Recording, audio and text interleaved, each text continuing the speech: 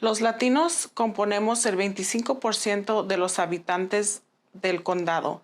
Aún así, la mitad de los casos del COVID somos nosotros.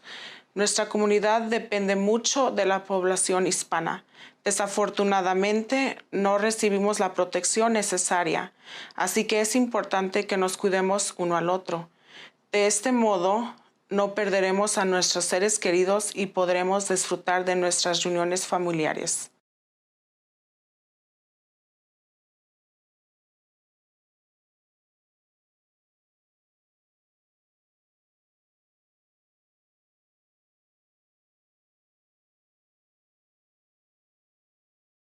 I got vaccinated because my children can't get vaccinated. Because I love my family and I love my community. To see my mom. It was her birthday coming up, and so I just wanted to be safe and protect her. To take care of my health and the health of those that I love. I felt it was the right thing to do.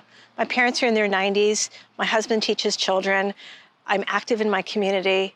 Not only to protect myself, but for my ohana too. Because it's the only way to stop the spread of coronavirus. So please get vaccinated.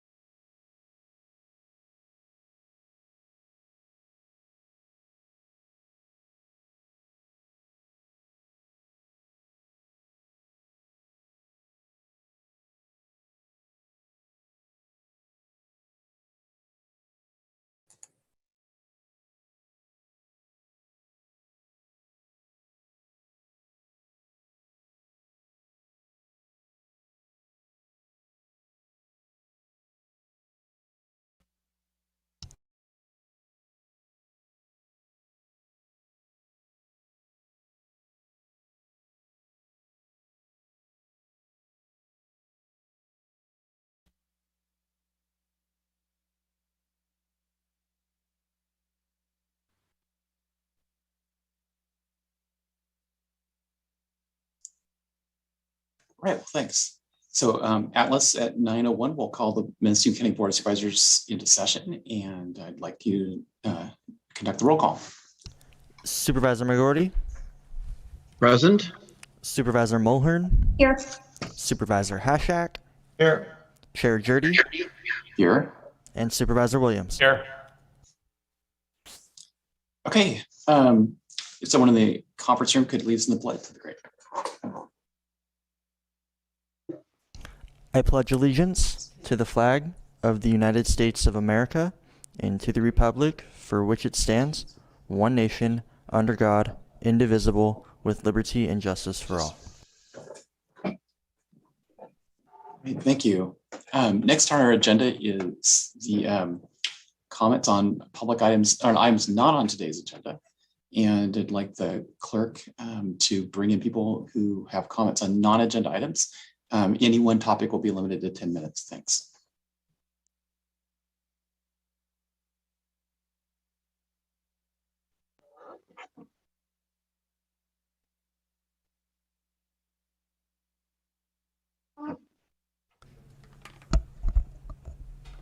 First on the line is Carrie Shattuck, followed by John Rarick, Paul Spangenberg, Danielle Brassfield, and Elizabeth Felicia Vance.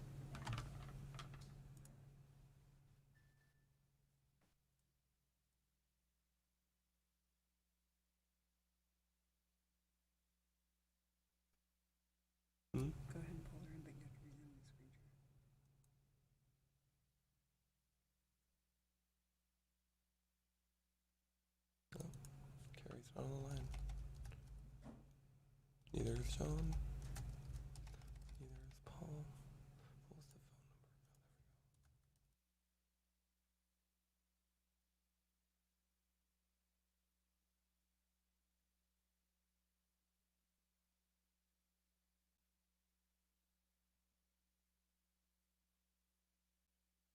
phone number? She says no mute.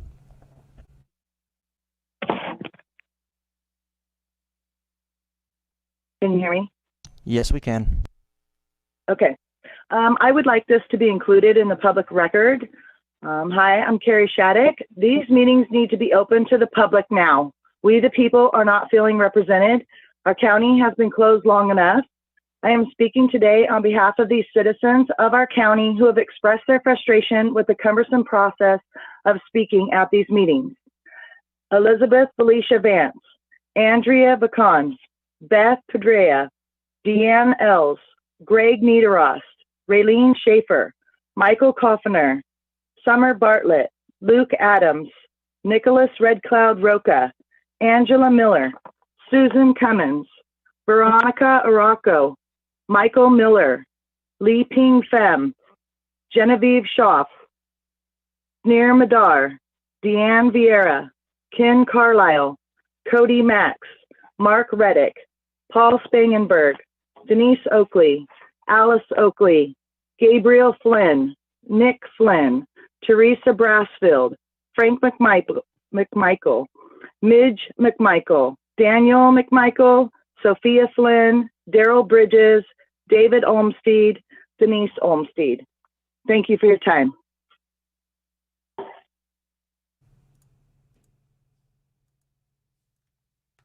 Next on the line is John Rarick.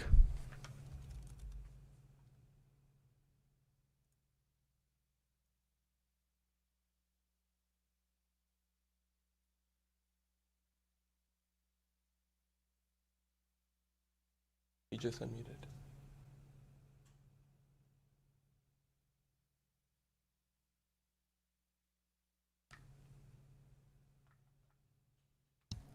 John, you can go ahead and begin speaking.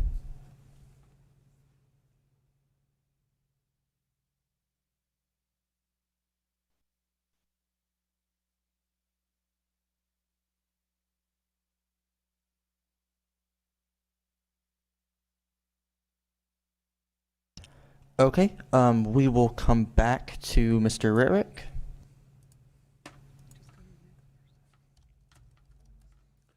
Now on the line is Paul Spangenberg.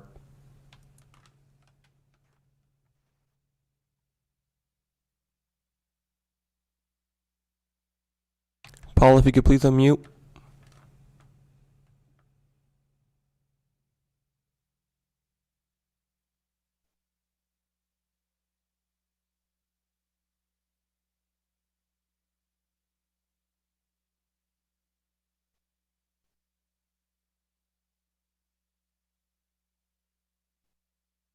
Hello, can you hear me?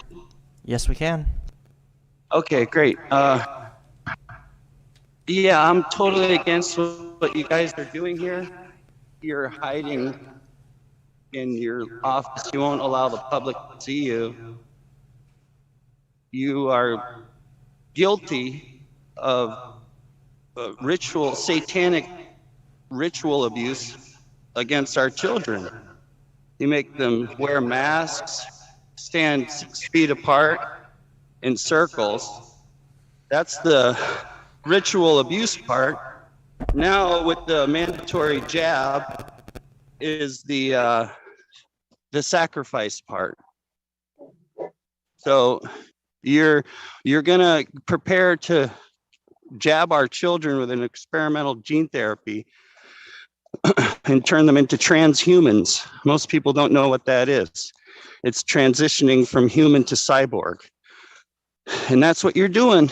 You're doing it to our kids. You're gonna be guilty of some type of Nuremberg trial thing here. You know, it may not happen today, but it's coming down the line, just like it happened in Germany in the 30s. So if you go along with this great reset announced by the World Economic Forum, then you are even in more trouble. Eventually, you will be like rats on a sinking ship. You're gonna have to open your doors eventually and face the public for what you've done. In my mind, you're all criminals and child abusers. I have no sympathy for any one of you. What you've done to our children. It's inexcusable. In red states like Florida, no problems, no masks. This is a political thing, and you know it. You're making this a political issue. You're using our children for political pawns. You can't hide. We know what you're doing. So maybe some of these dumb hippie liberals don't, because they're all brainwashed by all the propaganda. But the rest of us with any common sense know exactly what you're doing, and we're sick and tired of it. And now you want to bring in these mandatory jabs that's going to kill a lot of people, the children. There's so many side effects, blood clots, pericarditis. The list goes on. And obviously none of you done any research. You should not be where you are. You should be doing something else. You should resign, or we're going to recall you. You guys are going along with deep state, new world order, nonsense, great reset. It's not going to work. I don't know if you've noticed, but it's not going to work.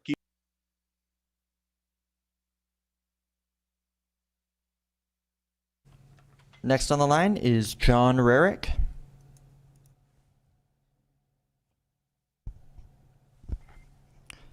You'll need to press *6 on your phone to unmute yourself.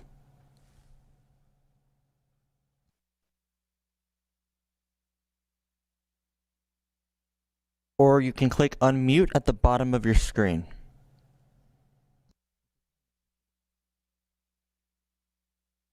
Can you hear me? Yes, we can. Okay, thank you. I heard a little bit of the first caller, and I completely agree with Ms. Shattuck. You have to end this techno hell that you put people through that to get on board here, okay? First and foremost, since I only have 3 minutes, hopefully this meeting will be the start of the discussion. Hopefully each one of you has received my letter to Dr. Corrin on behalf of concerned residents, okay? Guess there's not much time or no way to interact and have any human interaction with the people who rule our lives. So I'm not going to waste time going through the letter because you can read that at your leisure. I didn't provide it initially online so that you can have the tactile sense of a human in reading this letter, which addresses some of the issues that were prior addressed by other people. So I'm going to read from the mission statement of the Board of Supervisors. Devote time, thought, and study to the duties of the board as a board member so they may render effective and credible public service for the citizens of the county. You failed, okay? As has been demonstrated by other speakers and in my letter, the data is against your approach, okay? And now they're ready to shoot up little kids. Fortunately, I don't have children and don't have to make that choice. The second thing is base decisions on all available facts, voting with conviction without bias. You're completely biased against anyone who doesn't comply with your mandates. As a matter of fact, you are supposed to be creating the policy, okay? You represent the entire county, okay? But you're not making policies. Based upon what I understand, and I can't read everything, I can't attend every meeting because I have a life to live. I have other clients that need representation in order to get their rights either protected or advanced. You're supposed to encourage employees' involvement in the regulatory and policy development and consider the perspective of others as issues are discussed.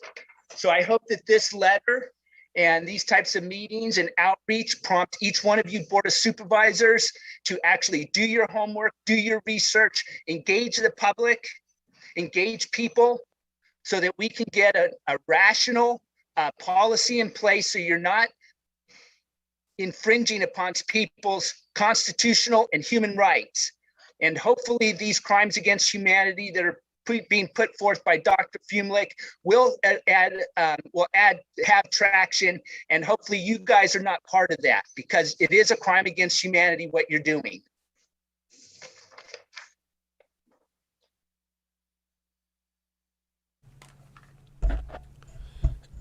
Next on the line is Danielle Brassfield.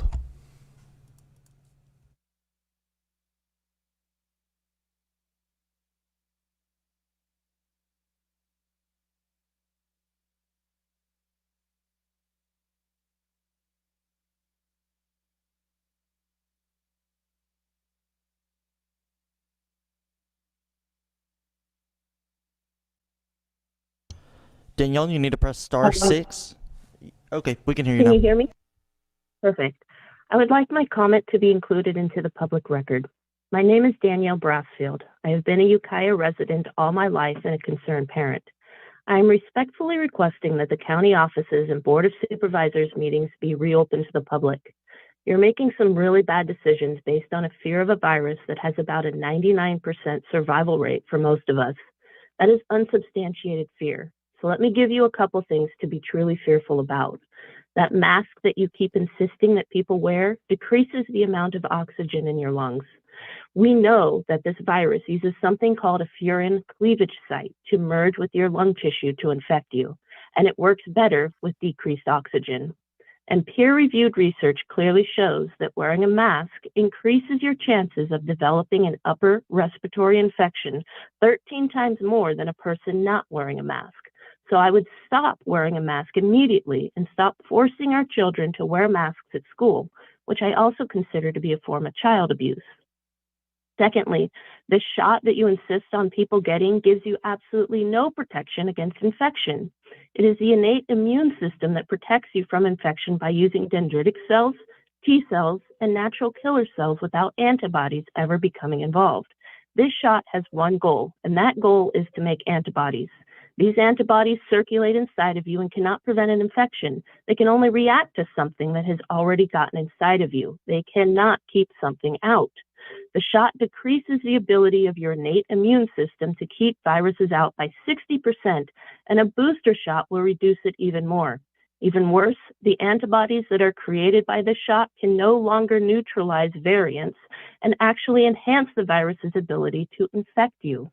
It should be painfully obvious to you by now that fully vaccinated people are getting sick, and this will continue to get worse if you keep trying to jab people while a virus is trying to spread. The variants are emerging from the vaccinated population. This so-called vaccine is still being administered on what's called an emergency use authorization. It is not FDA approved. The FDA approved a biological licensing application for a product called Comirnaty. The application was approved, not the product. Comirnaty is not available in the United States.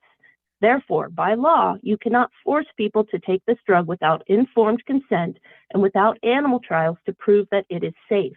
You are in violation of the United States Constitution and the Nuremberg Code and will be held accountable. Please end the mandates. Please open the board to the public. Thank you. All right, this is Atlas Pearson, Deputy Clerk of the Board. That does conclude 10 minutes on the COVID topic, and per direction of the chair, we will move on to the next topic for public expression. Next on the line is Kristen Nevedal.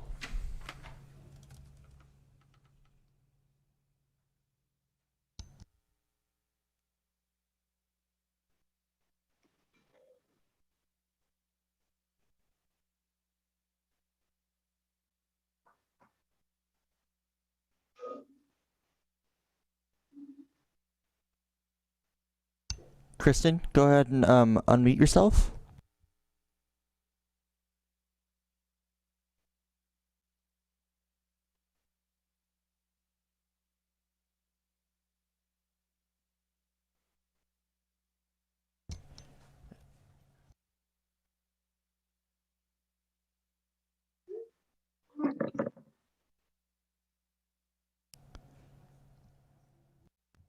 Kristen, you'll need to go ahead and unmute yourself. You can press *6 if you're on the phone, or you can click unmute at the bottom left-hand side of your screen.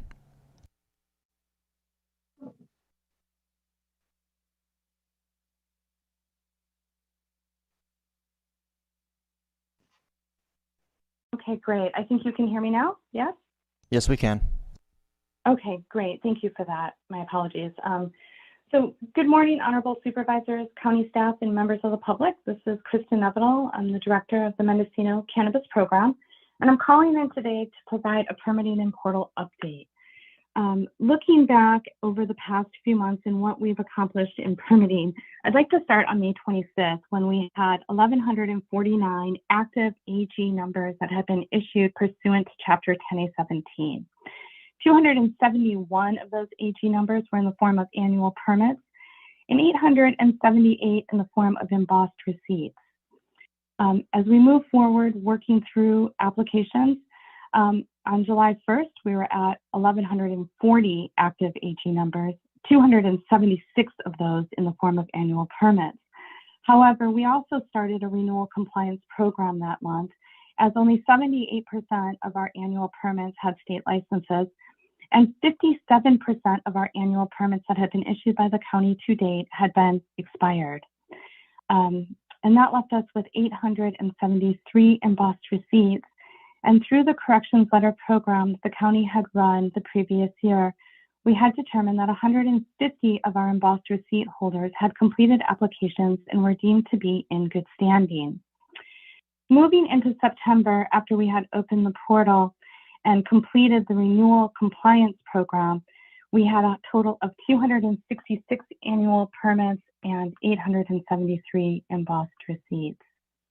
As of October 20th, we still have, 101 active AG numbers, but we've moved up to 278 permits issued. Most of those, well, a significant number of those are in the form of new permits, as during the renewal program, we had to deny 10 of our previously issued permits. Through the portal, we have assigned 679 embossed receipts to the portal, and I'm going to run out of time. My apologies. 144 were in good standing, and via the portal, we've added another 85 to that in good standing, bringing up the total of in good standing applicants in the embossed receipt program to 26%. Altogether, we have 278 permit holders that are ready for review. As of mid-September, we have held on reviews and held on processing annual permit holders that need Appendix Gs processed, renewals processed, and other permit issues processed. Our timeline for meeting the processing of applications and Appendix Gs for annual qualifications at the state level is June 30th of 2023. Supervisor Mulhern? Thank you, Mr. Chair. I'm hoping that Ms. Nevedal can finish her report to the board. Okay. Extend the time. Thank you. Is she still there? I am still here. Can you hear me?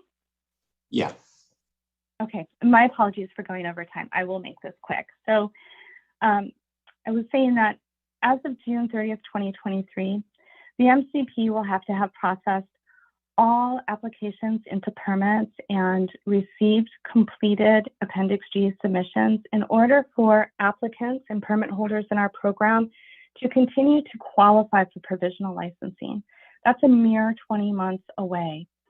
And as of mid-September, as we hit the halfway point in the portal, we've had to stop processing applications that are complete and stop processing permit holders' needs with items such as Appendix Gs, renewals, transfers, modifications, etc.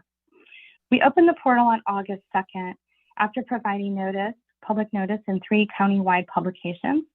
We sent Cannonote notifications on July 19th, and after working with county consultants, we managed to export the applicant information and agent information for all AG numbers in our system, and then we added to that list all Cal Cannabis cultivation and nursery license holders, and on August 14th did mass emailers again notifying about the portal.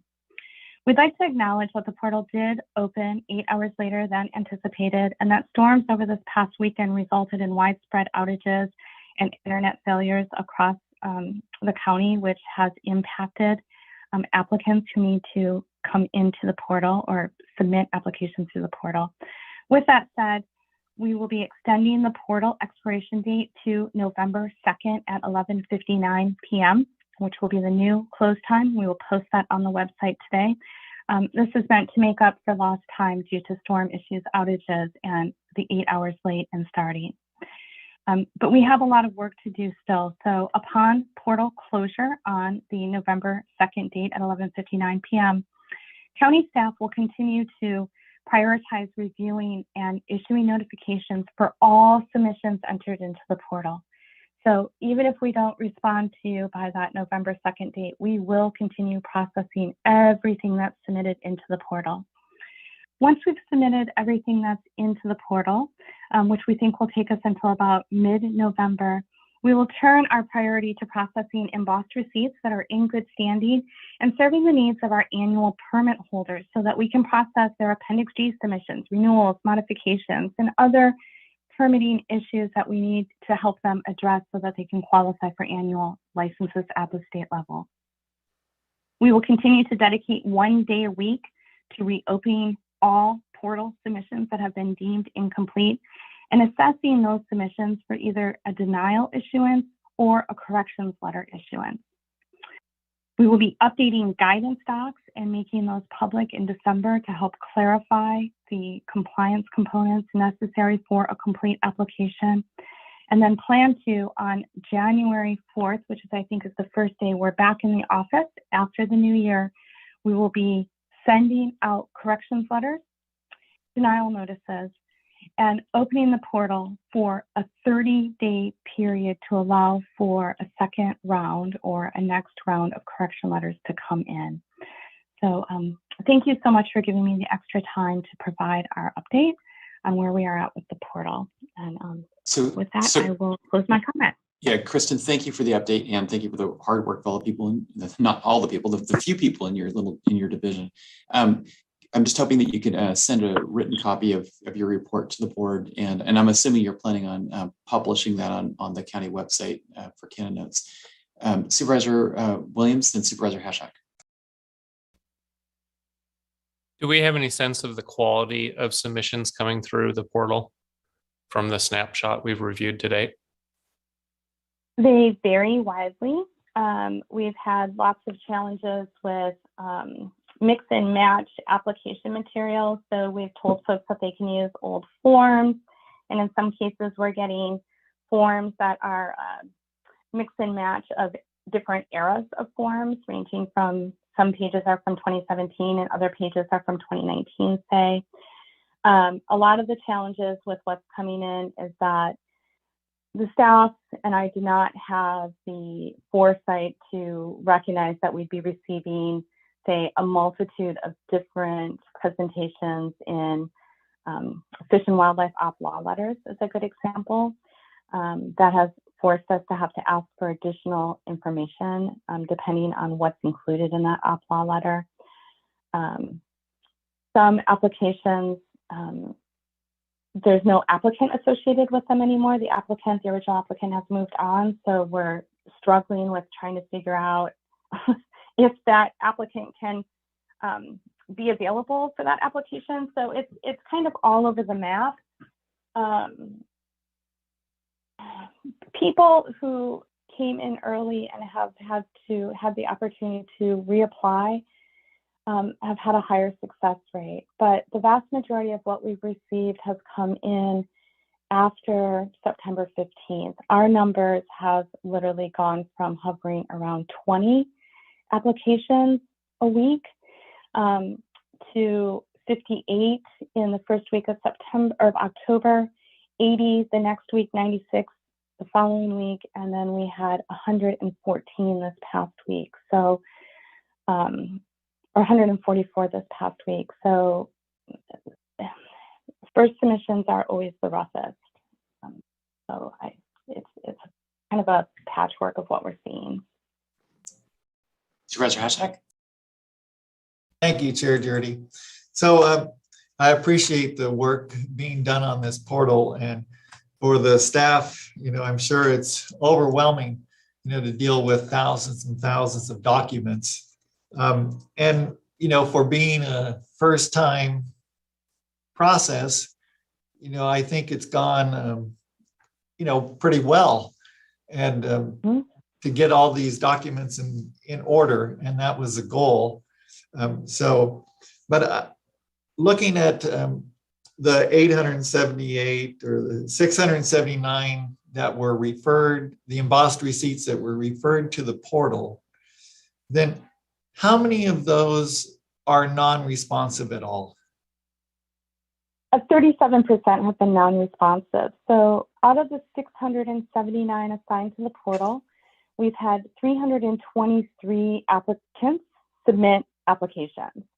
108 have started applications, but they have not completed them. So please, folks, if you're working through the portal, you need to hopefully submit your applications so that we can review them.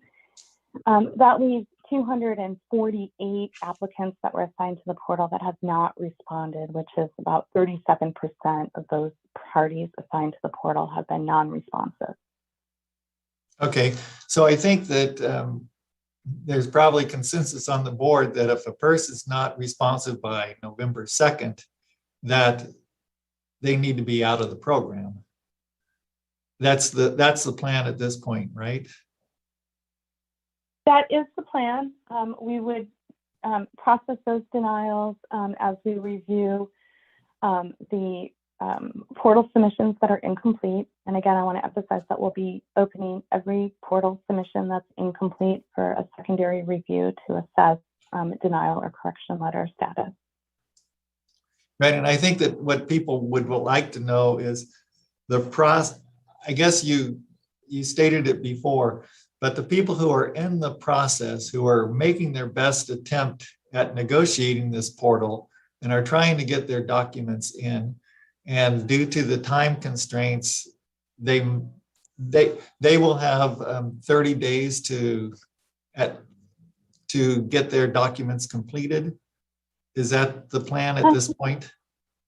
Yeah, I mean, they will technically have more than 30 days. We feel like we can complete the re-reviewing, so to speak, of incomplete applications by mid-November.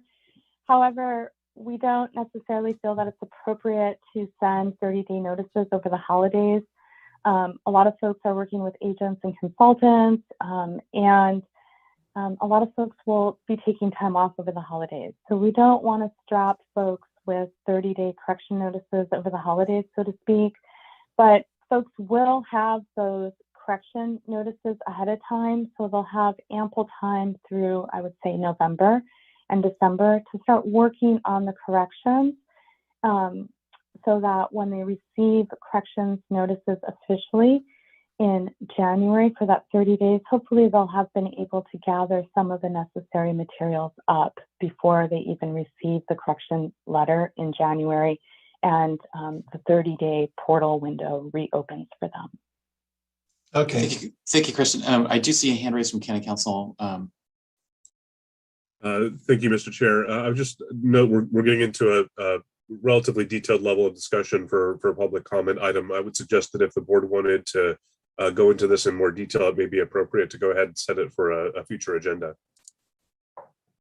Okay, thank you for the caution, Supervisor McGordy. So real quick, Kristen, is it possible for people who are getting correction letters to actually communicate with the people who reviewed their application? Yes and no. Some people do communicate back with the reviewers because their initials are on the corrections notices. But mostly what we see is emails coming in through Cannabis Program. So I have been the primary responder to the Cannabis Program inbox. I'm in there all day, every day. And if there's a question that I can't respond to because I don't understand a reviewer's comments, I get the reviewer on the phone. We have a meeting to discuss the questions so that we can shape a response to the applicant or the agent with the questions. So I do feel like we have a very good response rate. We're responding to email questions mostly within 24 hours, sometimes based on other workloads that can lag to 48 hours. And every once in a while, emails get lost. We are at about 60 to 100 communication rate a day. That's emails and voicemails that are coming into the Cannabis Program inbox. So trying to get through all of those in a timely fashion is most of my day.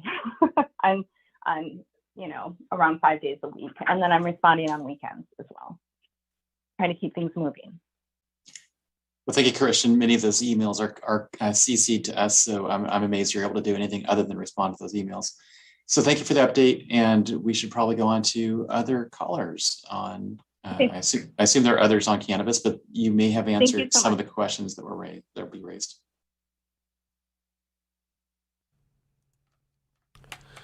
Next on the line is Ron Edwards.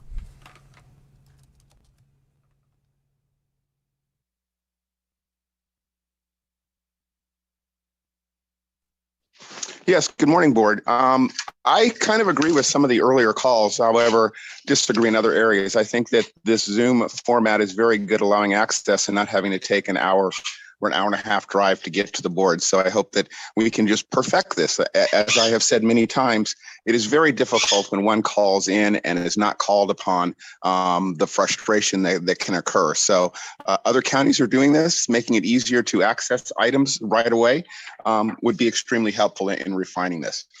And on that same subject, I have to go back a couple meetings where Supervisor Williams and Supervisor McGordy had asked me a question, and Supervisor Williams asked me about a total loss of crop. And I'm not sure if he's aware of the report that has come out that in the state, there are actually straw or fake licensed distributors who are taking farmers' products, and then these licenses just disappear with the product, never to pay the farmer. And Supervisor McGordy, we don't have a really good way of reporting pests to the ag department because we don't really have a good flow there. I know that we discovered the hemp bang aphid, but again, there was no real way for the ag department to convey that to other ag departments in the state and work on that. So we're kind of behind on that pest reporting. I also wanted to point out that a while ago, Supervisor Mulhern said that she did not want a standing committee or another meeting so that we could have a full and open discussion of cannabis issues. And I feel that it's highly inappropriate to have such a major issue of the portal, the $18 million discussed during public expression. As you can see, County Council had to warn that this is not an effective way to address these complex issues. So with the $25 million that was awarded by PG&E, a lot of that information was discussed, was open meetings, workshops, whereas with the $18 million of the cannabis money, we have not really had, we've had one meeting, and I appreciate Supervisor Haschek doing that, but we haven't had a good open discussion on how to appropriate those dollars. My final subject is that I'm really concerned about is that we are raising salaries, we are losing farmers, which is going to increase the cost to the small farmer. So I hope that going forward, when we are looking at fee structures and doing budget workshops, that there is a way to protect that small farmer, because they have gone through a lot to get to where they are, and just to price them out of the program would be really disappointing after all they've gone through. Thank you very much.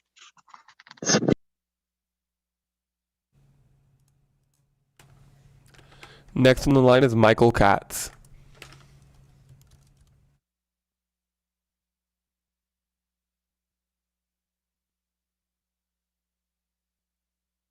This is Michael Katz, Executive Director of the Mendocino Cannabis Alliance, and good morning to staff, CEO and Program Manager Nevedal. Is she a Director Nevedal? She's still on the line.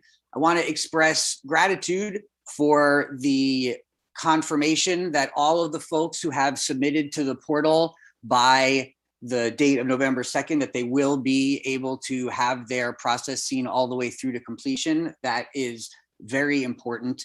Now the rest of what I've written, I do not have to say on that topic. So thank you so much for that. And as always, MCA stands by ready to support the efforts of the program in communicating with the community and achieving our goals.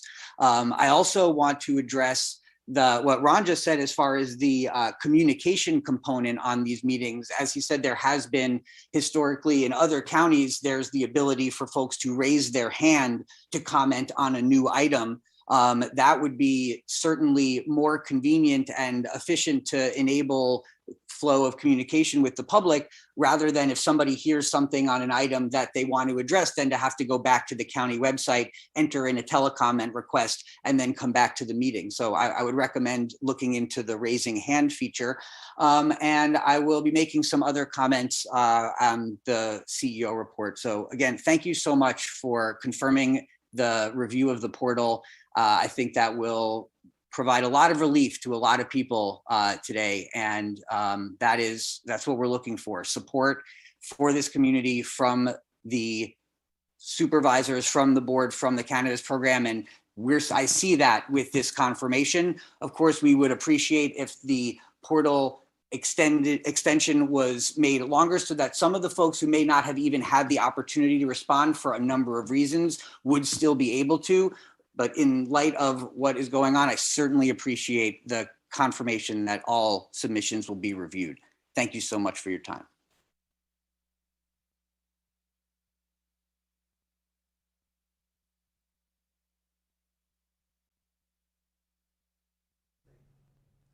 Next on the line is Blair Auclair.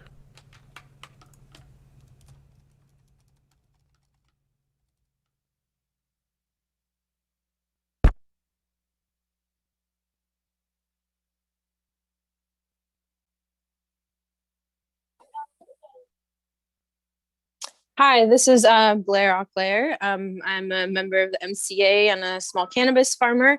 I just wanted to say thank you to MCP and Kristen Nevedal for seeing some of the challenges that have arisen from this new program and being able to adapt and listen to the community on what's going on and kind of respond and be able to have some kind of compromise and extension of time. I hope that if there are other issues that come up as we near this sort of short extension of deadline, that there potentially can be some way to find ways to ensure that everybody who really wants to be in the program can be in the program.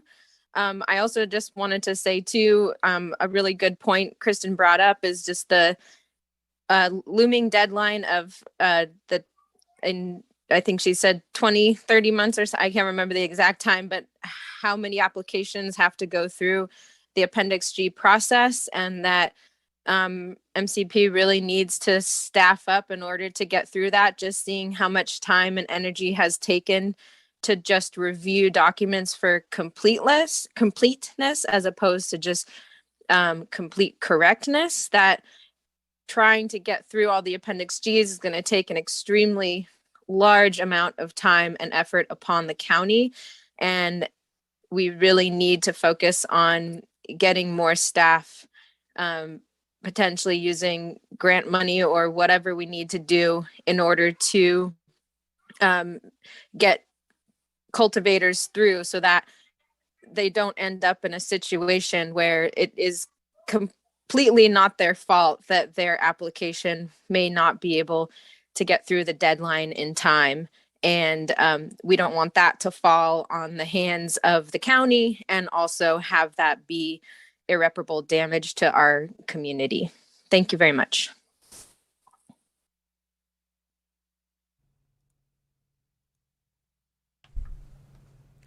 Next on the line is Hannah L. Nelson.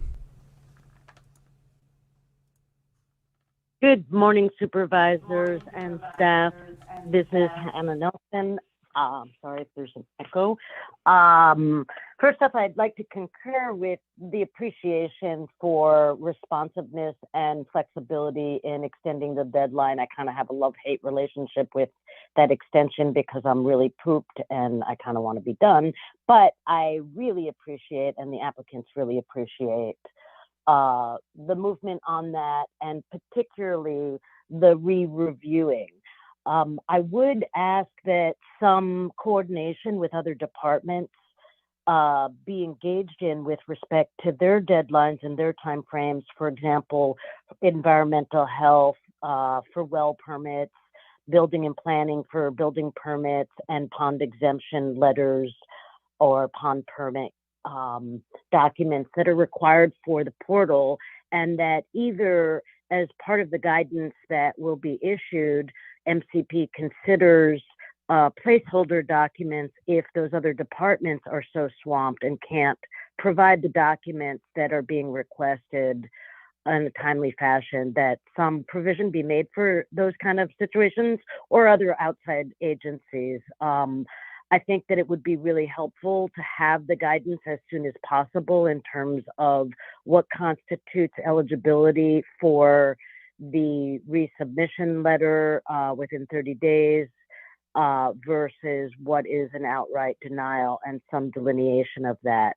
But I do also want to take the time to say that Kristen in particular has been very responsive, and I can confirm that she responds to emails all weekend long, and her efforts are definitely appreciated, and those of the MCP staff.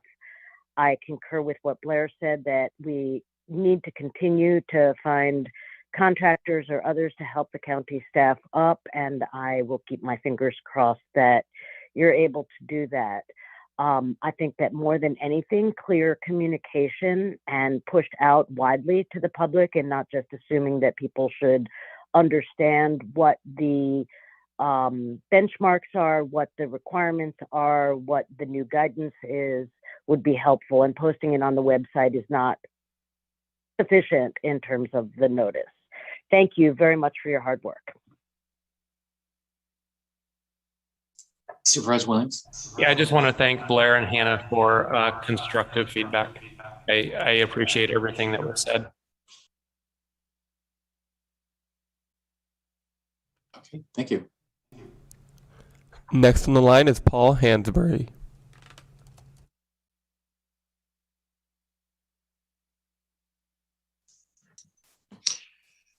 Good morning, this is Paul Hansberry. I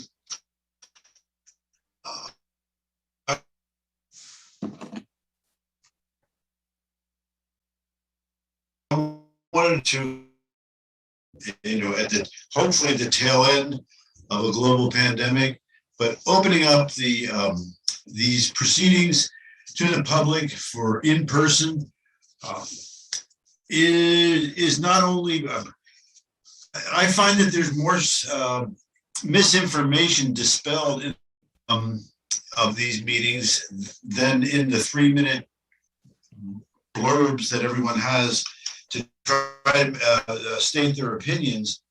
And understanding things, people get to explain things in terms that they can understand, and they can network and form coalitions on site, something that's difficult to do I do think that it's a good thing to have as an adjunct for people that can't make it all the way to the chambers.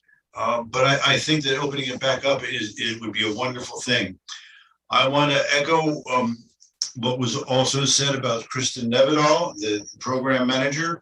I think she's doing an excellent job, all things considered. There was an awful mess that she was landed in, that she stepped into when she stepped into that job. And I think she's done a stellar job, and kudos to her. I hope that that she's able to staff up, but I understand that she has no time to even interview. She's so busy with other projects. Know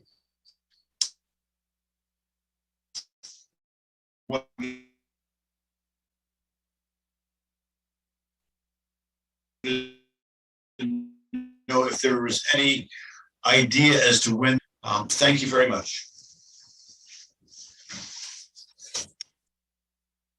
This is Atlas Pearson, Deputy Clerk of the Board. That concludes our 10 minutes per topic. The rest of the voicemails will be sent to the full Board of Supervisors. Chair Jurdy, we do have 2 comments for consent calendar. Would you like to hear those now? Sure, go ahead.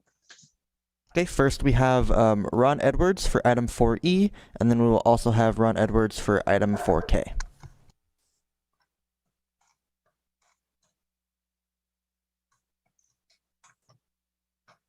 Yes, board. Thank you. I was just hoping that we would have more time to discuss these items and maybe pull them for more detailed conversation. Thank you. That concludes public comment on the consent calendar. Right. Looking to the board, would board members like to pull any of the items for further discussion? Supervisor Williams. I'd like to pull 4M for separate consideration. Okay. I'd like to pull 4K. All right. Well, let's go into 4M first, then 4K. So 4M, I'm not necessarily in favor or against, but the item is a bit thin. We're talking about 3.4 million, almost $3.5 million of public money. Overall spending $19 million with this contractor. I'd like to see a written performance evaluation to get a sense of how well it's working, whether any changes need to be made. I guess I'd like to hear from my colleagues to see if I'm alone on this. Supervisor McGordy. You're not alone. I concur with you. That's a lot of money. And I know that not everything is perfect. And it would be a good idea for us to have some kind of review before we commit. And so we should look at this more closely. Okay. Supervisor Hashak. Thank you, Chair Jurdy. I appreciate you bringing this up, and I would like to have more information on this, the NAFCare contract. Okay, so we will ask, let's have this brought back at the next available meeting with additional backup material to look at the performance of the contractor, and if they do not have sufficient performance records in past performance, then we can ask that we have something set up for future performance. Go to the clerk of the board's office. Chair Jurdy, this is CO Angelo. For clarification, would you like the clerk to contact the sheriff and have this come back as a regular item so that the board could ask additional questions and have a dialogue? Or do you just want to have additional written information for a consent calendar item? I think given the size of the contract, we're probably looking for a conduct of business item, just looking at the rest of the board. Chair Jurdy, I think because the sheriff oversees this, it's most appropriate for the sheriff to provide that report. I would appreciate hearing from our behavioral health, because I think the services provided are within their domain, even though they're not administering the contract or overseeing the details. I think they may have a good perspective on what's working and what isn't. Chair Jurdy, I think there's, I appreciate Supervisor Williams' comments, and recommendation about behavioral health, but I do think they're two separate items. So if the board would like, the clerk can contact the sheriff's office and ask for a regular agenda item. And then I think the behavioral health item could be a companion item to this, but yet a separate item, if that's okay with the board.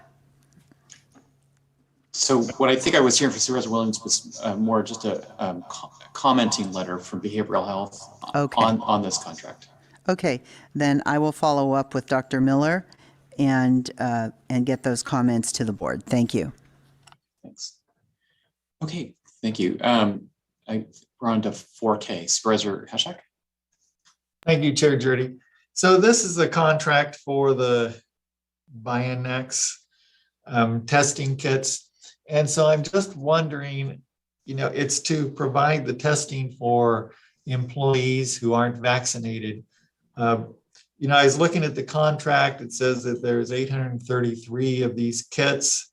And I'm just wondering how long these kits will last. If, it says it's includes 6 packs of 2 test cards. So is that 833 times 12 testing units? Is that going to provide us 8,000 tests? Or I'm just wondering about the numbers and how long it will carry us through this. It's almost $100,000 contract. How long will we be able to test on a weekly basis the number of unvaccinated employees?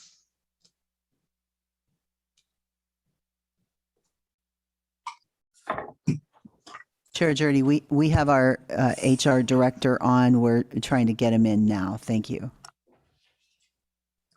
Good morning, Chair Jurdy and members of the board. William Schertz, HR director. Yes, some of the numbers, I missed some in transitioning into the meeting. I may have missed something from that you've asked Supervisor Hashak. I know you wanted to know the numbers associated with the test kits. It is an actual order for 9,996 separate tests, and it should last through a 6-month period based on what we've originally calculated.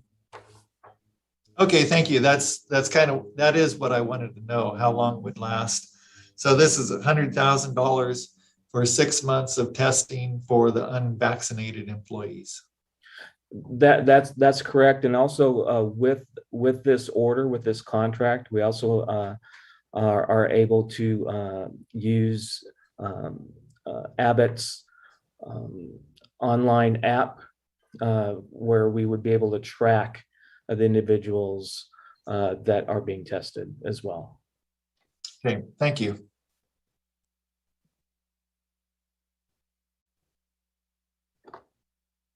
Okay, so $200,000 a year for tests for employees who choose not to be vaccinated, plus they get paid their time on county time while they get tested.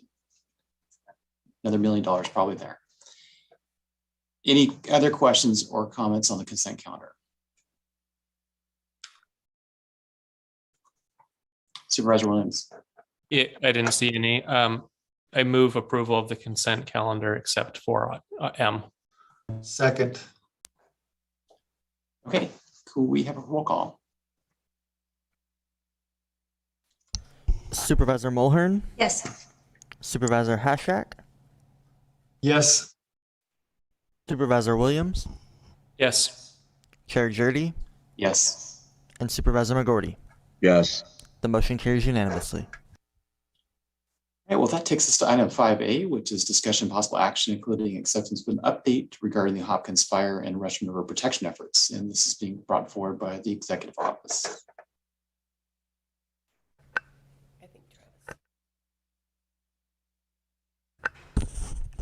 Chair Jurdy, good morning. This is Darcy Antle, Assistant CEO. We have Travis Kilmore on the line to report out for the efforts on the Hopkins fire. Thank you. Go ahead, Travis. Good morning, Chair Jurdy, Board of Supervisors. Travis Kilmer, DR Field Coordinator with the PERM team. So I want to provide you with an update on Hopkins fire recovery efforts today. So following the action last week by the board, The PERM team and other county staff worked really hard to try and get emergency protections in place along the Russian River burned properties. And we were really fortunate that our local California Conservation Corps crew was available to do the work on a pretty last minute basis. And so we managed to get the CCC crew out there on Thursday morning, and they had a larger crew than we had initially estimated. So they actually brought 16 crew members. And so along with the Sonoma County-based nonprofit Russian River Keeper, who also brought up a couple of volunteers and provided us with all of the stakes and silt socks we needed at no cost to the county. We were actually able to complete that work in one day. And so as of right now, those initial estimates that were provided last week, it looks like we're going to be coming in approximately 20% under on the labor and 50% under on the material costs. But when we get actuals, we can confirm that. But that's how it's looking right now. And I think that given the amount of rainfall that we received over the weekend, that it was really, really important that we got out there and managed to, install 2,300 feet of protection and mitigation materials for that area. And then other updates regarding the fire, as I'm sure everyone probably knows at this point, the governor did sign the disaster proclamation that included the Hopkins fire, which should open up some more resources for us. And as part of that process, the PERM team has been in contact with DTSC. I spoke with them last night, and we are working on the scheduling, but they would like to come out here next week and start doing the hazardous material removal off of Hopkins fire properties. It's looking like they'll begin on Tuesday morning, and then however long it takes to get everything done. And yeah, so that's a positive update. And I can answer any questions anybody may have. Thank you. Supervisor, Supervisor Morty. I can't talk. Oh, does Darcy want to add anything to that before I ask my question? Darcy Antle, Assistant CEO through the chair. Chair Judy, to Supervisor McGordy's comment, yes, we received that proclamation, and we are very excited that will start. So the Department of Toxic Substance and Control will begin their work, as Travis mentioned, early next week, and that will be removing the household hazardous waste on those properties. We expect that to take 2 or 3 days, and then we will be meeting with Cal OES to begin looking at the debris removal. One thing we want to point out, if we have not received a right of entry, we have included that information on our website and would encourage folks to go onto the website and complete that form and return it to us. So when we get to the debris removal, it'll be easy to go for Cal OES to go onto the property and remove the debris. Travis, I do believe you were going to share a quick photo while Yes. the board asks the rest of their questions. So if you could share screen, that would be great. Thank you. Yes.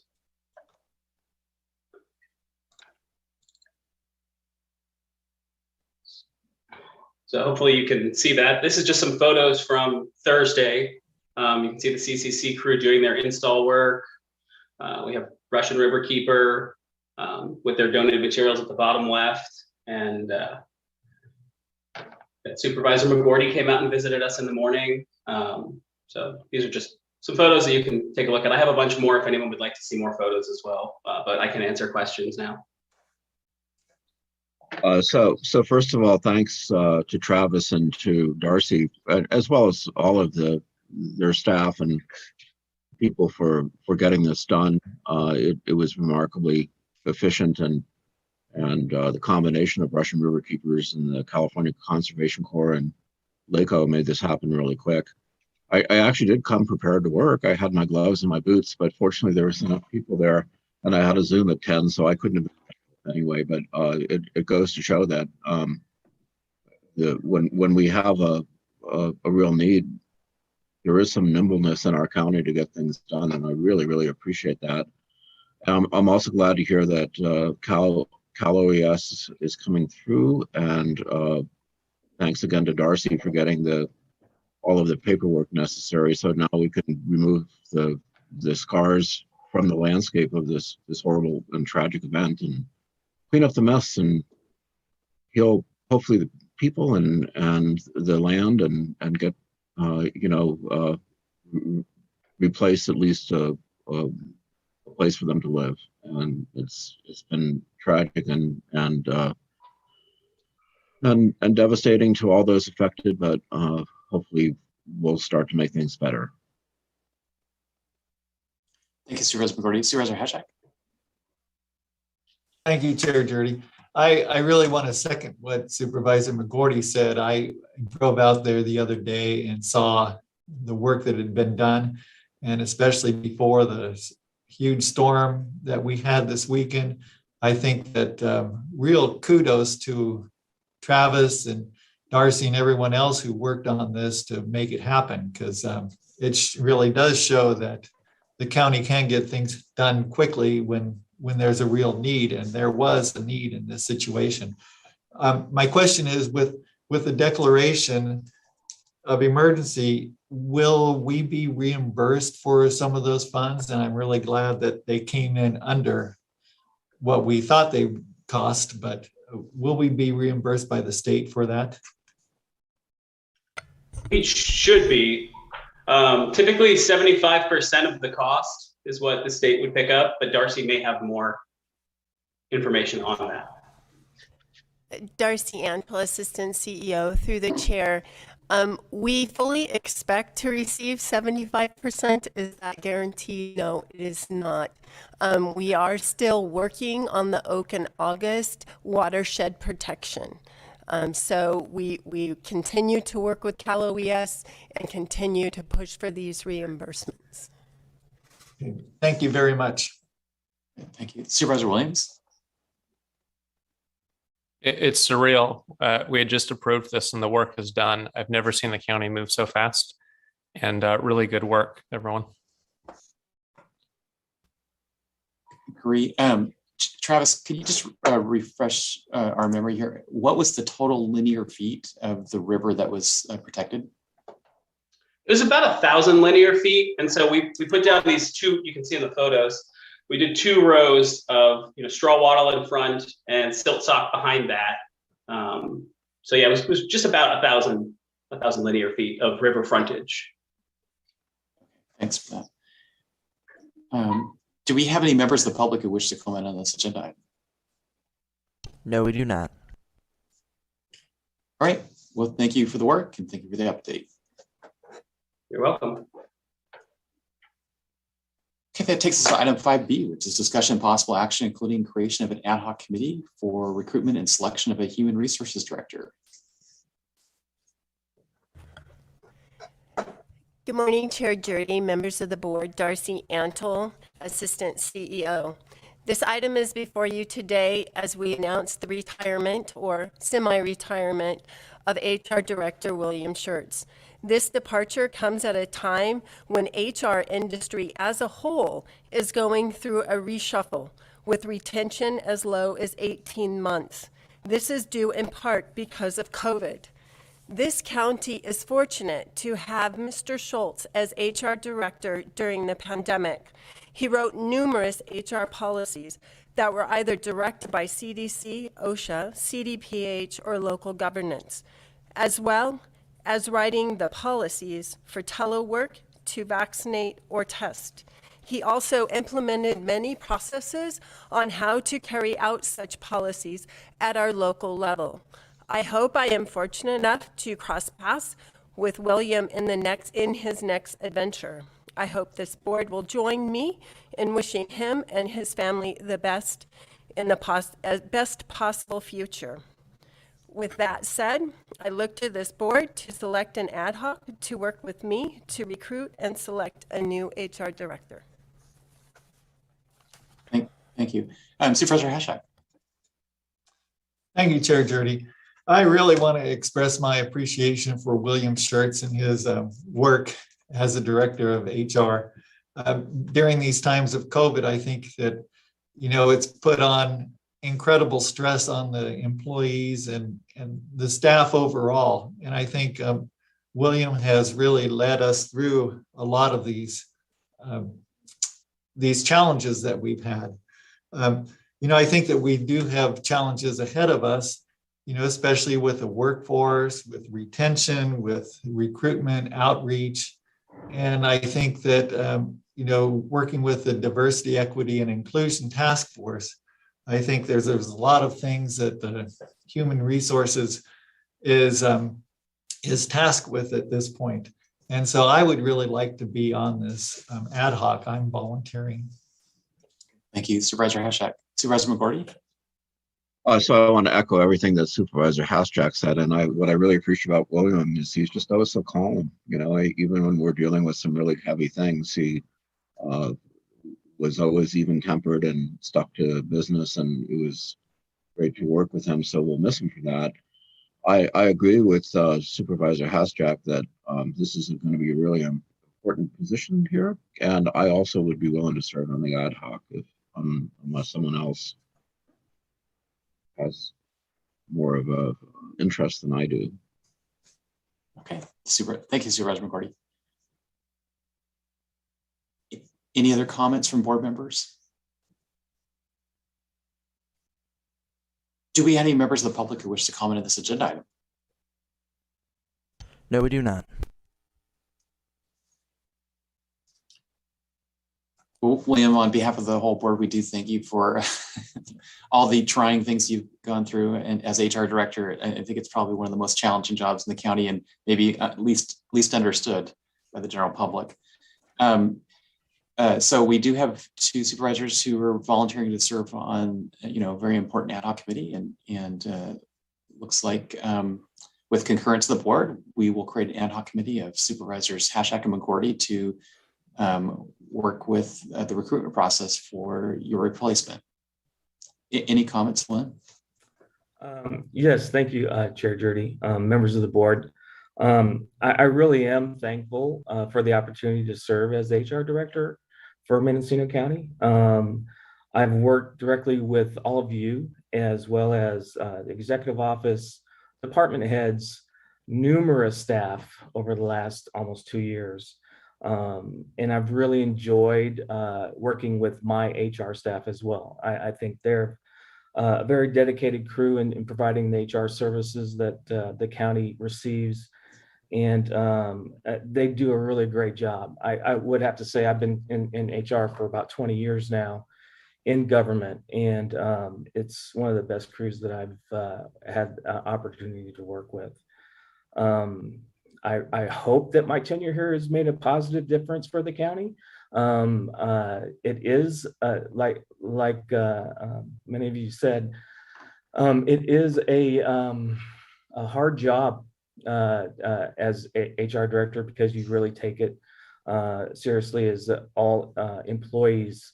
You're out there to ensure that all the employees are treated in a fair and equitable manner within their employment, as well as providing support as they need that. So again, I really appreciate the kind words, and I do hope that we do cross paths in the future in my semi-retirement, transitioning into my full retirement. Thank you. Thank you. Looking to the clerk of the board, did we capture that appointment of the ad hoc committee, or would it be cleaner for the minutes if we have a motion? I have the creation of an ad hoc committee comprised of Supervisors Hashak and McGorty for recruitment and selection of a human resources director. Supervisor Williams. It's the recommended action, but I plugged in the names. Okay. Supervisor Williams. Do you want a motion? Yeah, it probably is cleaner for the minutes. Yeah, I move the recommended action. Thank the two supervisors for volunteering, and thank William for his hard work. Second. Okay, we've got a motion and a second. Can we have roll call? Supervisor Hashak? Yes. Supervisor Williams? Yes. Supervisor McGorty? Yes. Supervisor Mulhern? Yes. And Chair Jurdy? Yes. The motion Right. carries unanimously. All right, thank you. That takes us, we have, we're actually a little bit ahead of schedule. So I'm looking to clerk of the board. I think we have quite a few closed session items. I'm thinking we should probably go to the closed session items now, even though it's a little bit ahead of schedule. So with that, do any comments from the clerk of the board's office?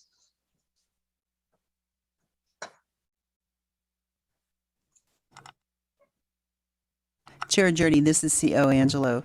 We could do the CO report and the ledge report quickly before we go into closed if you'd like, or we can go straight into closed session. Sure, let's do legislative update and the executive. Okay, great. Okay, so we have Deputy CEO Judy Morris, who will be doing the ledge update. She will do a very brief update for you, and then I will briefly go over the CEO report. It should not take long. Let's see if Judy's coming in. If not, I'll start on the CEO report. There she is. Okay.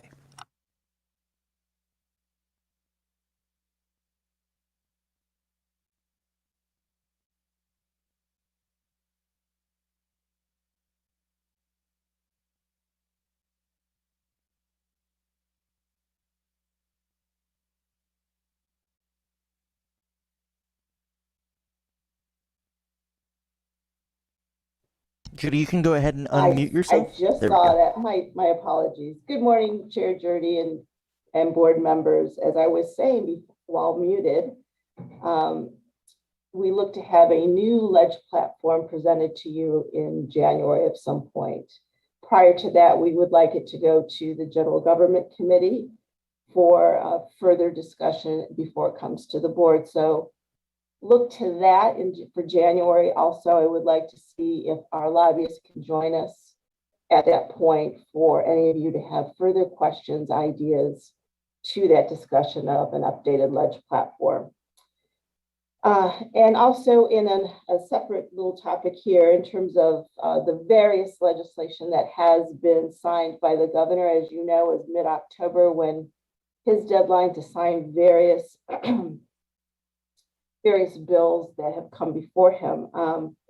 So those that I thought might be of interest to the current legislative platform that all of you adopted last January and apply to Mendocino County as a whole.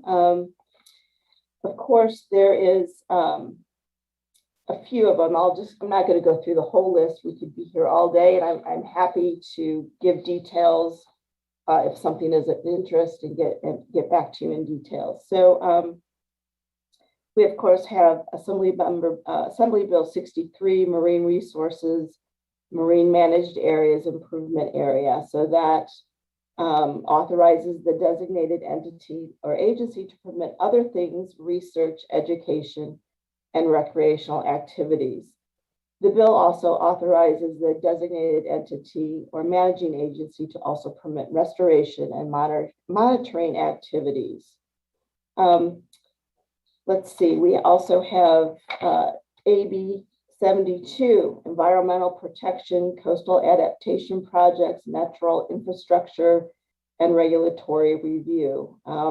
That just updated some existing law in terms of the Coastal Adaptation Permit Act. So I can further get details on all of that for you as well. Also, there's a lot of environmental bills and related to coastal interests. You'll hear a few of those at the moment. SB 1 by Senator Atkins, Coastal Resource Sea Level Rise. Existing law regulates the development, as all of you know, in coastal zones. This bill extends that for a regional agency to have work with the local agencies to impose state-mandated projects. That sounds a little unclear. It's just some adoption in terms of that law that needed some refinement. Also, here's something for your wine growing industry, SB 19. Wine growers, tasting rooms. There's currently, and probably, I was going to call you Senator McGorty, Supervisor McGorty, probably knows this one very well, is that wine growers are only able to sell on one property with one license, I understand. This expands that narrow restriction to allow for another property to allow them to sell wine as a wine grower. Also, Senator or Assembly Member Wood made some adoptions to the recycling program. As you know, counties across the state have really struggled with recycling. And we'll hear a little bit more from that. I can see our DOT Director, Howard Dashiell, speak to that briefly. Assemblymember Wood has extended some refinements to recycling law as well that hopefully will help your constituents pursue, continue, I should say, with their recycling needs. As you know, there was some real problem in the last couple of years in terms of recycling. So that's just a snippet of the laws that the governor has signed that apply to your legislative platform and also your county as a whole. I can continue, but like I said, it's a quite an exhaustive list. If you have an interest in any topic that I can research for you, please let me know. With that, I will take any questions or anything you'd like me to bring back next time. Thank you, Judy. Any questions or comments? Okay. Chair Jurdy, this is CO Angelo. We have a 60-second report also from Mr. Dashiell on AB 1383 as part of the ledge report. So Howard, if you're ready. Yes, good morning, Mr. Chair, ladies and gentlemen of the board. This is Howard Dashiell, your Transportation Director. I would just draw your attention to the written report on AB 1383. It has some fairly substantial, far-reaching effects on not just the County Solid Waste Division here at DOT. We've taken steps to comply with AB 1383 through our new franchise agreement. We'll be amending our other franchise agreements. However, all departments in the county, and some more than others, will have some pretty significant effects. There's requirements for an ordinance. There's requirement for some other policies and other departments. And this is really just a to let the board know that on December 7th at your regular board meeting, Cal Recycle will be giving a more in-depth presentation. We have alerted other county departments. They participated in a Cal Recycle workshop, but we just wanted to let the board know that SB 1383 will be fairly significant for us. Thank you. So Howard, just to follow up, is this primarily dealing with diversion of compost materials, or is this something else? It's compost materials. It's a lot more than that, Supervisor Jury, Mr. Chair, Jury, and I won't get into all the details for the 7th, but it is definitely a law to pay attention to. You know, it will take quite a bit to implement. We need to have a plan and a notice to comply early next year, and then probably about a year to get ready to roll. Okay, thank you for the update. Chair Jurdy, CEO Angelo, I agree with you in looking at the items we have for closed session, that if this board would like, we could go in, we could take a 10-minute break now and begin closed session at 10:30, if that works for you. Oh, my apologies. Public comment. Sorry. Do we have any public comment on the legislative platform? Yes, we do. We have Michael Katz on the line.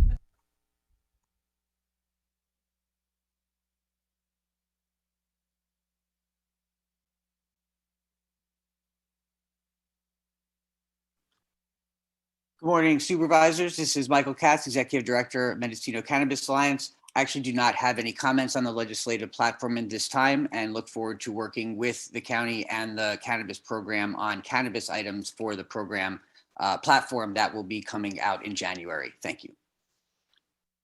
That concludes public comment for this item. Okay, so Supervisor McGordy, go ahead. How do we communicate our legislative platform with our constituents? What's our methodology?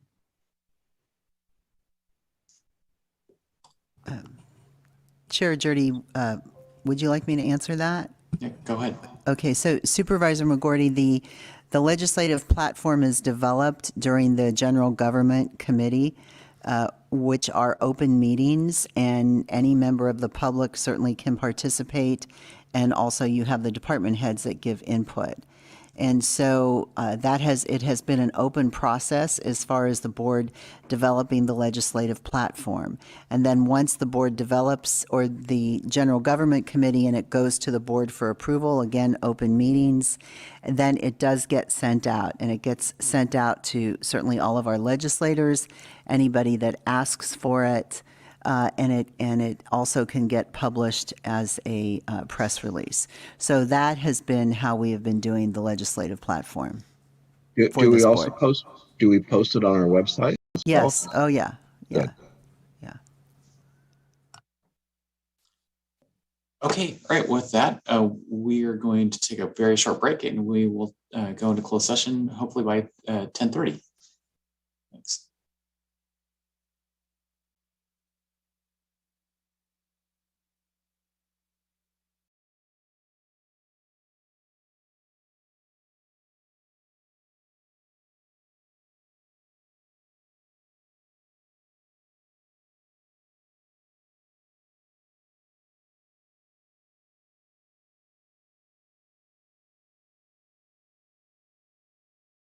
Los latinos componemos el 25% de los habitantes del condado. Aún así, la mitad de los casos del COVID somos nosotros. Nuestra comunidad depende mucho de la población hispana. Desafortunadamente, no recibimos la protección necesaria, así que es importante que nos cuidemos uno al otro. De este modo, no perderemos a nuestros seres queridos y podremos disfrutar de nuestras reuniones familiares.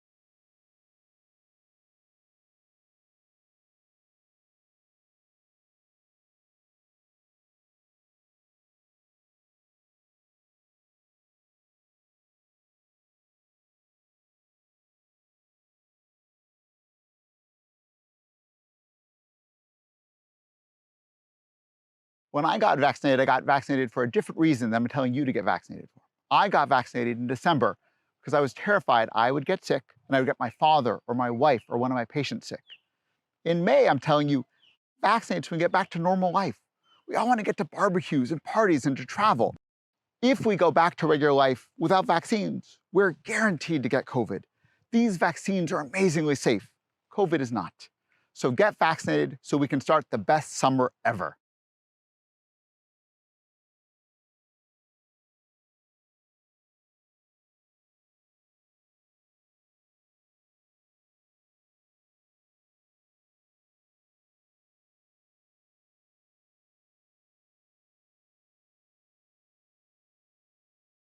Los latinos componemos el 25% de los habitantes del condado. Aún así, la mitad de los casos del COVID somos nosotros. Nuestra comunidad depende mucho de la población hispana. Desafortunadamente, no recibimos la protección necesaria, así que es importante que nos cuidemos uno al otro. De este modo, no perderemos a nuestros seres queridos y podremos disfrutar de nuestras reuniones familiares.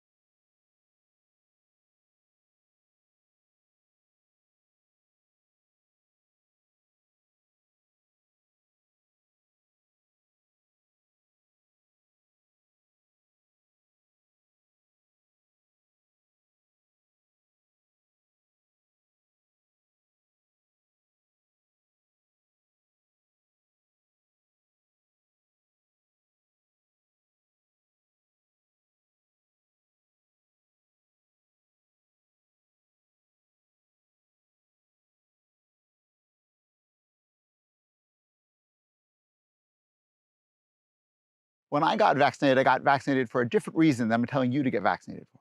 I got vaccinated in December because I was terrified I would get sick and I would get my father or my wife or one of my patients sick. In May, I'm telling you, vaccinate so we can get back to normal life. We all want to get to barbecues and parties and to travel. If we go back to regular life without vaccines, we're guaranteed to get COVID. These vaccines are amazingly safe. COVID is not. So get vaccinated so we can start the best summer ever.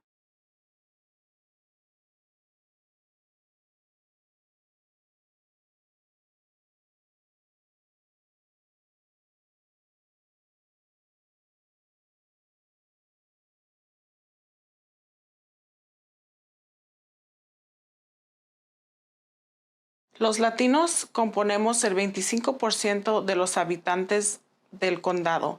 Aún así, la mitad de los casos del COVID somos nosotros. Nuestra comunidad depende mucho de la población hispana. Desafortunadamente, no recibimos la protección necesaria, así que es importante que nos cuidemos uno al otro. De este modo, no perderemos a nuestros seres queridos y podremos disfrutar de nuestras reuniones familiares.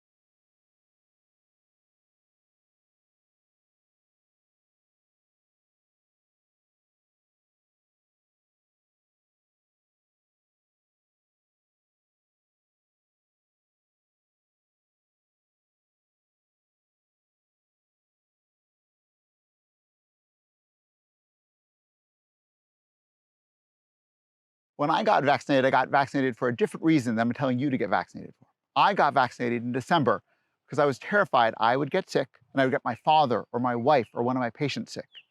In May, I'm telling you, vaccinate so we can get back to normal life. We all want to get to barbecues and parties and to travel. If we go back to regular life without vaccines, we're guaranteed to get COVID. These vaccines are amazingly safe. COVID is not. So get vaccinated so we can start the best summer ever.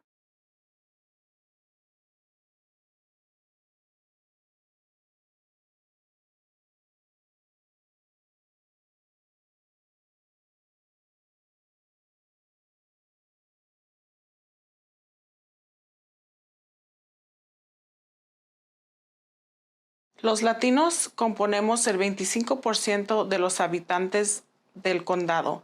Aún así, la mitad de los casos del COVID somos nosotros. Nuestra comunidad depende mucho de la población hispana.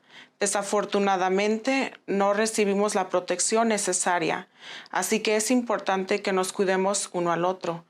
De este modo, no perderemos a nuestros seres queridos y podremos disfrutar de nuestras reuniones familiares.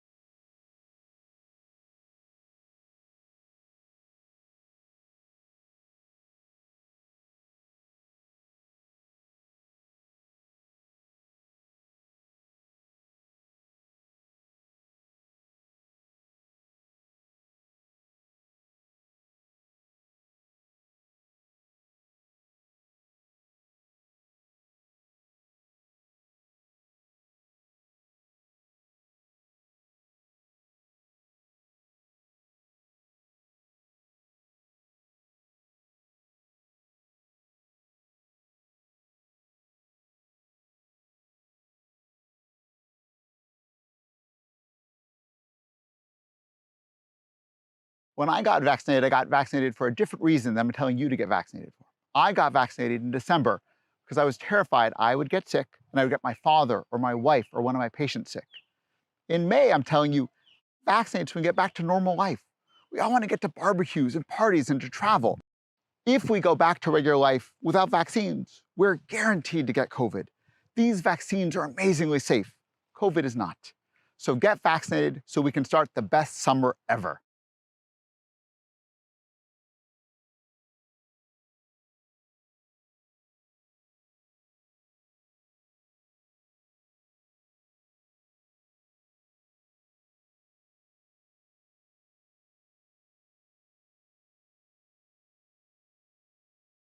Los latinos componemos el 25% de los habitantes del condado. Aún así, la mitad de los casos del COVID somos nosotros. Nuestra comunidad depende mucho de la población hispana.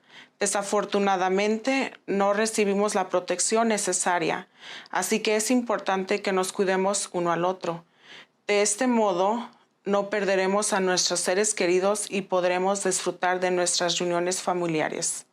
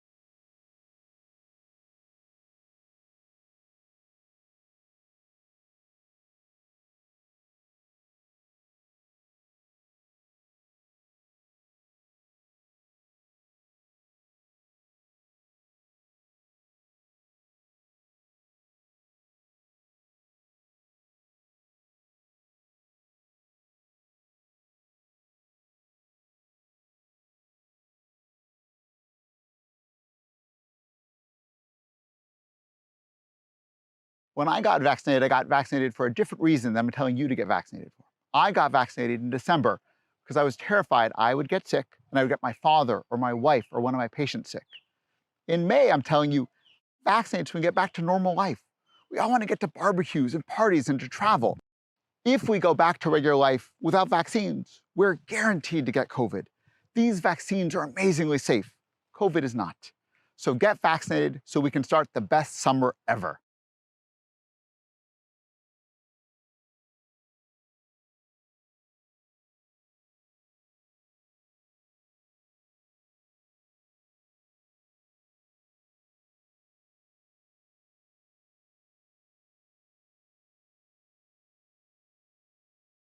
Los latinos componemos el 25% de los habitantes del condado. Aún así, la mitad de los casos del COVID somos nosotros. Nuestra comunidad depende mucho de la población hispana. Desafortunadamente, no recibimos la protección necesaria, así que es importante que nos cuidemos uno al otro. De este modo, no perderemos a nuestros seres queridos y podremos disfrutar de nuestras reuniones familiares.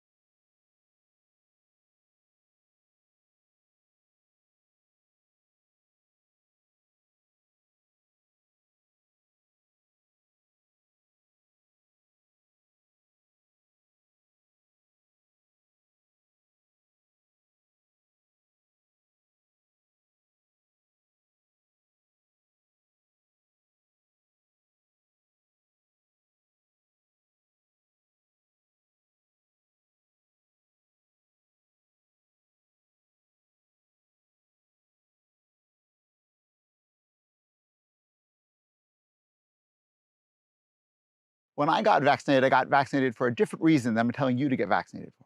I got vaccinated in December because I was terrified I would get sick and I would get my father or my wife or one of my patients sick.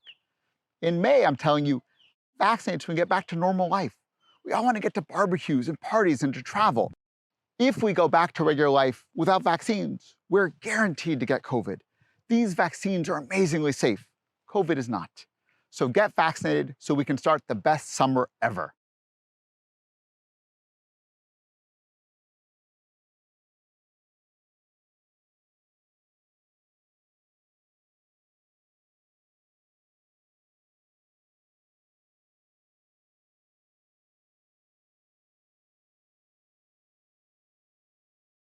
Los latinos componemos el 25% de los habitantes del condado. Aún así, la mitad de los casos del COVID somos nosotros. Nuestra comunidad depende mucho de la población hispana. Desafortunadamente, no recibimos la protección necesaria, así que es importante que nos cuidemos uno al otro. De este modo, no perderemos a nuestros seres queridos y podremos disfrutar de nuestras reuniones familiares.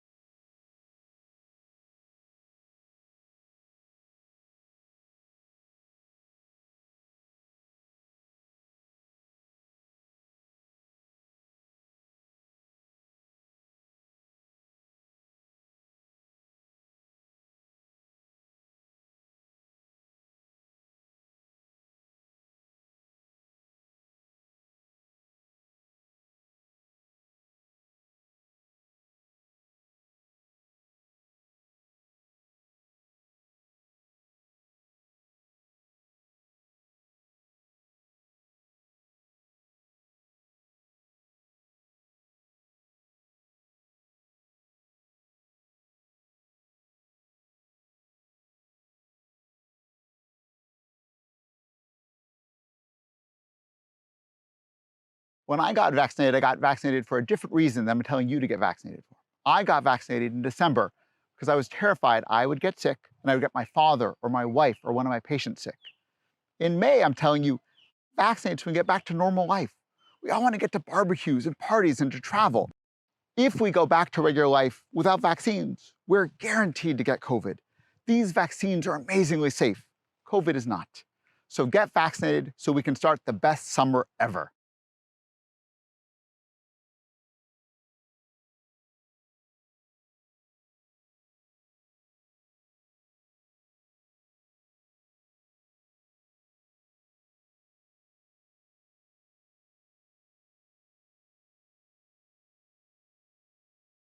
Los latinos componemos el 25% de los habitantes del condado. Aún así, la mitad de los casos del COVID somos nosotros. Nuestra comunidad depende mucho de la población hispana. Desafortunadamente, no recibimos la protección necesaria, así que es importante que nos cuidemos uno al otro. De este modo, no perderemos a nuestros seres queridos y podremos disfrutar de nuestras reuniones familiares.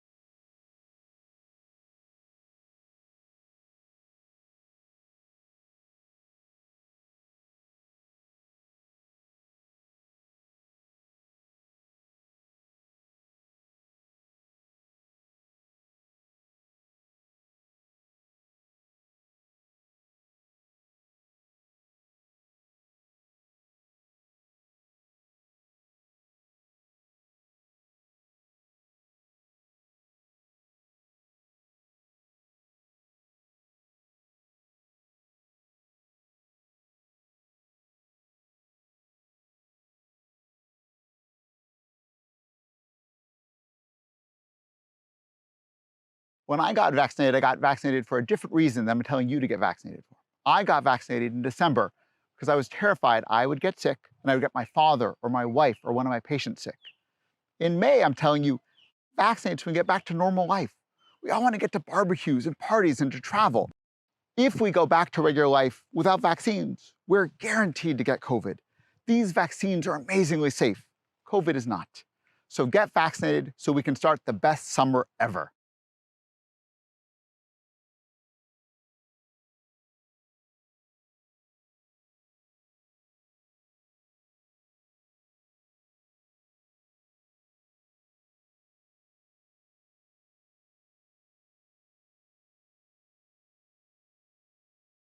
Los latinos componemos el 25% de los habitantes del condado. Aún así, la mitad de los casos del COVID somos nosotros. Nuestra comunidad depende mucho de la población hispana. Desafortunadamente, no recibimos la protección necesaria, así que es importante que nos cuidemos uno al otro.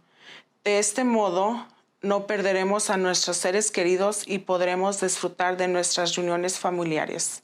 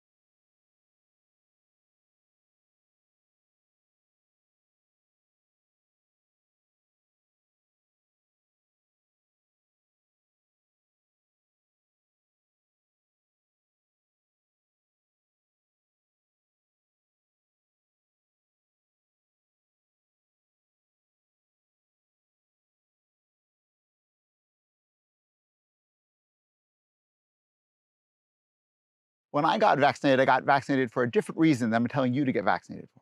I got vaccinated in December because I was terrified I would get sick and I would get my father or my wife or one of my patients sick. In May, I'm telling you, vaccinate so we can get back to normal life.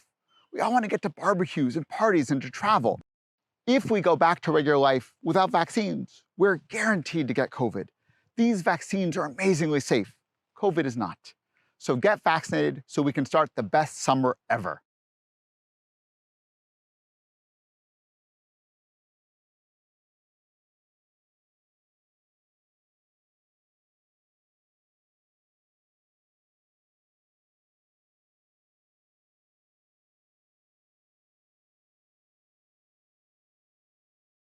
Los latinos componemos el 25% de los habitantes del condado.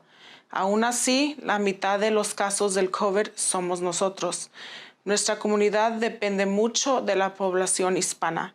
Desafortunadamente, no recibimos la protección necesaria, así que es importante que nos cuidemos uno al otro. De este modo, no perderemos a nuestros seres queridos y podremos disfrutar de nuestras reuniones familiares.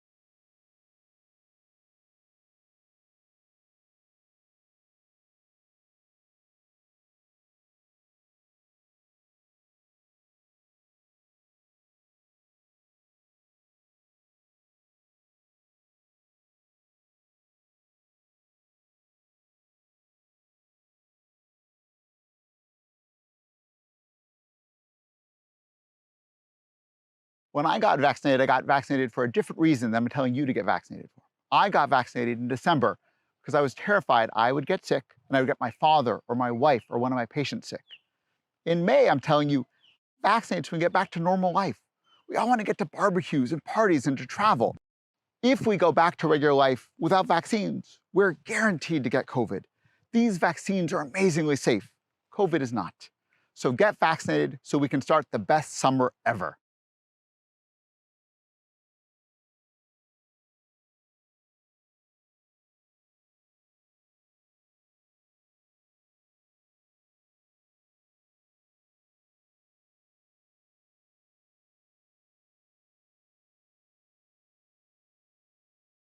Los latinos componemos el 25% de los habitantes del condado. Aún así, la mitad de los casos del COVID somos nosotros. Nuestra comunidad depende mucho de la población hispana. Desafortunadamente, no recibimos la protección necesaria, así que es importante que nos cuidemos uno al otro. De este modo, no perderemos a nuestros seres queridos y podremos disfrutar de nuestras reuniones familiares.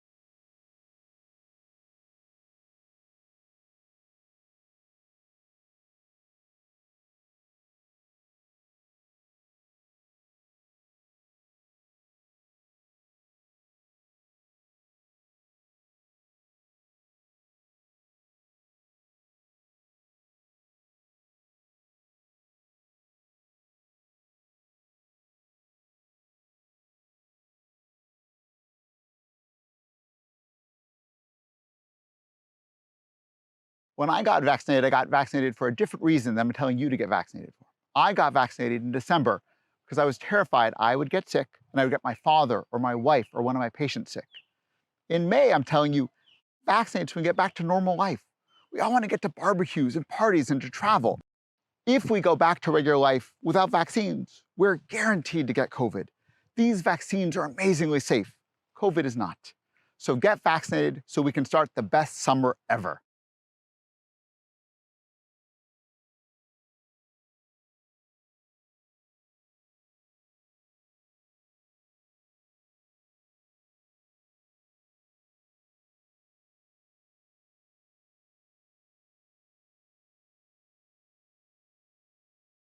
Los latinos componemos el 25% de los habitantes del condado. Aún así, la mitad de los casos del COVID somos nosotros. Nuestra comunidad depende mucho de la población hispana. Desafortunadamente, no recibimos la protección necesaria, así que es importante que nos cuidemos uno al otro. De este modo, no perderemos a nuestros seres queridos y podremos disfrutar de nuestras reuniones familiares.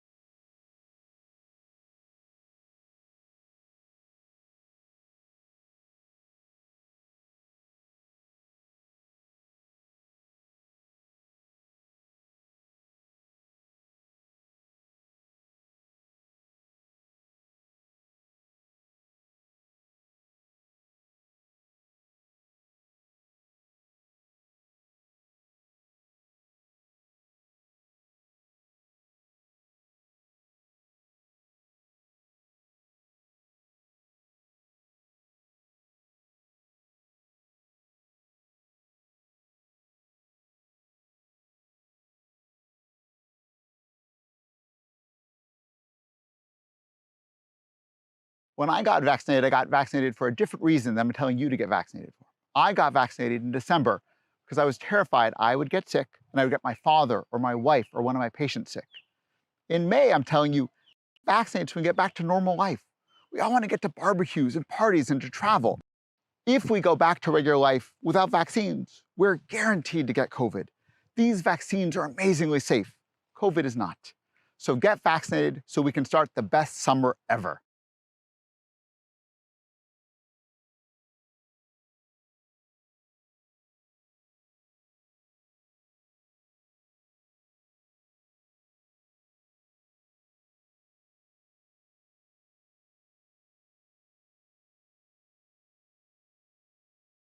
Los latinos componemos el 25% de los habitantes del condado.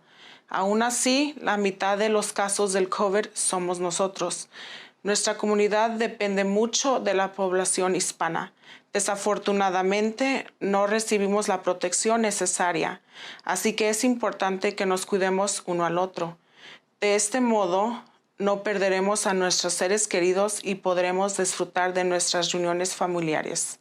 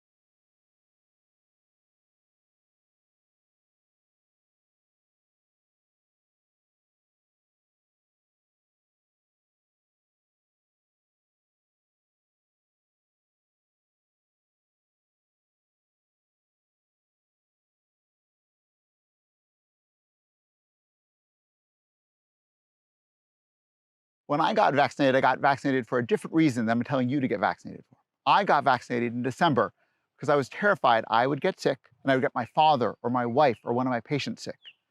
In May, I'm telling you, vaccinate so we can get back to normal life. We all want to get to barbecues and parties and to travel. If we go back to regular life without vaccines, we're guaranteed to get COVID. These vaccines are amazingly safe. COVID is not. So get vaccinated so we can start the best summer ever.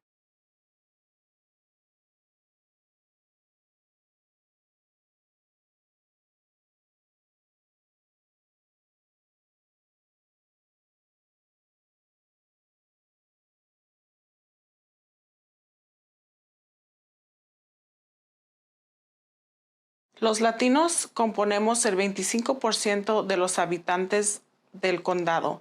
Aún así, la mitad de los casos del COVID somos nosotros. Nuestra comunidad depende mucho de la población hispana. Desafortunadamente, no recibimos la protección necesaria, así que es importante que nos cuidemos uno al otro. De este modo, no perderemos a nuestros seres queridos y podremos disfrutar de nuestras reuniones familiares.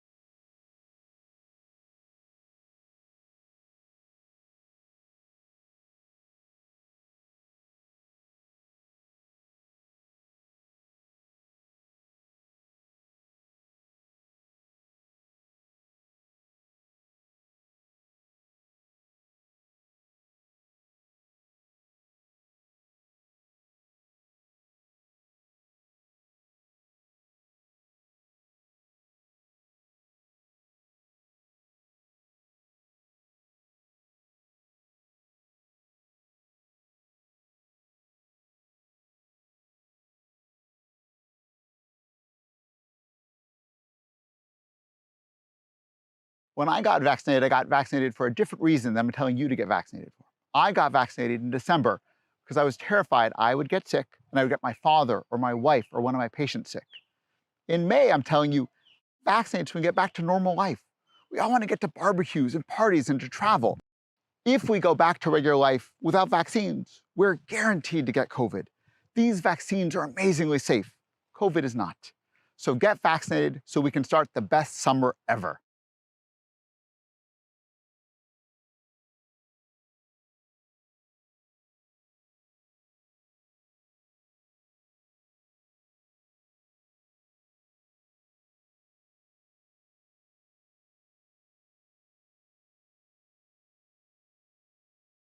Los latinos componemos el 25% de los habitantes del condado. Aún así, la mitad de los casos del COVID somos nosotros. Nuestra comunidad depende mucho de la población hispana. Desafortunadamente, no recibimos la protección necesaria, así que es importante que nos cuidemos uno al otro. De este modo, no perderemos a nuestros seres queridos y podremos disfrutar de nuestras reuniones familiares.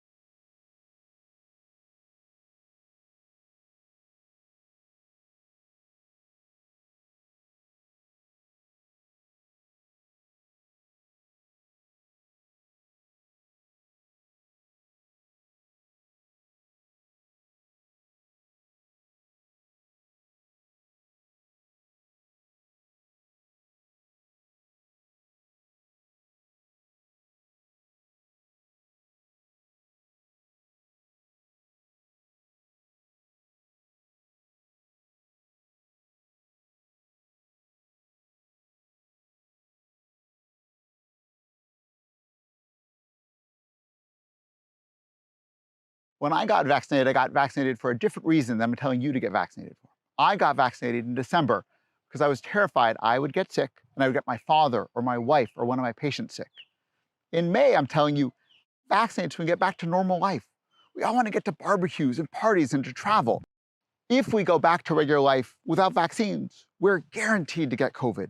These vaccines are amazingly safe. COVID is not. So get vaccinated so we can start the best summer ever.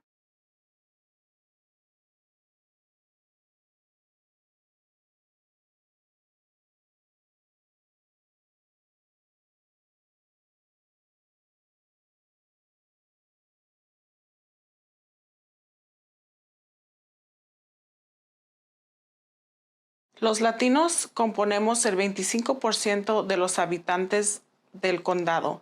Aún así, la mitad de los casos del COVID somos nosotros. Nuestra comunidad depende mucho de la población hispana.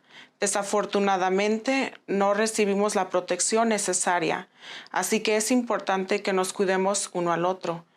De este modo, no perderemos a nuestros seres queridos y podremos disfrutar de nuestras reuniones familiares.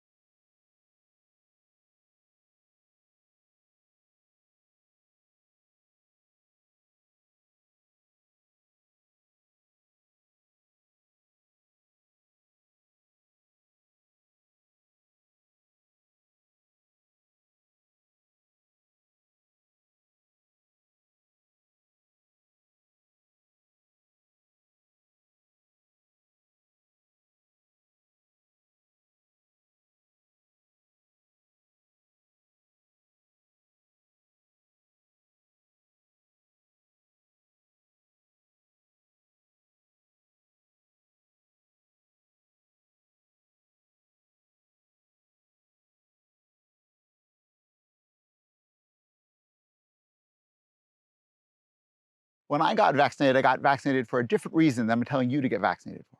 I got vaccinated in December because I was terrified I would get sick and I would get my father or my wife or one of my patients sick. In May, I'm telling you, vaccinate so we can get back to normal life. We all want to get to barbecues and parties and to travel. If we go back to regular life without vaccines, we're guaranteed to get COVID. These vaccines are amazingly safe. COVID is not. So get vaccinated so we can start the best summer ever.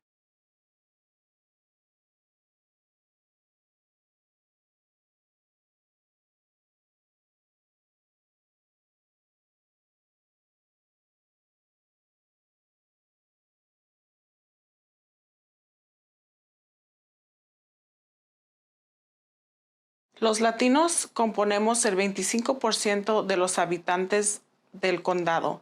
Aún así, la mitad de los casos del COVID somos nosotros. Nuestra comunidad depende mucho de la población hispana. Desafortunadamente, no recibimos la protección necesaria, así que es importante que nos cuidemos uno al otro. De este modo, no perderemos a nuestros seres queridos y podremos disfrutar de nuestras reuniones familiares.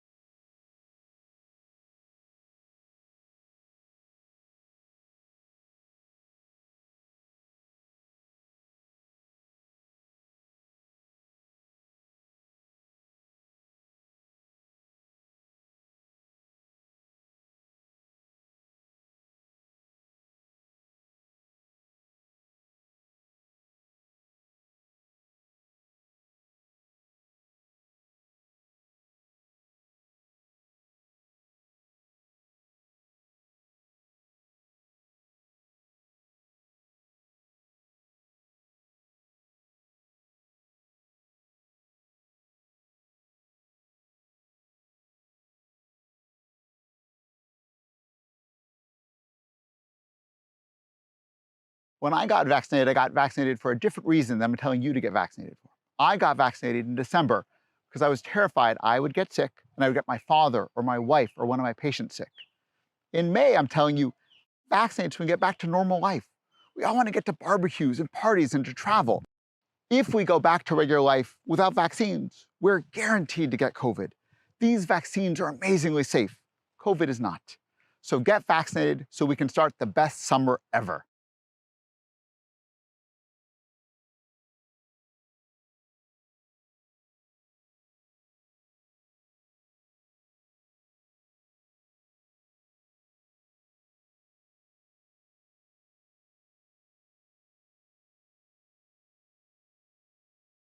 Los latinos componemos el 25% de los habitantes del condado. Aún así, la mitad de los casos del COVID somos nosotros. Nuestra comunidad depende mucho de la población hispana. Desafortunadamente, no recibimos la protección necesaria, así que es importante que nos cuidemos uno al otro. De este modo, no perderemos a nuestros seres queridos y podremos disfrutar de nuestras reuniones familiares.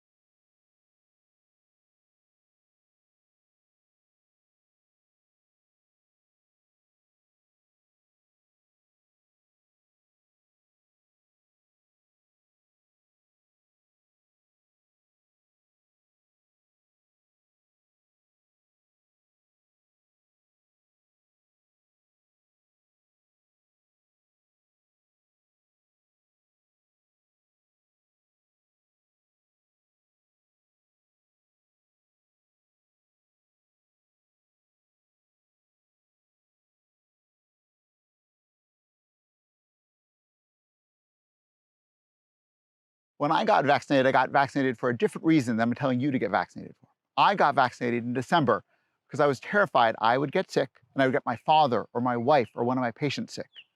In May, I'm telling you, vaccinate so we can get back to normal life. We all want to get to barbecues and parties and to travel. If we go back to regular life without vaccines, we're guaranteed to get COVID. These vaccines are amazingly safe. COVID is not. So get vaccinated so we can start the best summer ever.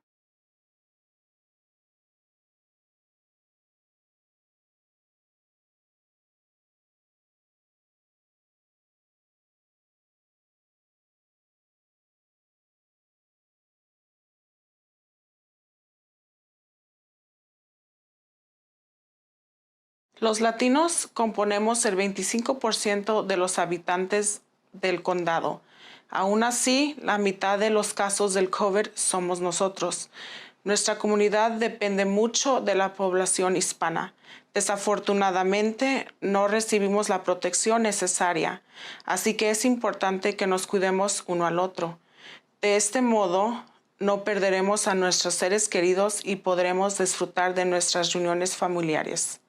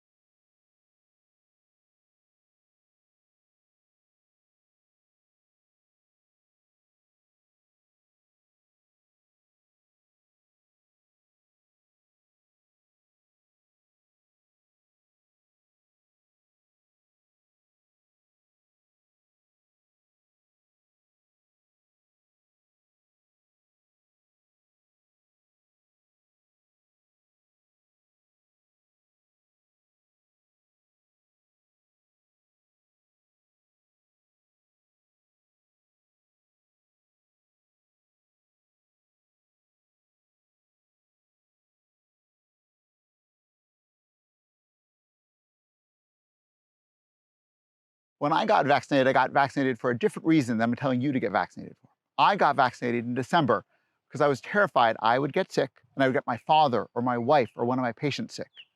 In May, I'm telling you, vaccinate so we can get back to normal life. We all want to get to barbecues and parties and to travel. If we go back to regular life without vaccines, we're guaranteed to get COVID. These vaccines are amazingly safe. COVID is not. So get vaccinated so we can start the best summer ever.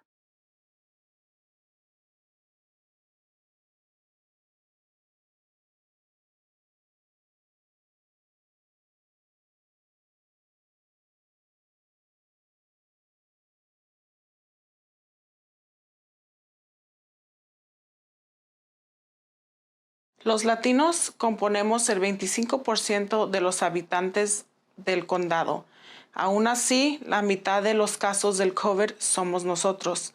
Nuestra comunidad depende mucho de la población hispana.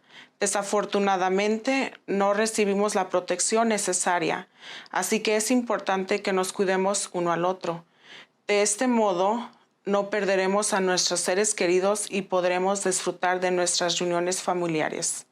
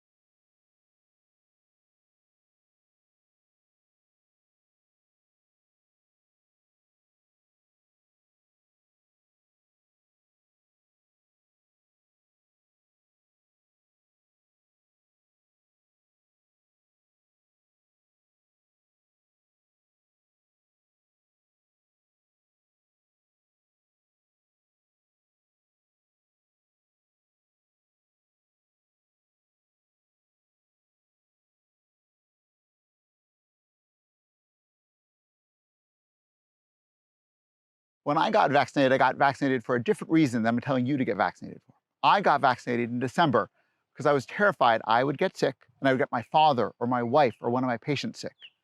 In May, I'm telling you, vaccinate so we can get back to normal life. We all want to get to barbecues and parties and to travel. If we go back to regular life without vaccines, we're guaranteed to get COVID. These vaccines are amazingly safe. COVID is not. So get vaccinated so we can start the best summer ever.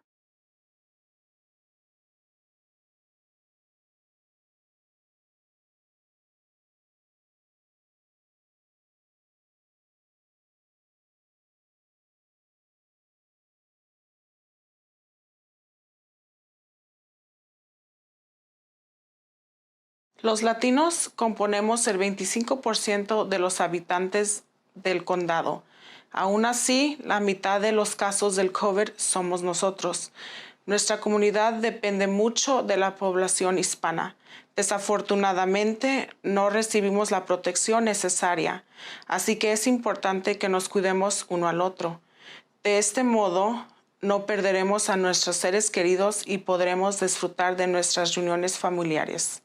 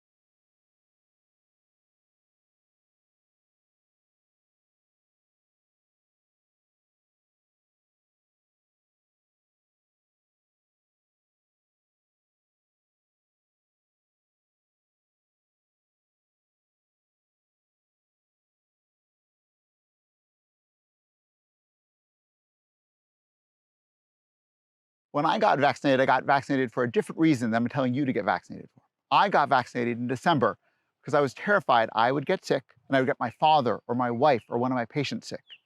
In May, I'm telling you, vaccinate so we can get back to normal life. We all want to get to barbecues and parties and to travel. If we go back to regular life without vaccines, we're guaranteed to get COVID. These vaccines are amazingly safe. COVID is not. So get vaccinated so we can start the best summer ever.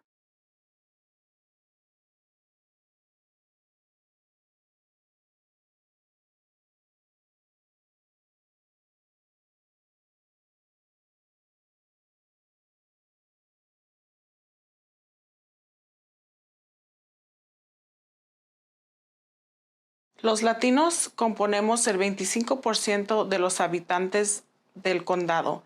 Aún así, la mitad de los casos del COVID somos nosotros. Nuestra comunidad depende mucho de la población hispana. Desafortunadamente, no recibimos la protección necesaria, así que es importante que nos cuidemos uno al otro. De este modo, no perderemos a nuestros seres queridos y podremos disfrutar de nuestras reuniones familiares.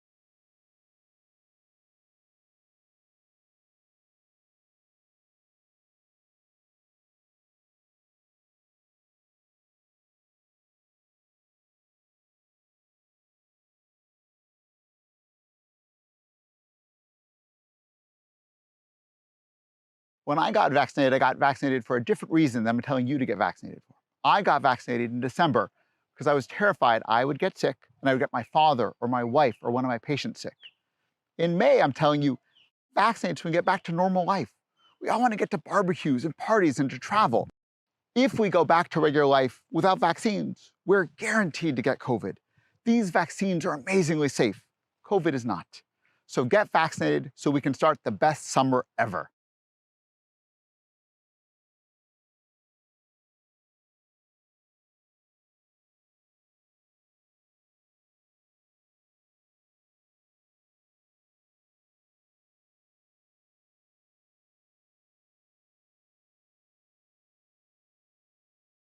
Los latinos componemos el 25% de los habitantes del condado.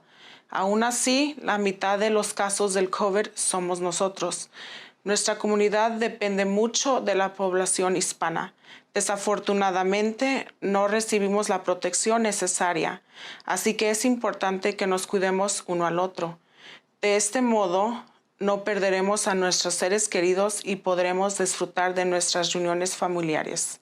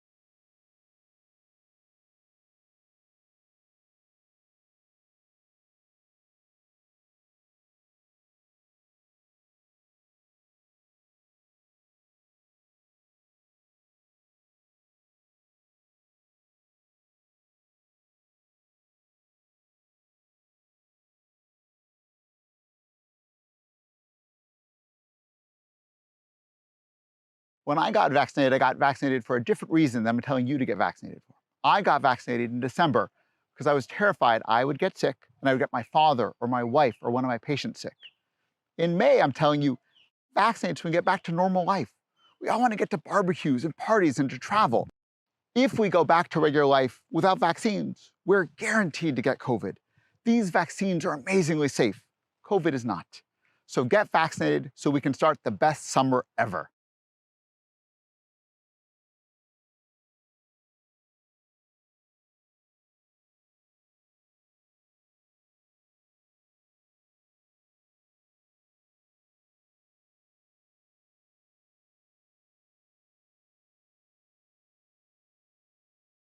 Los latinos componemos el 25% de los habitantes del condado.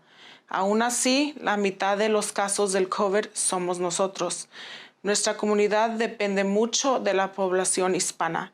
Desafortunadamente, no recibimos la protección necesaria, así que es importante que nos cuidemos uno al otro. De este modo, no perderemos a nuestros seres queridos y podremos disfrutar de nuestras reuniones familiares.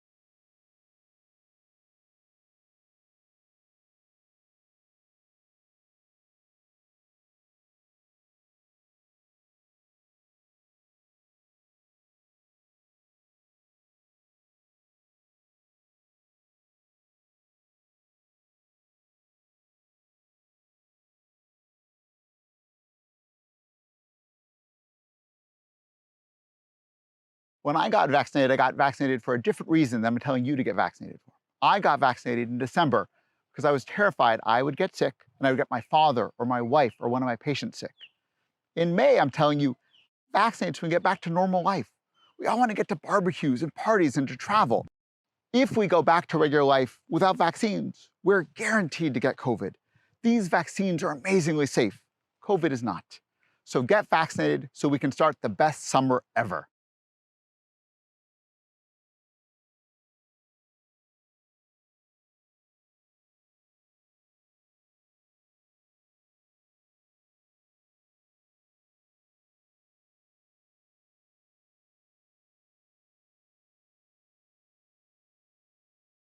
Los latinos componemos el 25% de los habitantes del condado. Aún así, la mitad de los casos del COVID somos nosotros. Nuestra comunidad depende mucho de la población hispana. Desafortunadamente, no recibimos la protección necesaria, así que es importante que nos cuidemos uno al otro. De este modo, no perderemos a nuestros seres queridos y podremos disfrutar de nuestras reuniones familiares.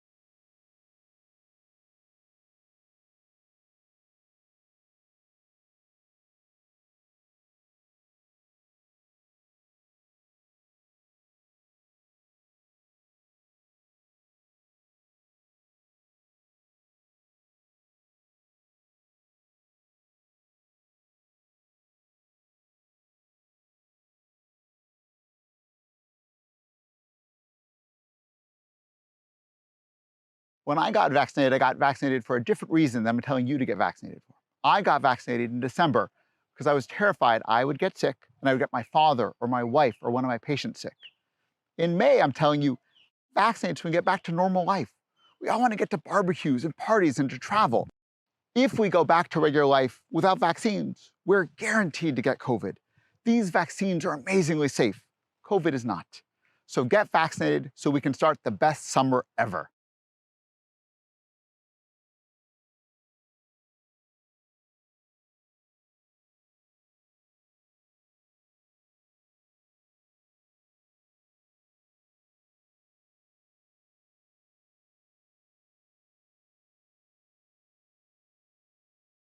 Los latinos componemos el 25% de los habitantes del condado. Aún así, la mitad de los casos del COVID somos nosotros. Nuestra comunidad depende mucho de la población hispana. Desafortunadamente, no recibimos la protección necesaria, así que es importante que nos cuidemos uno al otro. De este modo, no perderemos a nuestros seres queridos y podremos disfrutar de nuestras reuniones familiares.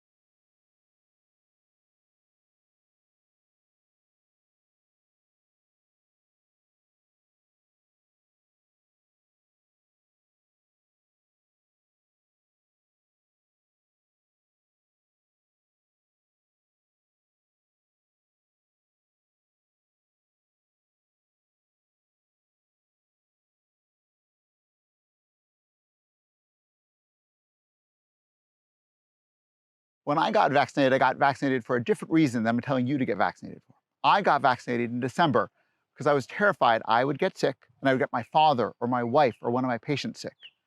In May, I'm telling you, vaccinate so we can get back to normal life. We all want to get to barbecues and parties and to travel. If we go back to regular life without vaccines, we're guaranteed to get COVID. These vaccines are amazingly safe. COVID is not. So get vaccinated so we can start the best summer ever.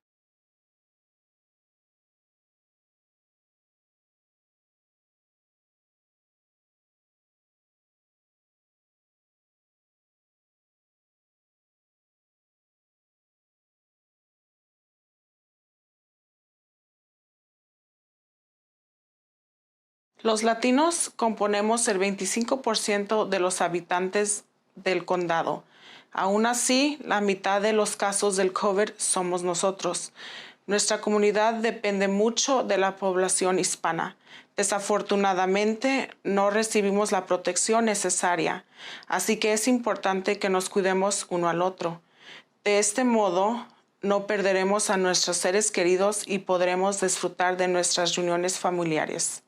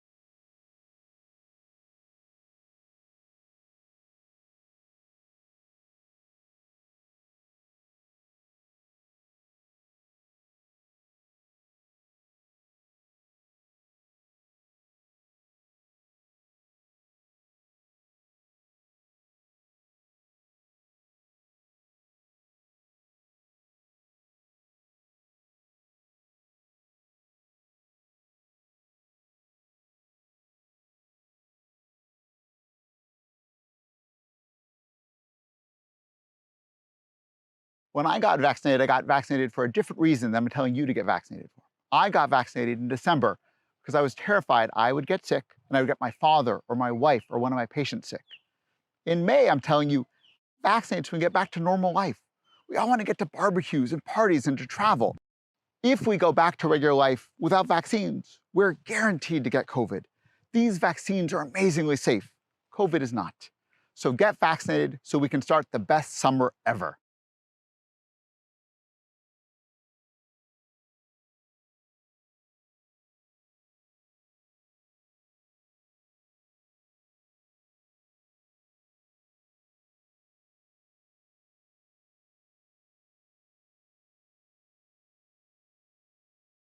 Los latinos componemos el 25% de los habitantes del condado.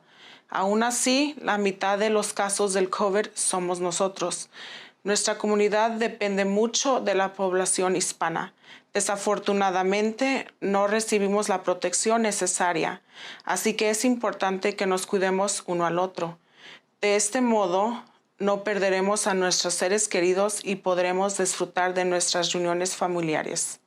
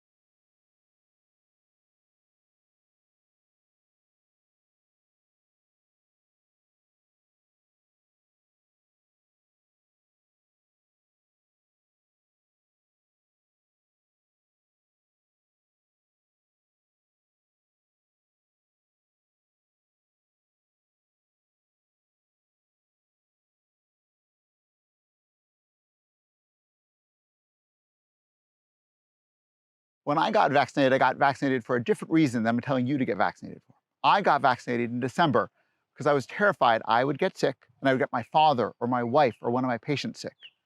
In May, I'm telling you, vaccinate so we can get back to normal life. We all want to get to barbecues and parties and to travel. If we go back to regular life without vaccines, we're guaranteed to get COVID. These vaccines are amazingly safe. COVID is not. So get vaccinated so we can start the best summer ever.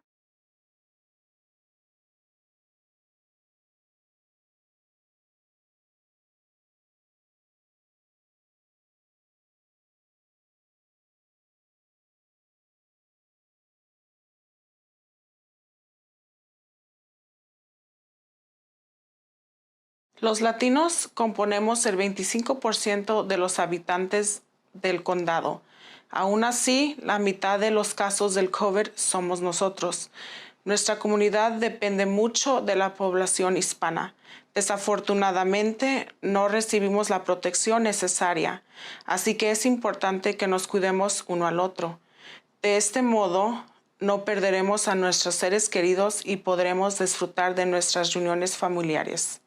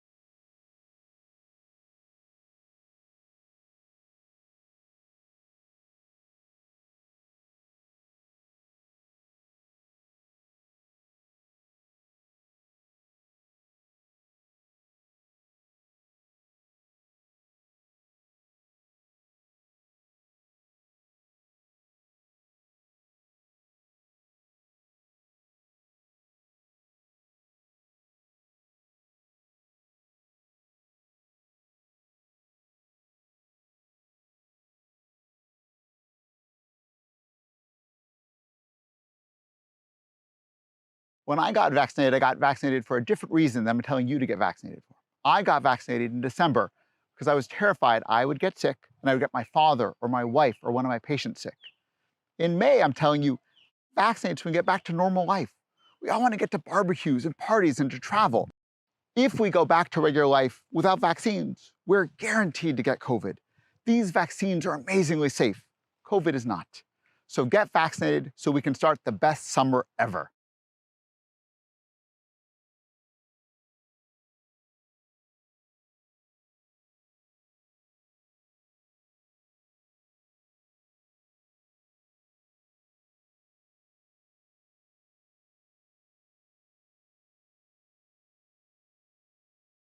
Los latinos componemos el 25% de los habitantes del condado. Aún así, la mitad de los casos del COVID somos nosotros. Nuestra comunidad depende mucho de la población hispana. Desafortunadamente, no recibimos la protección necesaria, así que es importante que nos cuidemos uno al otro. De este modo, no perderemos a nuestros seres queridos y podremos disfrutar de nuestras reuniones familiares.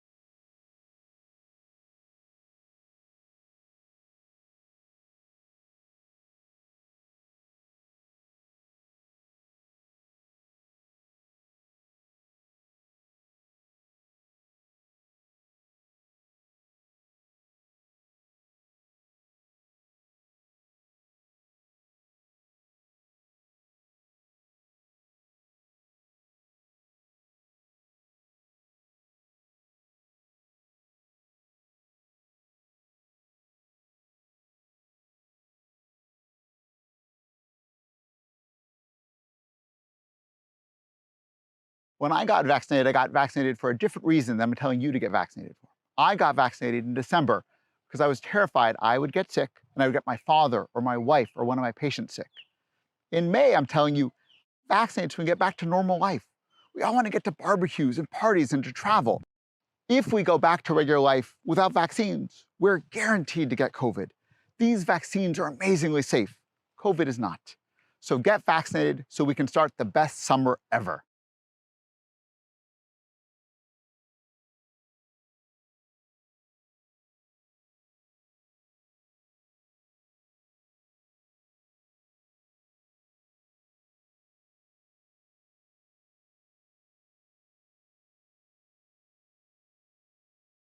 Los latinos componemos el 25% de los habitantes del condado.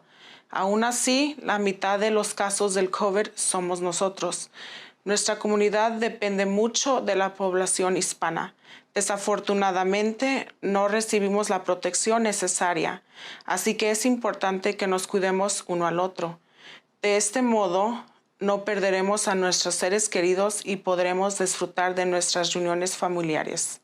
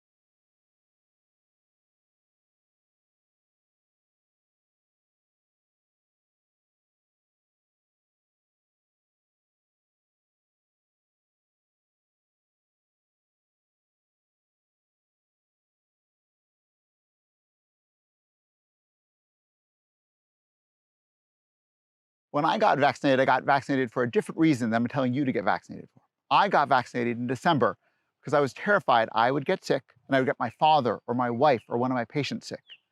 In May, I'm telling you, vaccinate so we can get back to normal life. We all want to get to barbecues and parties and to travel. If we go back to regular life without vaccines, we're guaranteed to get COVID. These vaccines are amazingly safe. COVID is not. So get vaccinated so we can start the best summer ever.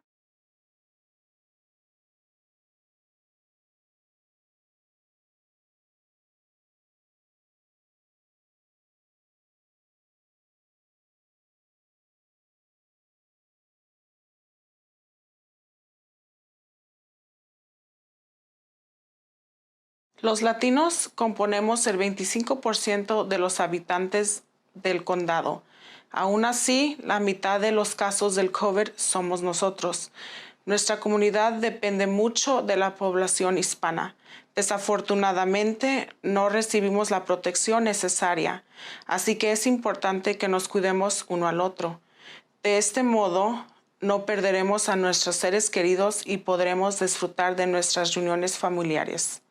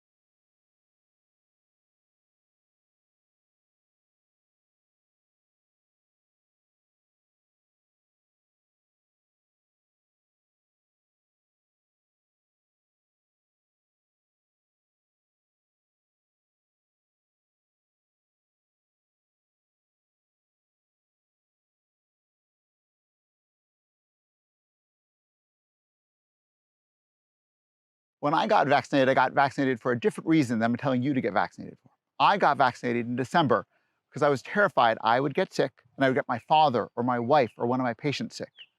In May, I'm telling you, vaccinate so we can get back to normal life. We all want to get to barbecues and parties and to travel. If we go back to regular life without vaccines, we're guaranteed to get COVID. These vaccines are amazingly safe. COVID is not. So get vaccinated so we can start the best summer ever.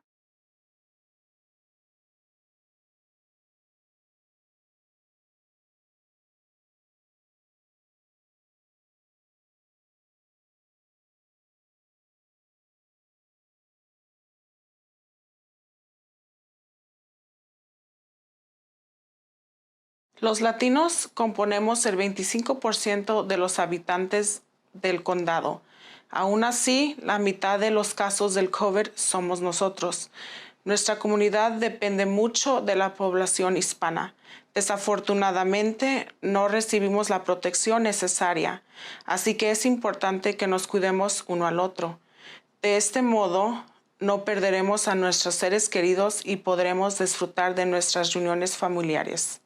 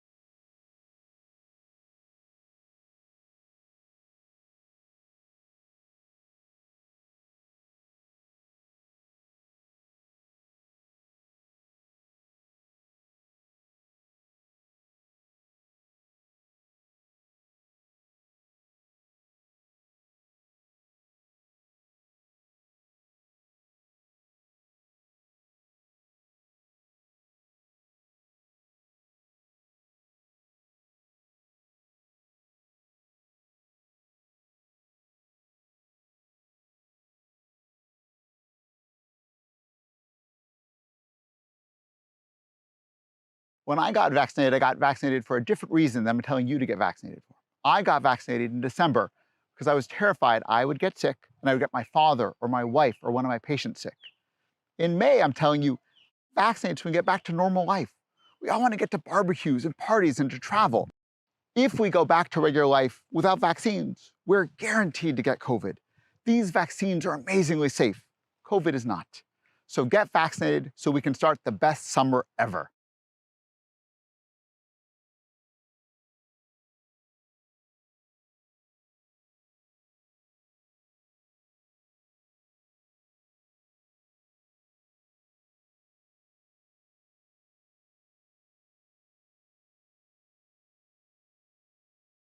Los latinos componemos el 25% de los habitantes del condado. Aún así, la mitad de los casos del COVID somos nosotros. Nuestra comunidad depende mucho de la población hispana. Desafortunadamente, no recibimos la protección necesaria, así que es importante que nos cuidemos uno al otro. De este modo, no perderemos a nuestros seres queridos y podremos disfrutar de nuestras reuniones familiares.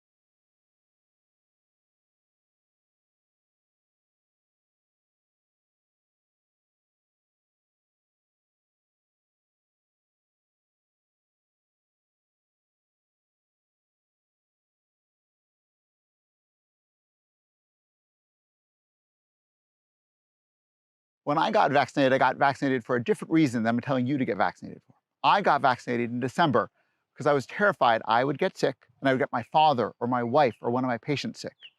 In May, I'm telling you, vaccinate so we can get back to normal life. We all want to get to barbecues and parties and to travel. If we go back to regular life without vaccines, we're guaranteed to get COVID.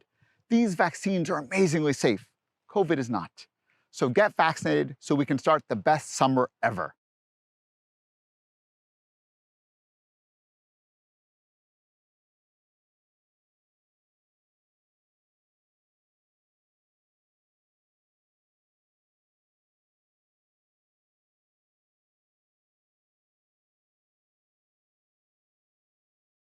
Los latinos componemos el 25% de los habitantes del condado. Aún así, la mitad de los casos del COVID somos nosotros. Nuestra comunidad depende mucho de la población hispana. Desafortunadamente, no recibimos la protección necesaria, así que es importante que nos cuidemos uno al otro. De este modo, no perderemos a nuestros seres queridos y podremos disfrutar de nuestras reuniones familiares.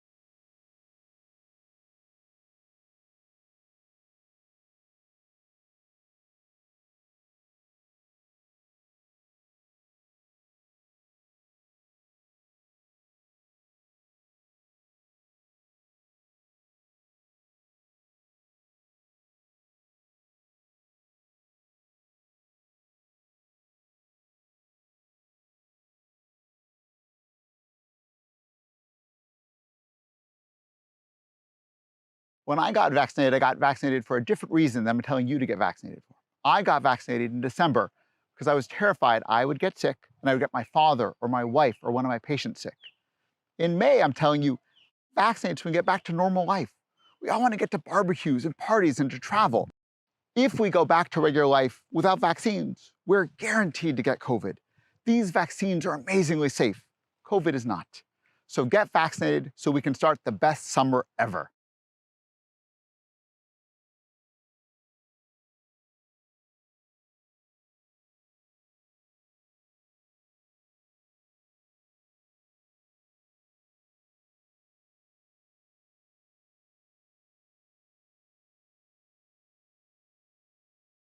Los latinos componemos el 25% de los habitantes del condado.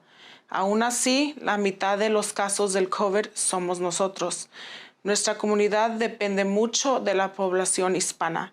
Desafortunadamente, no recibimos la protección necesaria, así que es importante que nos cuidemos uno al otro.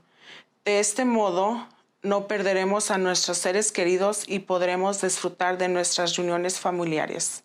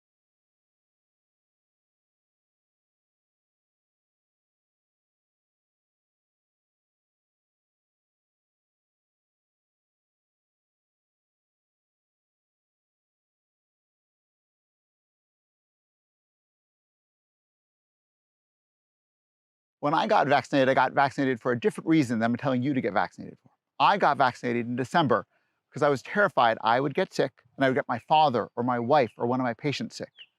In May, I'm telling you, vaccinate so we can get back to normal life. We all want to get to barbecues and parties and to travel. If we go back to regular life without vaccines, we're guaranteed to get COVID. These vaccines are amazingly safe. COVID is not. So get vaccinated so we can start the best summer ever.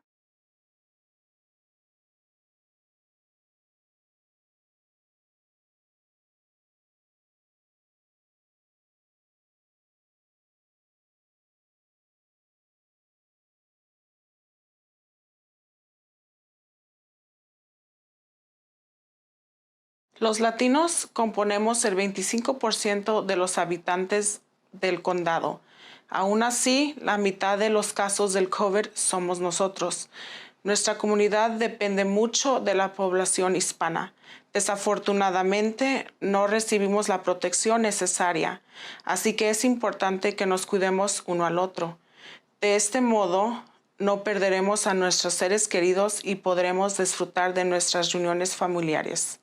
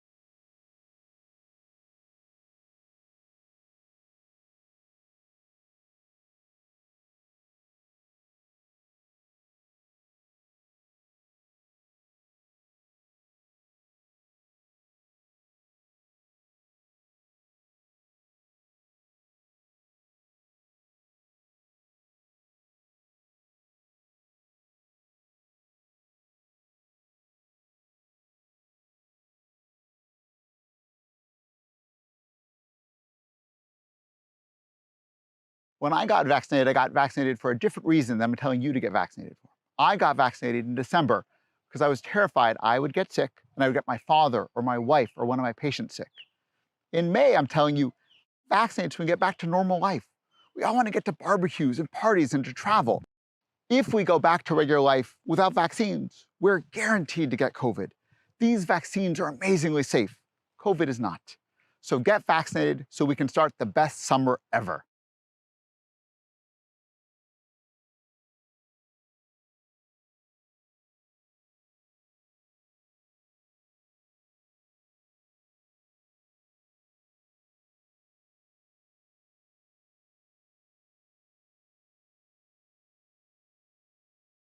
Los latinos componemos el 25% de los habitantes del condado. Aún así, la mitad de los casos del COVID somos nosotros. Nuestra comunidad depende mucho de la población hispana. Desafortunadamente, no recibimos la protección necesaria, así que es importante que nos cuidemos uno al otro. De este modo, no perderemos a nuestros seres queridos y podremos disfrutar de nuestras reuniones familiares.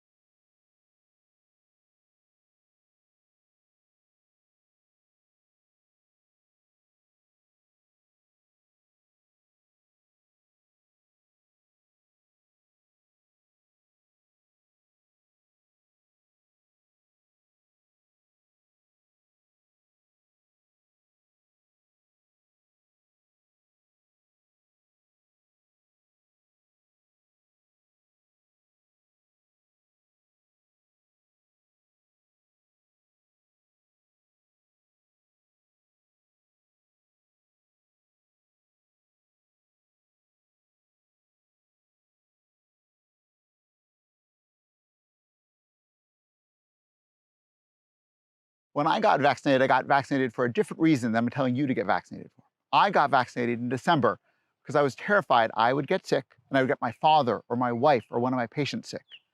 In May, I'm telling you, vaccinate so we can get back to normal life. We all want to get to barbecues and parties and to travel. If we go back to regular life without vaccines, we're guaranteed to get COVID. These vaccines are amazingly safe. COVID is not. So get vaccinated so we can start the best summer ever.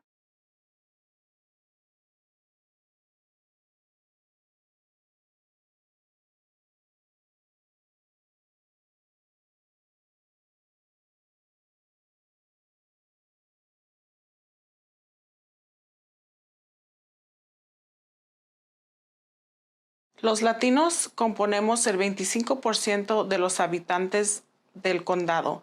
Aún así, la mitad de los casos del COVID somos nosotros. Nuestra comunidad depende mucho de la población hispana. Desafortunadamente, no recibimos la protección necesaria, así que es importante que nos cuidemos uno al otro. De este modo, no perderemos a nuestros seres queridos y podremos disfrutar de nuestras reuniones familiares.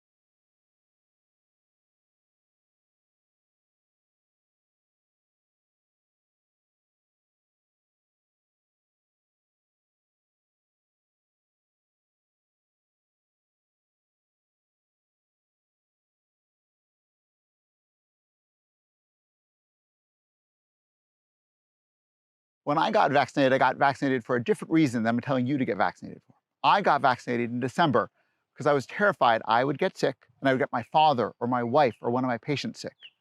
In May, I'm telling you, vaccinate so we can get back to normal life. We all want to get to barbecues and parties and to travel. If we go back to regular life without vaccines, we're guaranteed to get COVID. These vaccines are amazingly safe.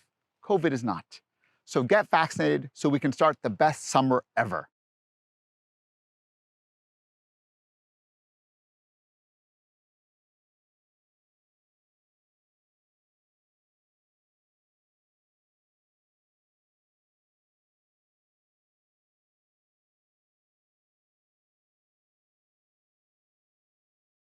Los latinos componemos el 25% de los habitantes del condado. Aún así, la mitad de los casos del COVID somos nosotros. Nuestra comunidad depende mucho de la población hispana. Desafortunadamente, no recibimos la protección necesaria, así que es importante que nos cuidemos uno al otro. De este modo, no perderemos a nuestros seres queridos y podremos disfrutar de nuestras reuniones familiares.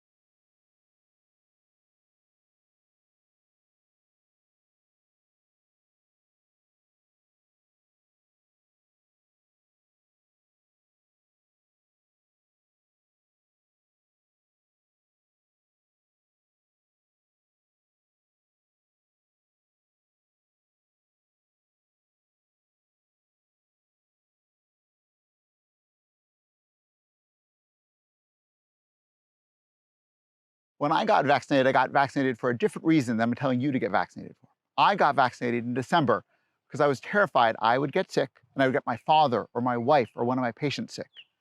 In May, I'm telling you, vaccinate so we can get back to normal life. We all want to get to barbecues and parties and to travel. If we go back to regular life without vaccines, we're guaranteed to get COVID. These vaccines are amazingly safe. COVID is not. So get vaccinated so we can start the best summer ever.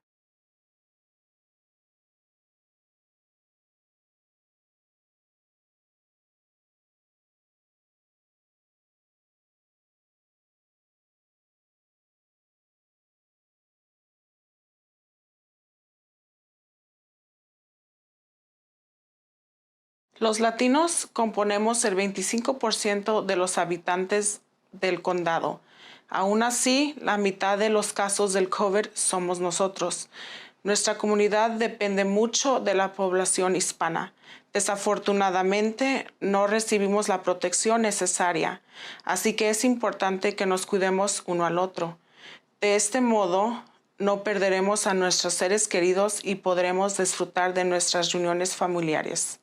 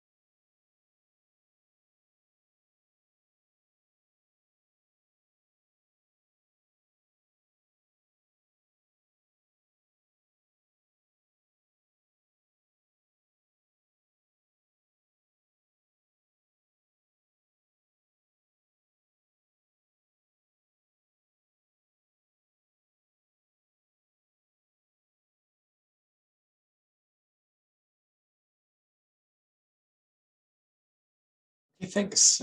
So we're reporting on a closed session at 1:30 and looking to county council for the proper language for report out on some of the closed session items. Thank you, Mr. Chair. So the board met on the agendized items and took no reportable action. Okay. Right. That brings us to item 5C, which is discussion and possible action, including conducting a public workshop with the Mendocino County Community-Based Advisory Redistricting Commission to receive input on communities of interest and potential district boundaries. And this is being brought forward by the Executive Office. And this will have a joint meeting with the Citizens Advisory Committee.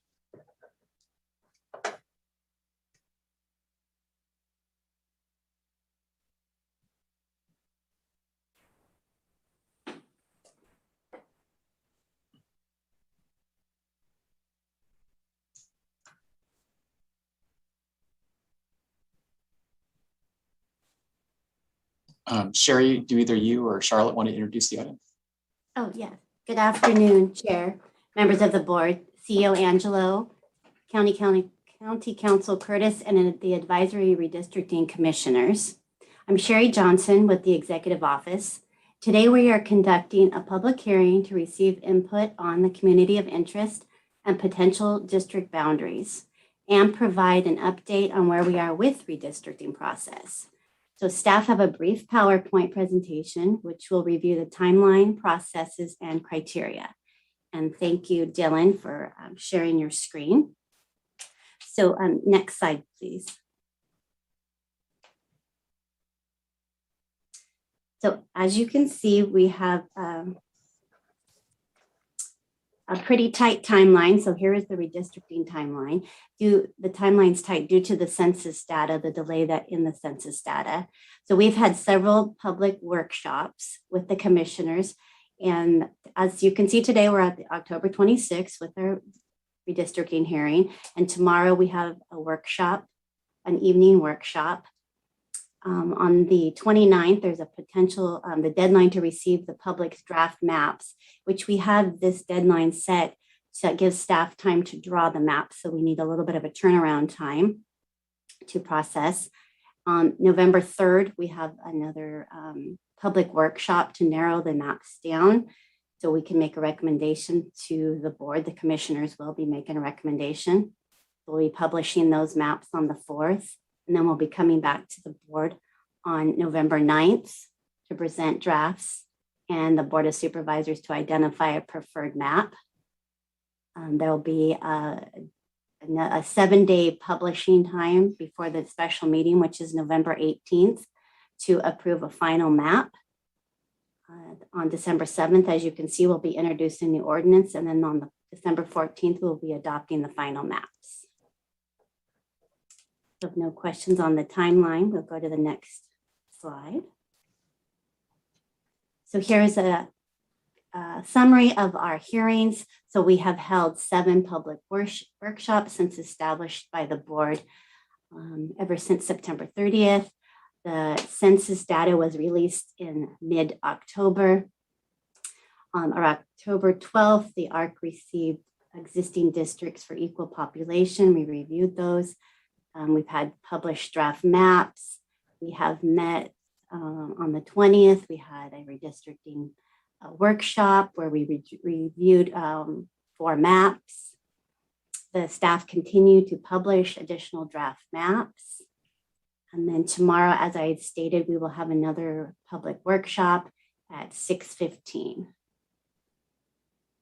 And at this time, I'd like to turn over the presentation to Assistant County Counsel Scott.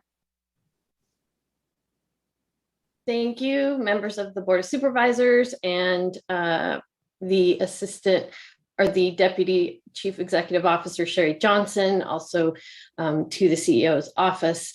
We wanted to just briefly go over the redistricting criteria. I know the Commission and the Board of Supervisors are familiar, but just to briefly summarize the required redistricting criteria, the first principal criteria is to consider equal population. And that, of course, is based on the principle from constitutional principle from the 14th Amendment, interpreted in the 1960s, to require one person, one vote, and that each person's vote should be weighted equally. And this came from cases in the 1960s from the Warren Court, as referenced on the slide.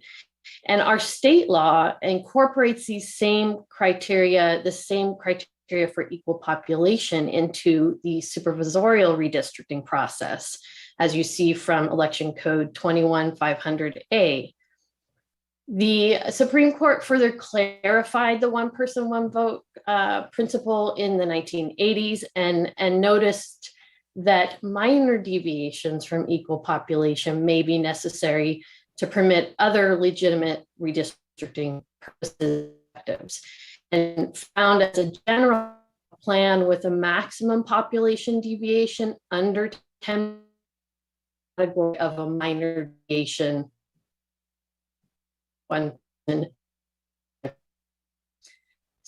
Looking at our current 11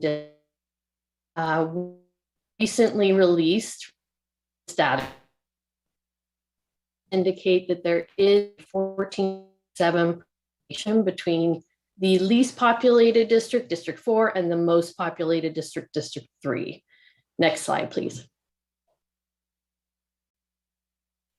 The next required redistricting criteria from federal statute is to the Federal Voting Rights Act, which prohibits diluting racial and language minority voting rights.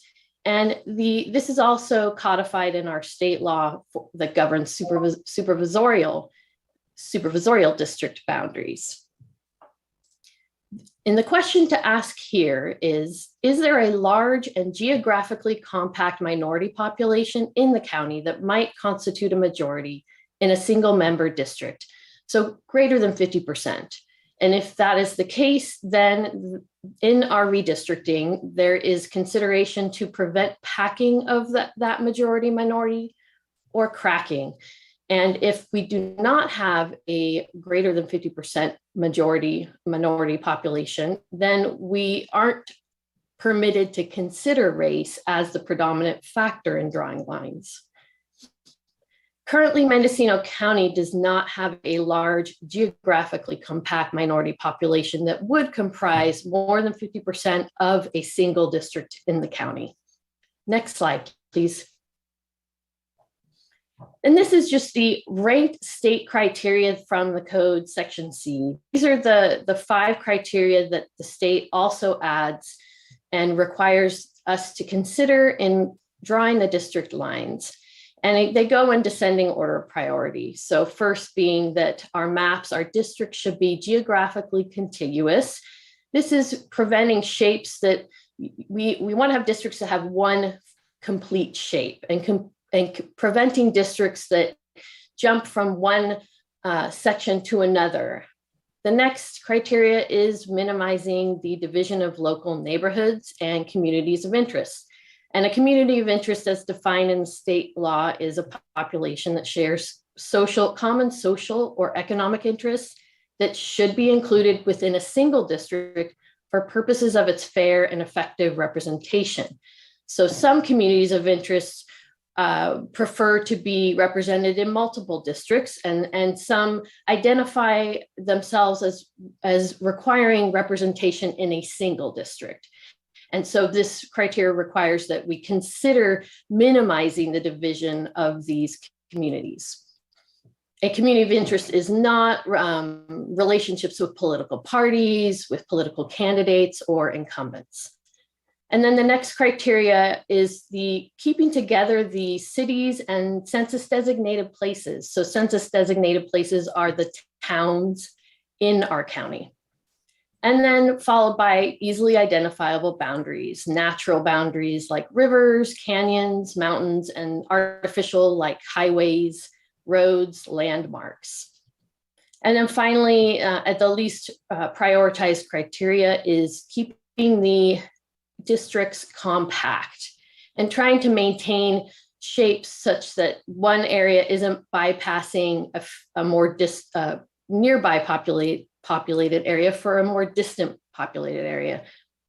Recognizing, of course, this is the criteria that is not as highly ranked, and in many areas, especially rural counties that are spread out like our county, it's not as easy to achieve when the population centers are so spread out. And then finally, we are prohibited from considering political parties. And now I'll hand it back over to Sherry to go over the community outreach efforts and the next steps. All right, thank you, Charlotte. So just a brief update that, staff has conducted ongoing and extensive community and public outreach to encourage public participation. So once the draft maps have been published, we have received many public comments, which is wonderful. So we've outreached to media organizations, including those that serve the language minority communities. We've done public service announcements on the radio and that have been playing twice a day. We also have been sending out press releases. We also send out over 900 e-notifications for the public that have signed up to receive the notifications. And that also includes newspapers and radios. The commissioners have conducted individual outreach and report back to the Redistricting Commission all their efforts with the community leaders, civic organizations. They've done radio interviews, attending community meetings, and have reached out to the various MAC groups. And also during the workshops, we are taking public comment throughout the meetings. So public can attend but via Zoom or call in during the meetings. Next slide, please, Dylan. So the next steps is that we'll continue to review of the maps for compliance with the required redistricting criteria. The maps will be presented by Lee Farr, who's our GIS administrator.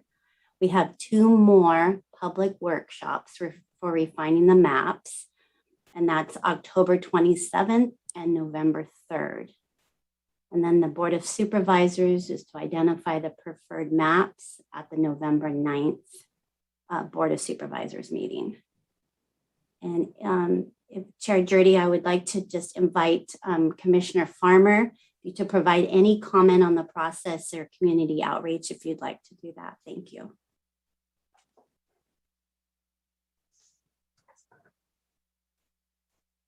Thanks, Sherry. It's been a very informative process for me, and I do think that sort of a small or large side benefit is that it has led a lot of people to consider their own communities of interest and perhaps to care about them in new ways. We have received very passionate letters, and however the redistricting process turns out, especially I think the meeting that was in Laytonville, really galvanized some community spirit there. So I guess one thing that I've sort of feel like would be important to pass on from our experience now reading these letters and hearing from the public is that one thing you guys will have to decide looking at these maps is how much deviation you're willing to accept. Some of the maps that people are liking the most have, up to 7.6% deviation. And that is within the 10% required by the state, but it is above the 6% that has been historically achieved. So that's something that you guys will just have to decide if you're willing to push it a little bit past 6% in order to better achieve the community of interests that we have been attempting to incorporate into these maps. I think the really good news from these maps is that people tend to like the drafts with bigger numbers, which means that we're doing, we're making progress. So we've received 52 letters emphasizing the importance of keeping the town of Mendocino in District 5. We've received 47 letters really passionately hoping to keep Laytonville to whatever extent possible within District 3. and we've received 22 letters, hoping that this could be the decade that we make the move, moving Hopland into District 1. Along with that, there's 13 people right now having written in favor of draft 8, and people also like draft 7, and I think they're going to like draft 9 even more. So we seem to be headed in a good direction. Well, thank you, Chair Farmer. And I just want to note for the record that you also are joined by fellow commissioners, Mary Zadie, Paula Cohen, Dee Allison, and Peter McNamee. So they're all here present with our meeting. And you did talk about map 8, and we've seen a little bit of correspondence go directly to the board on map 8. I see that Lee Farr is here. I don't know if he's equipped to do some screen share with us, but I know that you've got the GIS system on your computer, and you have the ability to sort of show what's been published as map 8, you know, what there are other comments having to do with Hopland, and maybe that's what I don't know if that's what you're working on in terms of map 9, but you might be able to share the screen and kind of show the public, because we probably have a bigger audience, honestly, at our board meetings than the Redistricting Committee probably has so far had. So it might be beneficial just to show your screen and kind of get the map out there to a wider audience.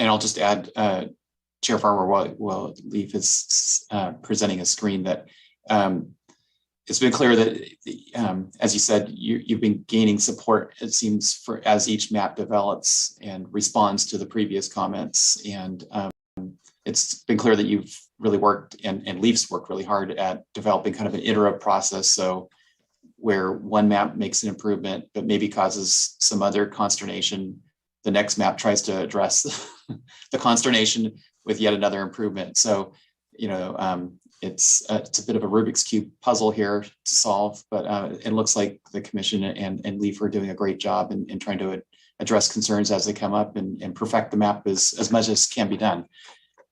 So Leaf, are you ready to present? Sure, I can go over some basics really quickly.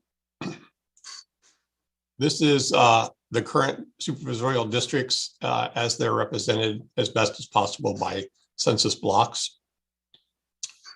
We've created a map of each draft for this and published it on the county's website.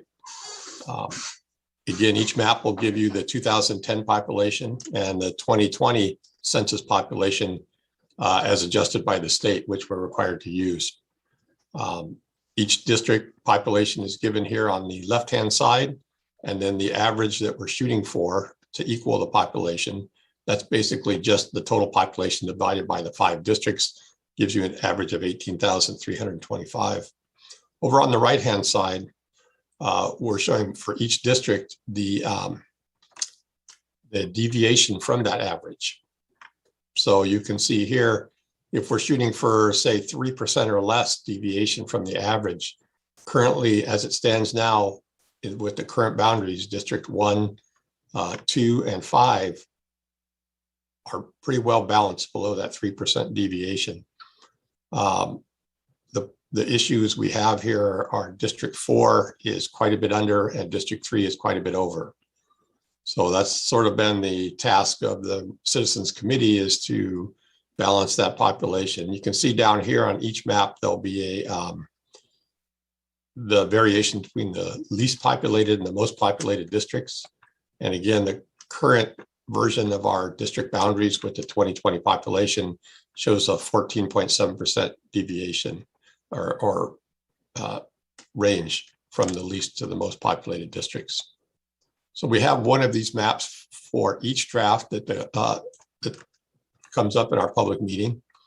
And what I've done here is I've just This is the public GIS portal for the county, and I've added the different drafts that we're working on right now. It appears I do not have draft 8 on here, but I can show draft 8. One of our last meetings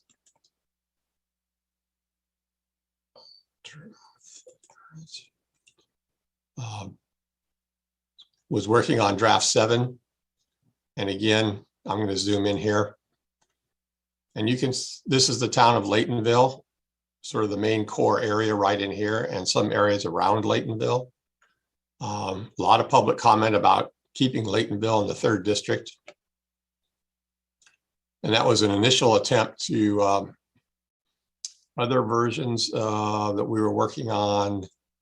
For instance, draft 5, you know, was looking at doing the same thing. Draft 1 was just to simply balance the population, and it included Laytonville in the 4th district, which is not a, you know, the idea would be to put all of Laytonville in the 4th or all of Laytonville in the 3rd and not split that community of interest. This was not a very popular version for the fact that it took Laytonville out of the 3rd district. So going back to the 7th, a few other things that were based on public comment was to try to get some of these areas that are urbanized and adjacent to the city of Ukiah into this 2nd district. Pardon me for switching these around, but I want to show you what it currently is.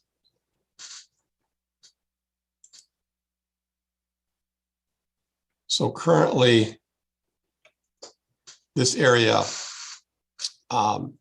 between South State Street and the highway, including Pomo Lane, Townsend Lane, Bluebonnet Lane, down to Norgard Lane, and down to Plant Road, are in the 1st district. And, you know, we have the same situation here as well.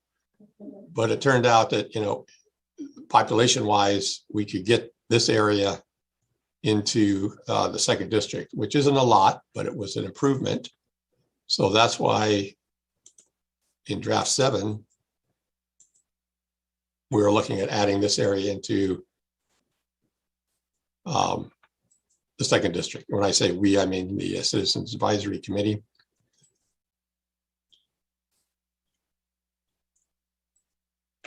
There is an area up in here, the northern part, again, same situation. And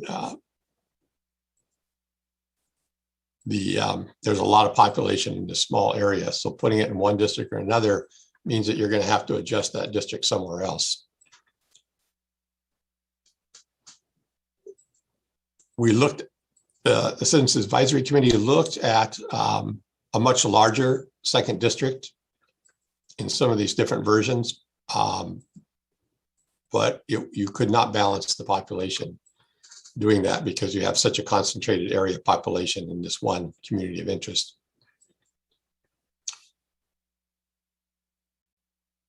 The other item that we were looking at was trying to get some of, well, there's two public comment threads. One being that we should make the 5th district smaller, and that the Hopland area should be in one of the inland districts. Population-wise, the Citizens Advisory Commission was looking at getting everything below Ukiah that's east of Highway 101 into the 1st district. One of the criteria is hopefully not to split communities of interest or census designated places. And this is the Hopland. I'll zoom in a little bit more. You can see Hopland and Old Hopland. There's a census designated place for Hopland, and this outline here includes that and a bit more west of the highway to make sure that we did not split this community of interest. Now, reasonably speaking, there are people outside here that would consider Hopland their community of interest. But again, we're struggling with balancing that population. So we looked at taking as much as possible and getting it into the 1st district. So that's pretty much where version 7, version 7 also, there was some comment that this boundary here, and again, I'll show you the current boundary, which runs through Russian Gulch State Park, right above the Surfwood subdivision. That's the current boundary. There was some public comment initially that they wanted this boundary moved up to the Casper Bridge or Road 409. Recently, there's been quite a volume of correspondence from the public stating just the opposite. So we're in version 7.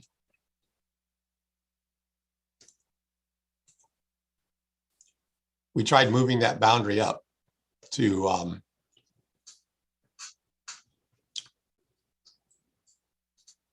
try to get that included in based on the public comment. In version 8 and the version we're working on now, the draft we're working on now, we're going back to the current boundary that goes through Russian Gulch State Park, just above the Surfwood subdivision, because there's been a tremendous amount of public comment to keep that boundary as is.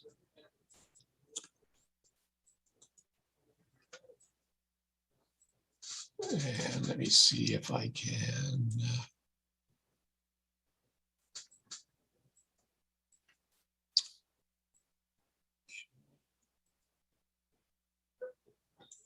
Version 7.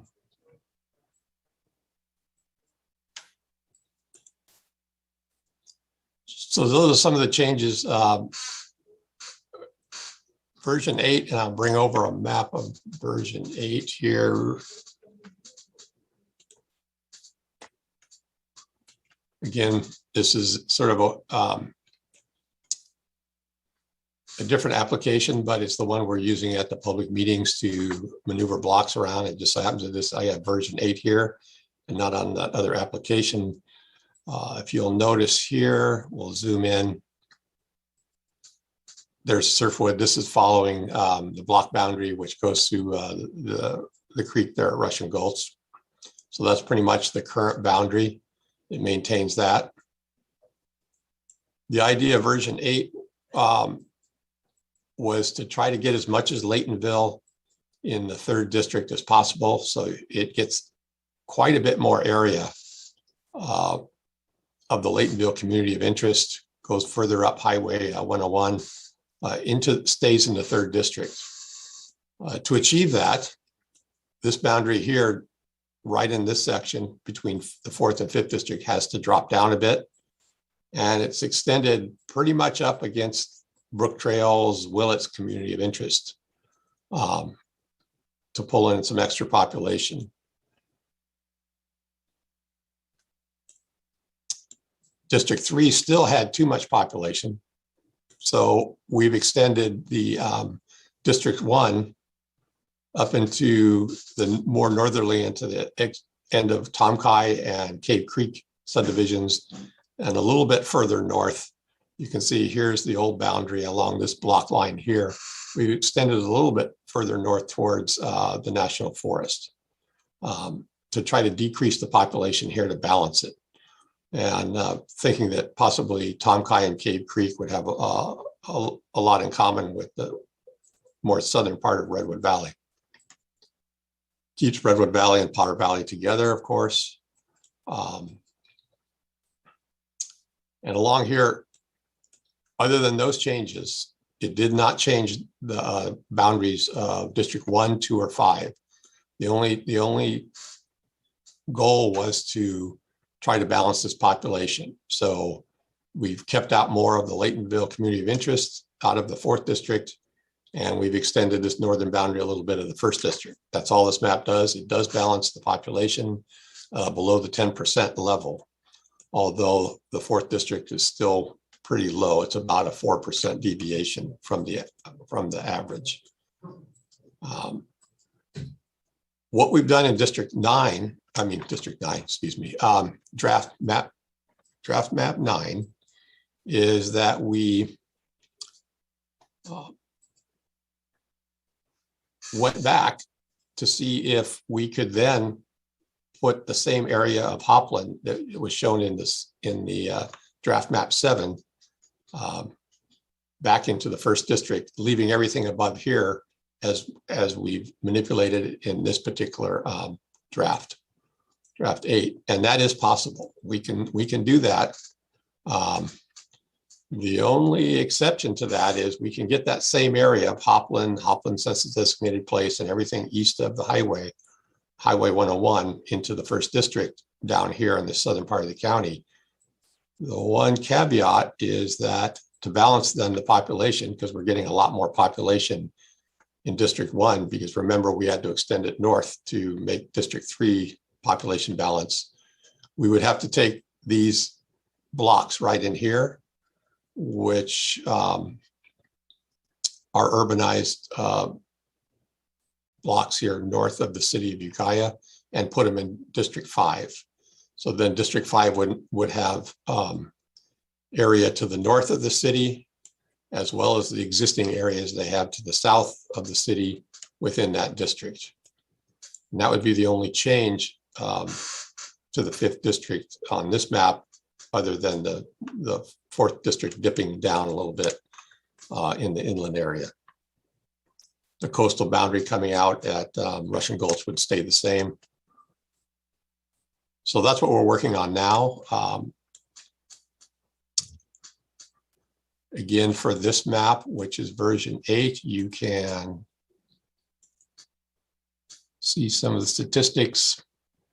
Again, here would be the population. You can see District 4 would still be a bit under at 4.05%. That would pretty much stay the same in the draft we're working on now, because we're not going to change that up there. I think we've gotten as much as Laytonville into the 3rd district as we're going to, unless we do something drastic somewhere else. You know, if you make a big change up here, you've got to make a change down here somewhere. But all the rest are pretty much 3% or less deviation from the average.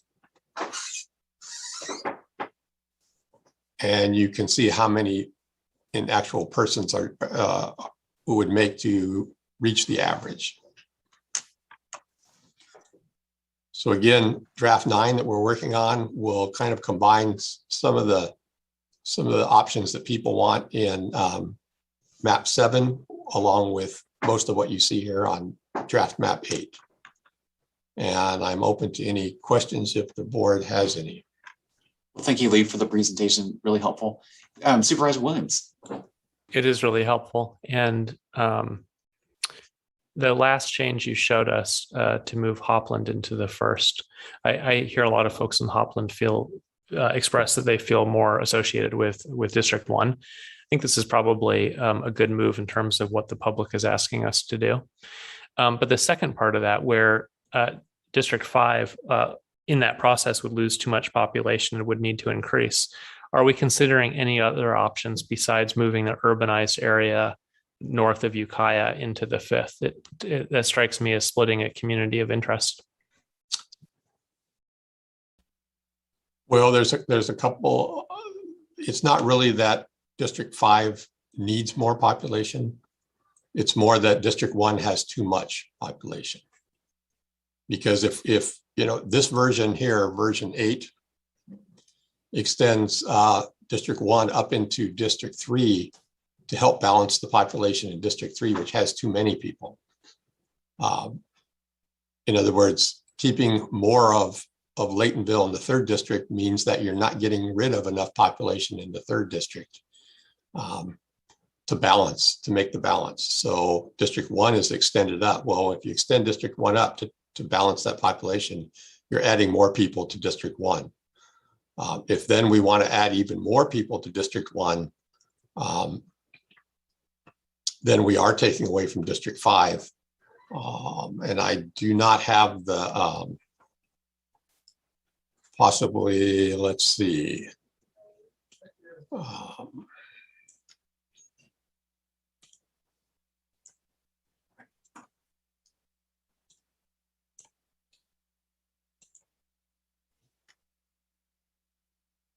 See if I can open up another map here.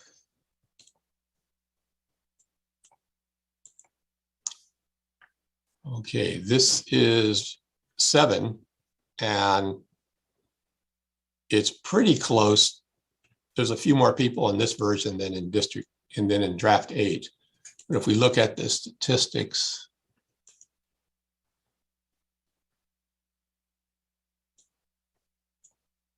you can see with District 1 having Hopland area, where District 5 is getting pretty low. It's at about 4%. Now, with draft 8, we brought this boundary back to its current level. And we've also dipped down a little bit more here in this more northern part, making the 5th district smaller. And actually took in some of this area here east of the highway into District 1. So we've made District 5 much smaller than it is here, less population. So it's going to be even more than 4% deviation. So to bring that back up towards the average, we're taking that little bit of population there, well, actually quite a bit of population, but a small area, and putting it into the 5th district with not trying to split a community of interest. In reality, this whole Ukiah area is one community of interest. And you could say that you're taking the northern and southern Ukiah outskirts west of the highway and putting them both in the 5th district. Because currently this area south of Ukiah, which most people would consider Ukiah, but out of the city limits, west of the highway is already in the 5th district. So we'd be more like adding this to that community of interest outside of Ukiah. That's one way of looking at it. The other way of looking at it is maybe it should be in the 1st district for various reasons. But the idea is to try to balance that population without causing too much differentiation from what's already here. I hope that answers your question, or at least gives the basis of the thought. It did. I think I understand the competing challenges. Thank you. Supervisor McGordy, then Supervisor Hashtag. So I'll leave a couple observations and questions. So having Ukiah split into 3 districts, it seems like it would be better having it only 2 districts, that there's some advantages to that. And looking at the 1st district as a whole, that's a kind of an unusual part of the district. I don't have anything else that's as urban as that in my district presently. And then a question I had for you on the Hopland area. You draw the boundary at Highway 1. If we were following more of a watershed approach, it would be, probably along the ridge, right?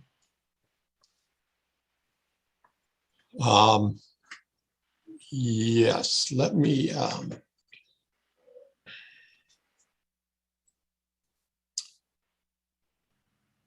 was just curious how, if the urban part of District 1 was taken out and replaced more with a ridge to ridge approach of a watershed south of Ukiah, how that would affect the population. Here's the Russian River watershed. Mm-hmm. And this is pretty much the area in both map 7 and draft 9 that we're looking at putting in the 1st district. Mm-hmm. So following the highway, you're following the river, which is probably smack dab in the middle of its watershed. Right. So you'd have, here's one ridge over here, and this would be the defining ridge over here.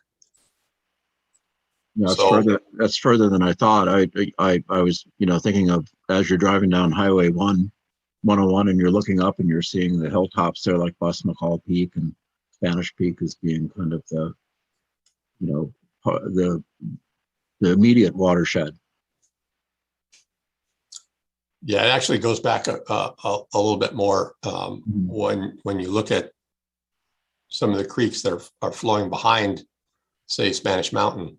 They curve back around and head into the Russian at this point. And in the Russian, it goes way out here in some cases. So, that doesn't work. West of Yorkville. No. I was just wondering, that the people that like are in, line side of 101 as you're going up, if they could be included without changing the population too drastically.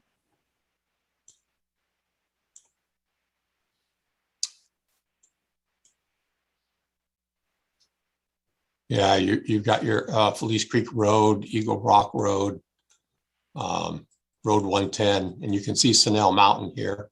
Mm-hmm. But it's not necessarily the first set of mountains you see as you travel down. You're going to see here's Duncan Springs Road, and you've got ridges here that you're not going to necessarily see what's behind that. So it does entail a bit larger area.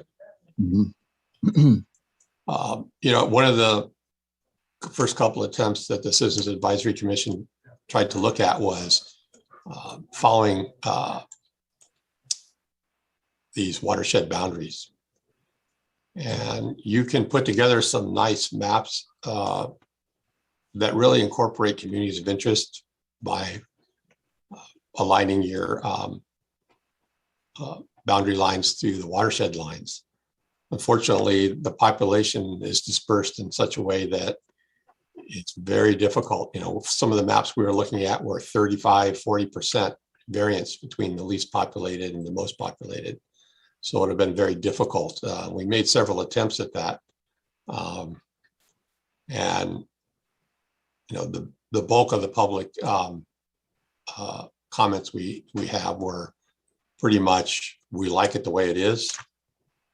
And unfortunately, because we have such a difference in population between these two districts, the third and fourth, we do have to do some population balancing. So again, the attempt is to try to do as least as possible.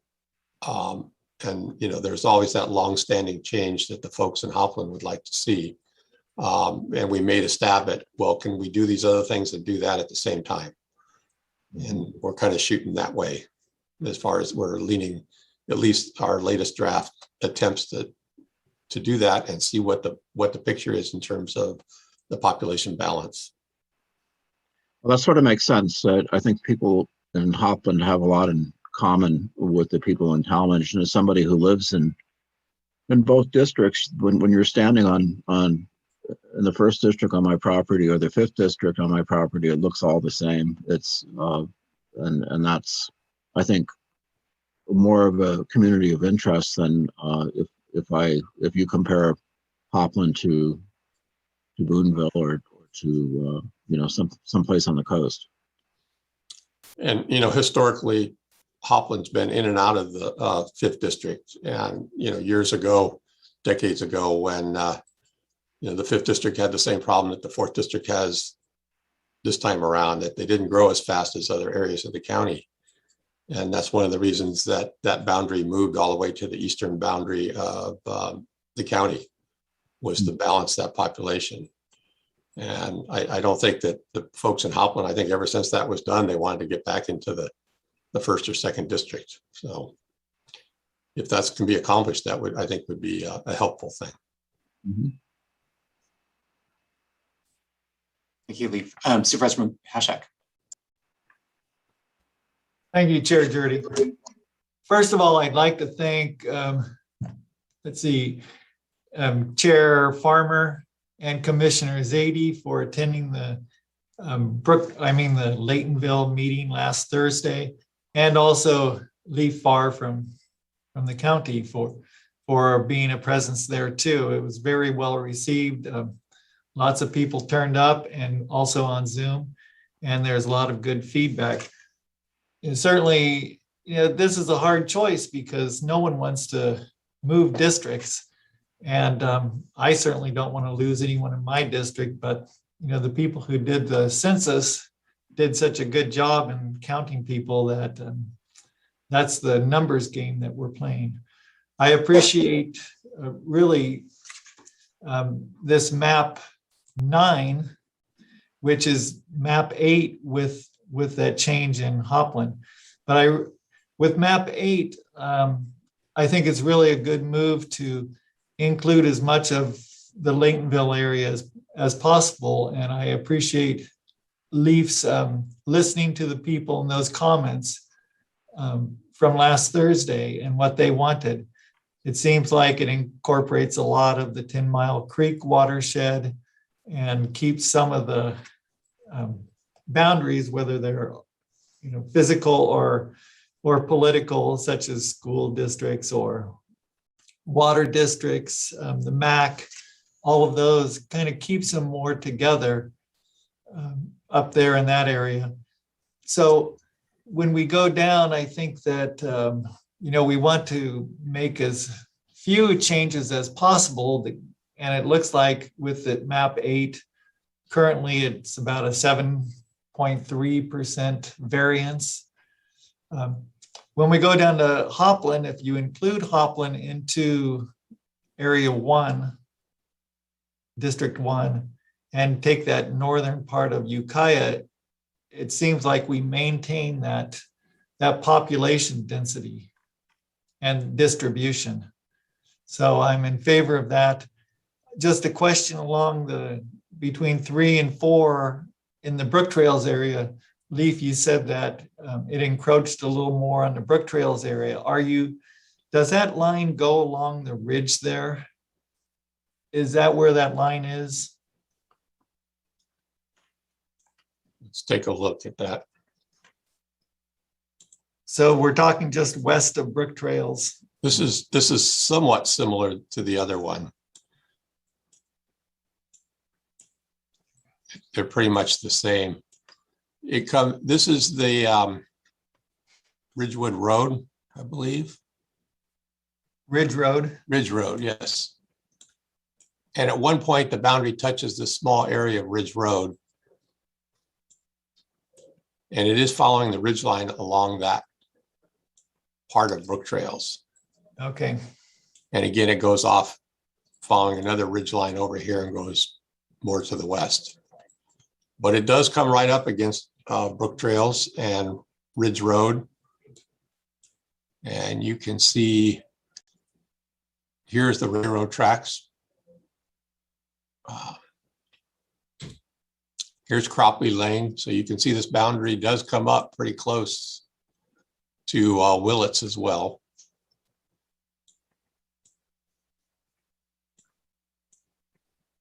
Okay, and then there's that finger that we were talking about moving from the 5th to the 4th.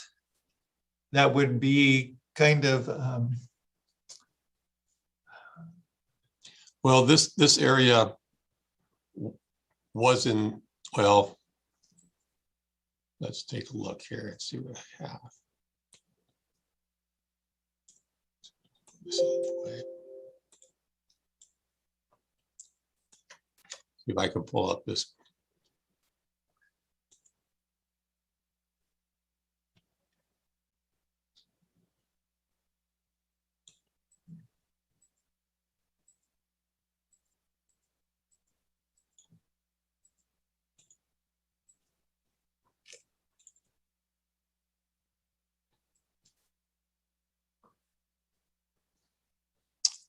Okay, in version 9, draft 9, the boundary would be right along, I can see the Muir Mill Road at this point. This part would be in the 3rd district. okay. As it stands now in draft 9. So that little piece there would be in the 3rd district, but these boundary lines would change as well. This line would come up about where Howard Forest Station is. Similar to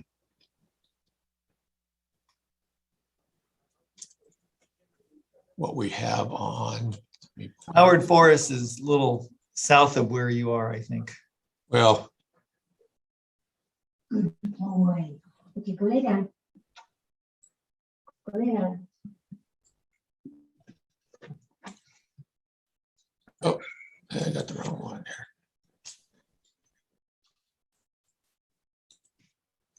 came from. I've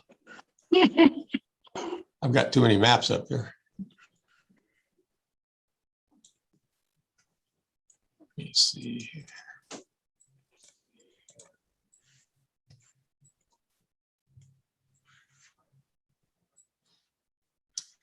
Okay. On draft 8, which this boundary here, you can see this area here would be in the same in draft 9, which is now in the 3rd district. But these District 1 comes up to the highway here and extends up towards the grade. And this area here, which used to be in the 5th district, was added to the 4th district. Again, reducing the area of the 5th district a little bit in this area here. But it's getting up to the probably a little south of the top of the grade, or pretty near at it. And then over on the coast between the 4th and the 5th, it goes back to where it was at Russian Gulch. Yes, it does. That would be the actual creek boundary right there. Okay. And you think you can make the swap between Hopland and the northern Ukiah, and the population would stay the same? Well, we'll change a bit, but I think we're within the ranges that we need to be in. Okay, thank you. I think this really represents a lot of what the people have been saying, and I appreciate all the work of all the commissioners. Supervisor Hashak, do we have any of the commissioners want to add any comments at this time?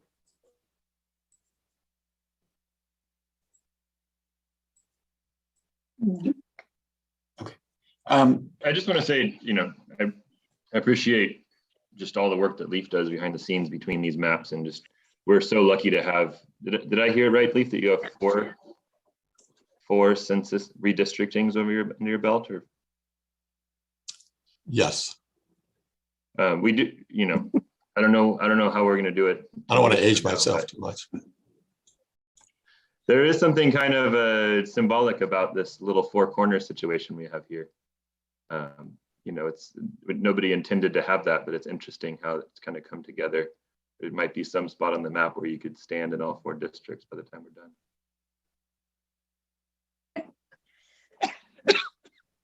Well, I'd like to ask the clerk of the board, do we have any members of the public who wish to comment on this agenda item?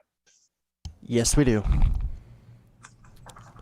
On the line is Ron Edwards.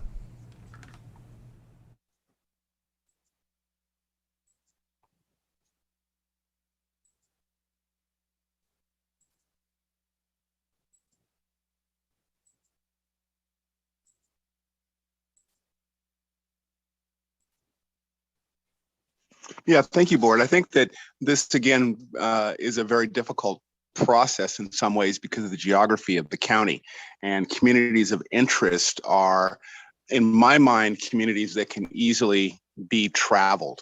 And by keeping Laytonville and as much of the third intact, it's a very compact area. Covelo is a bit out there, but at least it's an easy travel, and any more traveling over the coast would make that really difficult and burden. And I know that the county recognizes a lot of these inland versus coastal with having different offices there. And I hope that however these maps draw, that the supervisor would have maybe a remote office or some way to have office hours in the district, because to travel and sort of try to communicate with your supervisor could get rather difficult. So I hope that these are things that the board considers, or maybe not the board, but just those board members, as they do have these large geographical areas to travel, to make it easy for their constituents to stay in touch with them. And thank you for your work on this very difficult issue.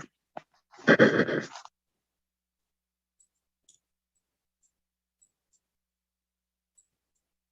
concludes public comment on this item. Okay. Any final comments by Supervisor Mulhern? Thank you. Since my district shares boundaries with 2 other districts, and I've been watching the meetings of the redistricting committee, so thank you so much for all of the work that you all are doing. Many people in my district, surrounding my district, assume that they are in the Ukiah area. So if there are opportunities to add more neighborhoods to the second district, I think it just makes more sense. And I realize that you guys are playing a numbers game, but it's one of the more challenging geographical areas that you have to play with because it's so dense. And it just, it jogs in and out. Thank you, Supervisor Mulhern. Supervisor McGordy. Yeah, first of all, thanks to all the commissioners who worked on this. It's been really great what they've accomplished. And a personal apology to your farmer. I kind of misled him. I said, "Oh, it won't take any time at all. It'll be really easy. You know, good public service." And he's put a lot of time in it, and I really appreciate that. And also thanks to Lee Farr as well, who has been so helpful over the years to so many different parts of the county government. And you know, he always does it kind of quietly and efficiently, and you can see what it's like to work with him right here. Thank you, Supervisor McGordy. Supervisor Wentz. Yeah, so as I understand, there's case law that tells us 10% is a reasonable limit to difference between the district with the greatest population and the district with the least population. Why are we trying to narrow it to 3%? Because I think there's a lot of people who feel that they live in Greater Ukiah. Mo can literally walk on the blocks to their home and talk outside. If I walk to their house, it'll take 12 hours. You know, that trade-off of trying to narrow the difference between the districts versus keep communities of interest together, I would veer towards keeping communities of interest together. Whether it's a 3% or a 7% difference, I think is less critical to representation than having somebody who's really a member of the community. And you know, in the case of the 5th district, it's about 6.5 hours for me to drive the current outline of District 5. There's no matter who District 5 elects, it's really hard to cover all of this area. So I applaud taking Hopland into the 1st. I think that will give them a stronger voice. Their representative would be just down the road.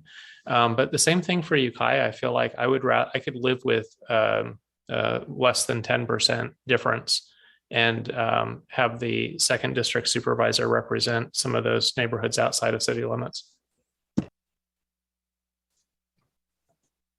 Okay, all excellent points. Do we have any other commissioner comments this time? Dee Pallison.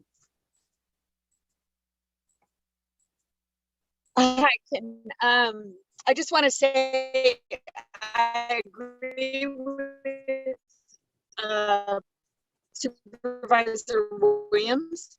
If you look at map 3, it was one of the first maps that was drawn up, and it is basically by watersheds and community of interest. And you'll see that there's a 48% or 45% differential, and that's why we can't do it. And it was heartbreaking to people of Ukiah. My community of interest is Ukiah, and there's absolutely no way we can get it into District 2. So I don't know what the answer is, but I just want everybody to know that we did look at that, and I agree with Supervisor Williams 100%, but just no way to make it happen. Thank you. Peter McNamee. Thank you. I guess my comment and what I hope to add maybe as an insight that I've learned from this experience is that it's a really difficult process, more so this time around than I think I've ever seen it in my 50 years of watching reapportionments. And the reason is because we got late data from the census, and we weren't able to start months ago looking at and examining the public communities of interest in depth. So we are in this very difficult place where we're up against a deadline where your board has to adopt new boundary lines.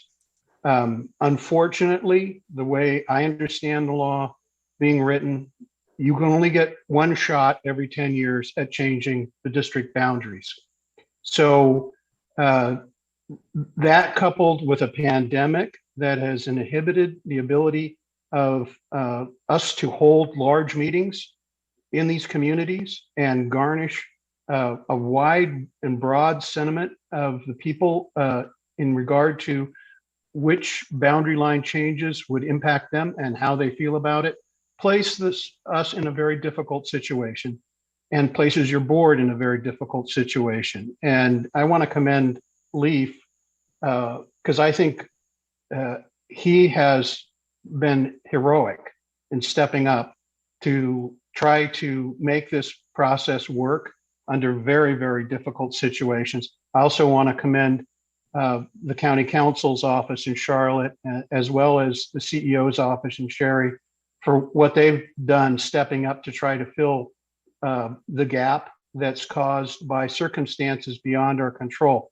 But I just want to continue to sort of put this point out, a caution, which is given the difficulties that are in place here with trying to reapportion under a very short time period where a pandemic inhibits our ability to really solicit as much public support as we should.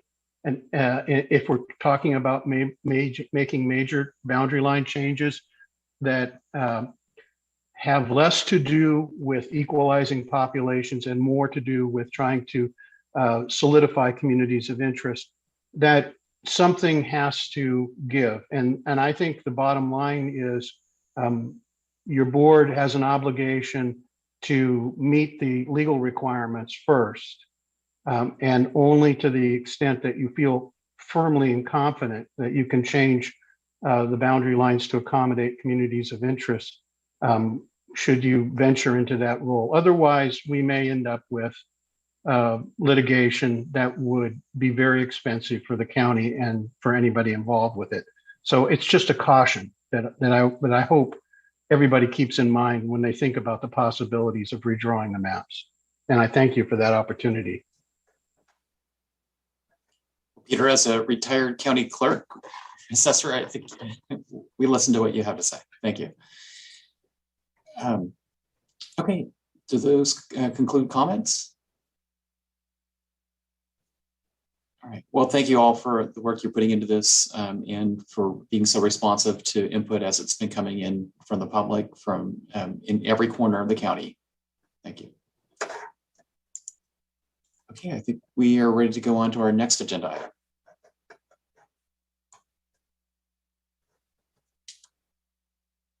And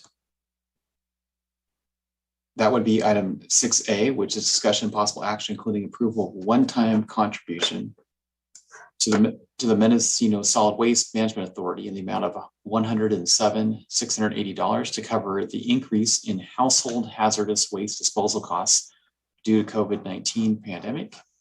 And Supervisor Mulhern and I are the sponsors as the board's appointees to that board. And we would be happy to introduce this item. I believe that Amber from the Department of Transportation may also be here on this agenda item. But in summary, during the pandemic, people were sheltering at home, cleaning out their garages, cleaning out their houses, doing home improvement projects. And in the process, they brought in a whole lot of hazardous waste to the Hazmobile and to the facility in Ukiah. And that coupled with a loss of a couple of grants, at least temporarily, developed what we hope is a short-term deficit in the MSWA budget. And we have, we're in the process of recruiting a new general manager. And we have brought on a temporary interim manager. Supervisor Mulhern, do you want to add to the background on this? No, I believe that all three of the other cities' councils have adopted the recommended fundings as well at this point.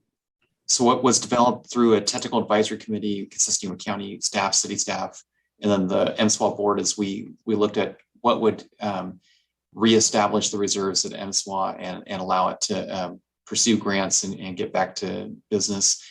And the county's share based on population, we felt the population was the fairest way to distribute the cost, came out to 107,000. And as Supervisor Mulhern pointed out, Willits, Fort Bragg, and Ukiah Ball already voted to contribute their share. So we're bringing this item to the rest of the board. Any questions? Supervisor Williams? Move the recommended action. I would second that. Great. Do we have any public comment on this agenda item?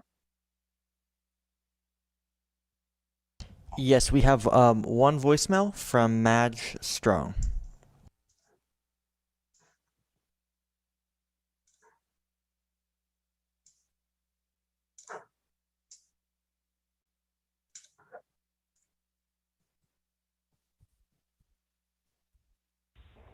Hello, this is Madge Strong here in Willits, and this is regarding item 6A on your agenda regarding the Mendocino Solid Waste Management Authority request for funding. I'm the chair of the MSWA board, and appreciate you having this on your agenda. As you know, the MSWA provides a lot of services at really no cost at all to our Mendocino County residents for disposing of all sorts of hazardous waste, including paints, tires, batteries, propane tanks, pharmaceuticals, liquid fuels, fluorescent tubes, aerosols, freon, and so forth. And we really pride ourselves in having those be free so that those materials don't get disposed of illegally and inappropriately in the county. And the request for this at one-time funding is almost entirely due to the fact that hazardous waste disposal costs went way up during the pandemic, and over 120,000 of an increased cost, and that depleted our reserves to the point where we don't have money in the bank to even apply for some of the grants that we are eligible for. So this one-time funding is really essential to get us back on a healthy footing where we can apply for grants, where we can begin disposing of some of the hazardous material that we haven't been able to afford to send away appropriately. So I appreciate so much that the board will consider this. We already have approval from Fort Bragg and Willits, and we're expecting to be on the City of Ukiah agenda next week, and hope that you will all support this one-time contribution to keep this free county public service of our Joint Powers MSWA going and healthy. So thank you so much for your time, and I will sign off. Goodbye. That concludes public comment for this item. Well, thank you, Atlas. We have a motion on the table. Can you conduct the roll call? Supervisor Hashak? Yes. Supervisor McGordy? Yes. Supervisor Mulhern? Yes. Supervisor Williams? Yes. And Chair Jurdy? Yes. The motion carries unanimously. Okay. We earlier today heard the legislative update. Did we go to the CEO's report yet? Chair Jurdy, I can do the CEO report right now if you'd like. We completed the ledge report. So yeah. Okay. So the CEO report, the beginning of the report has the human resources update as usual. We talk about our wellness program, which actually has received awards. It's an excellent wellness program for our employees. And you can see, based on the information there, that we do the biometric screenings. The flu shots are around the corner, and there's information there on the flu shots, how employees can get flu shots. And then on the second page, human resources, activities regarding workforce development and trainings. And we have a very robust program for training for our staff, and you can see that, our leadership courses, along with our leadership initiative. And we do a high-performance organization training. There's information there on page 3 regarding that training. And then on page 4, the Human Resources Department did add to this report some past testimonials of employees regarding our high-performance organization training. And then, of course, our employee recognition program that we continue peer-to-peer, and you can see all of that. We do have a Halloween costume contest coming up, and this will be a countywide employee contest. And you can see that we have that on page 5, where we talk about additional information you can get from our employee engagement committee, and it talks about the contest.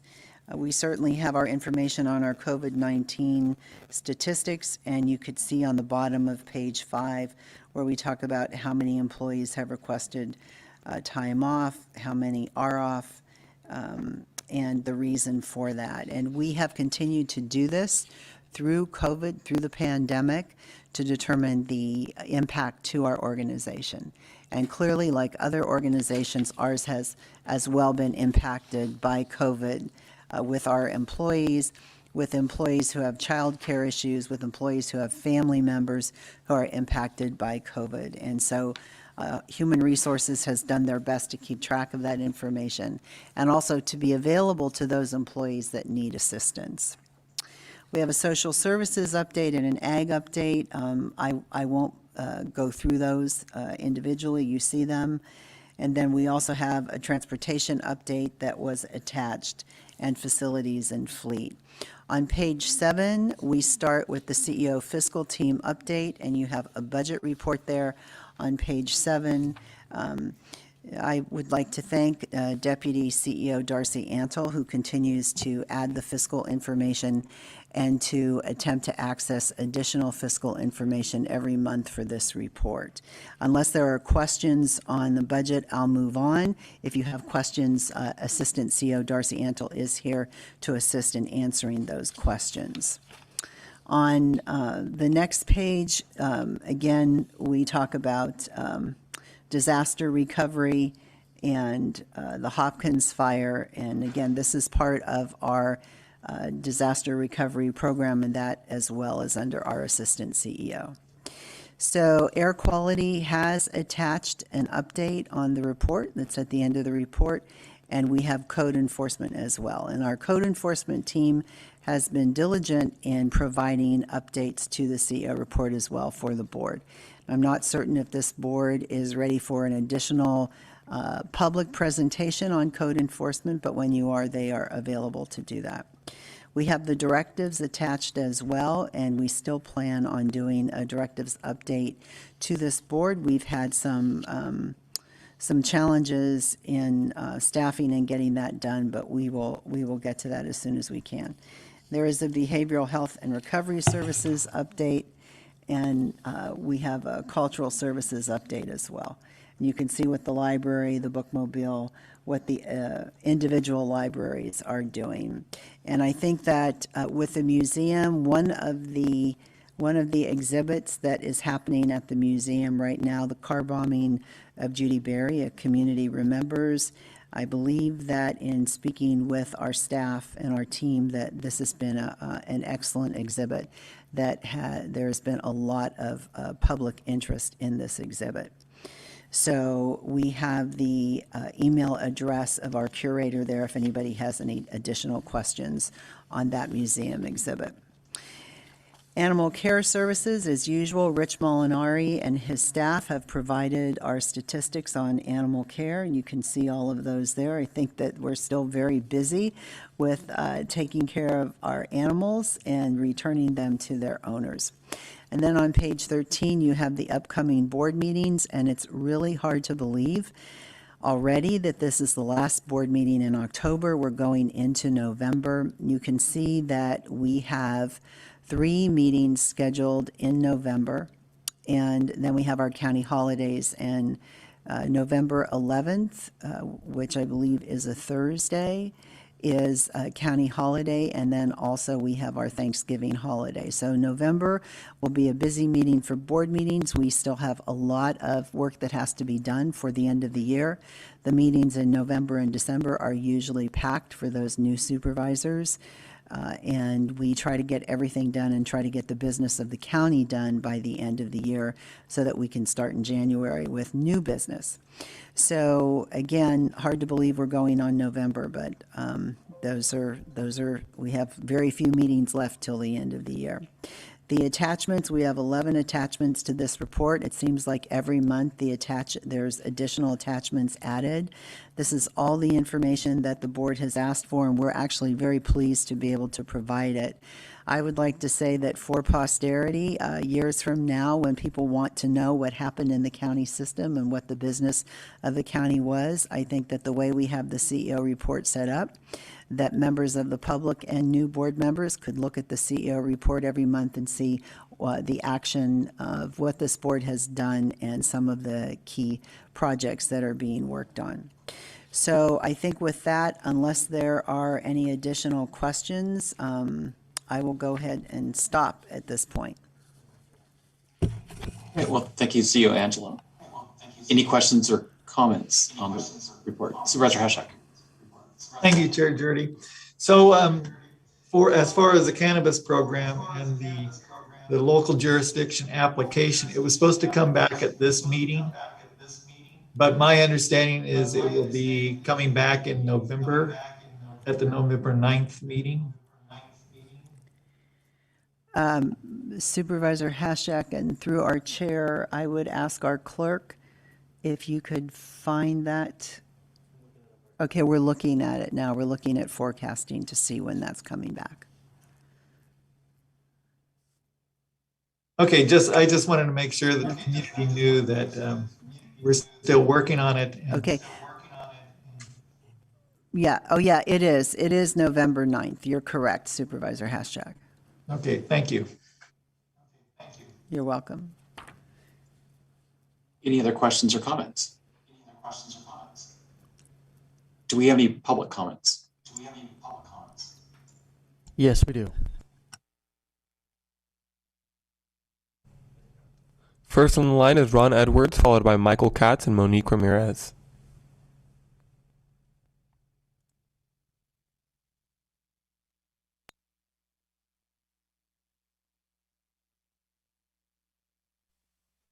Good afternoon, board. I was curious if we were going to hear a readout on the hemp pilot program and if that was going to be expanded to include nurseries going forward. I'd like to know when that is going to be coming up. Also, a few months ago, maybe a month ago, the board was discussing when talking about COVID costs that the county was bearing for testing and time off, that I did not hear how that was going to go. You were looking at kind of a Southwest style recovery on that testing cost. And I was listening all day and haven't heard that addressed, and was just wondering if the board was going to addressing that. Thank you.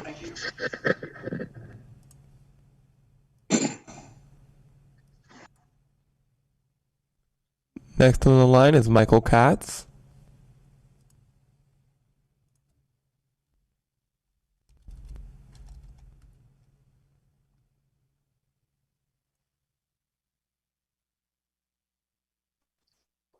Good afternoon, supervisors. This is Michael Katz, Executive Director of the Mendocino Cannabis Alliance. There's some sort of an echo happening.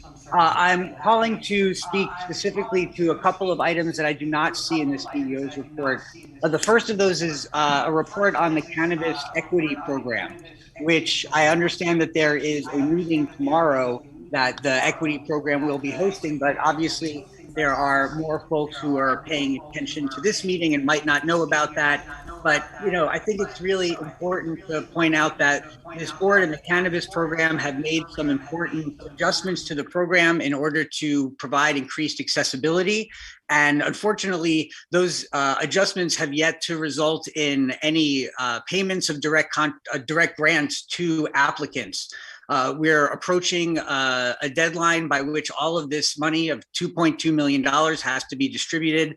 And so, with understanding the significant burden on the cannabis program at this time, to be dealing with all of the portal and applications, I would strongly encourage the creation of a standing committee or an ad hoc committee to support the cannabis program in dealing with some of these issues like the equity program. So that we can have more regular reports. We can work with them. The committee can work directly with Equity Impact to figure out what the bottlenecks are and improve them, because it would be a terrible shame for these millions of dollars of desperately needed support money to go away because of administrative issues that we would like to work as a community to resolve. So I encourage you to really evaluate how that system is working and how this system of, hands-free, the cannabis program will manage everything is working as far as addressing these other issues when we know that they're already understaffed. Another item I'd like to raise attention to is in the CEO report, there are a list of directives that have been provided by the board in the past that are still in process or maybe haven't been in process, but one of those is missing from the December 8th of 2020. The board on item 5I provided direction to staff regarding reviewing additional options for the program, including potential consideration of cannabis cultivation as an agricultural activity. And that direction was supported 4-1, and it is not on the list of directives in the CEO report. So I would like to see that added, and I fully encourage you to review the status of the equity program and do everything in your power to ensure that the harmed members of our community can be made whole or start to be made whole with getting access to these funds as soon as possible. Thank you.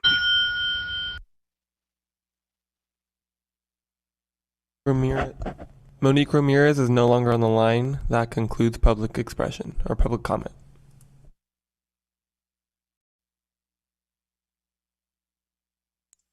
Okay, that takes us to board members' reports. Any reports or board members? I just wanted to, if I could ask County Council if there's an update on the, there was an item some time ago from the board asking for a report memo options on consolidating the auditor and the treasurer's office. My understanding is state law was passed many years ago, a few decades ago, that would allow that to be just one office, one department head. And there's been some requests by the board to know what that option is. Obviously, there's going to be candidates filing for office fairly soon. And so I would think we need to know what our options are prior to that occurring. Is that something that can be brought back to the board in early November? Yes, Mr. Chair, we could bring that back as long as there's space on the meeting on November 9th. We could bring that forward. We do have a memo that we're just about ready to distribute to the members of the board to explain the options. Okay, thanks. Supervisor Hashak. Thank you, Chair Jurdy. As far as the drought task force, Supervisor McGorty and my prayers for rain came through, and we continue working on the issues for resiliency for the long term for our county. So we've been meeting and looking at what a water agency might look like. There's a lot of work to be done still for the drought task force. Supervisor McGorty and I also met with animal care and looking at a RFP for a exclusionary service contract. We're in the draft phases of that right now and getting input from various stakeholders. As far as the standing committee for cannabis, I still think it's a really good idea, and we've already seen, we've probably spent at least an hour in today's meeting talking about cannabis and hearing about issues. And, we have the equity grant, we have the portal, we have the local jurisdiction application for $18 million. We've got a lot of things out there that I think the cannabis program needs support. And if we could have a place where the community can focus, and have communication and collaboration, I think that would go a long ways.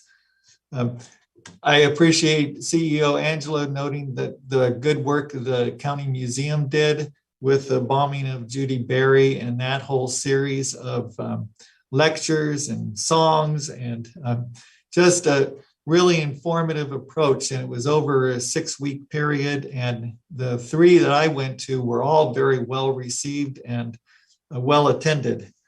And then, so I appreciate the work that the people in the county museum did, especially Karen Matson and Deborah Fader-Sampson.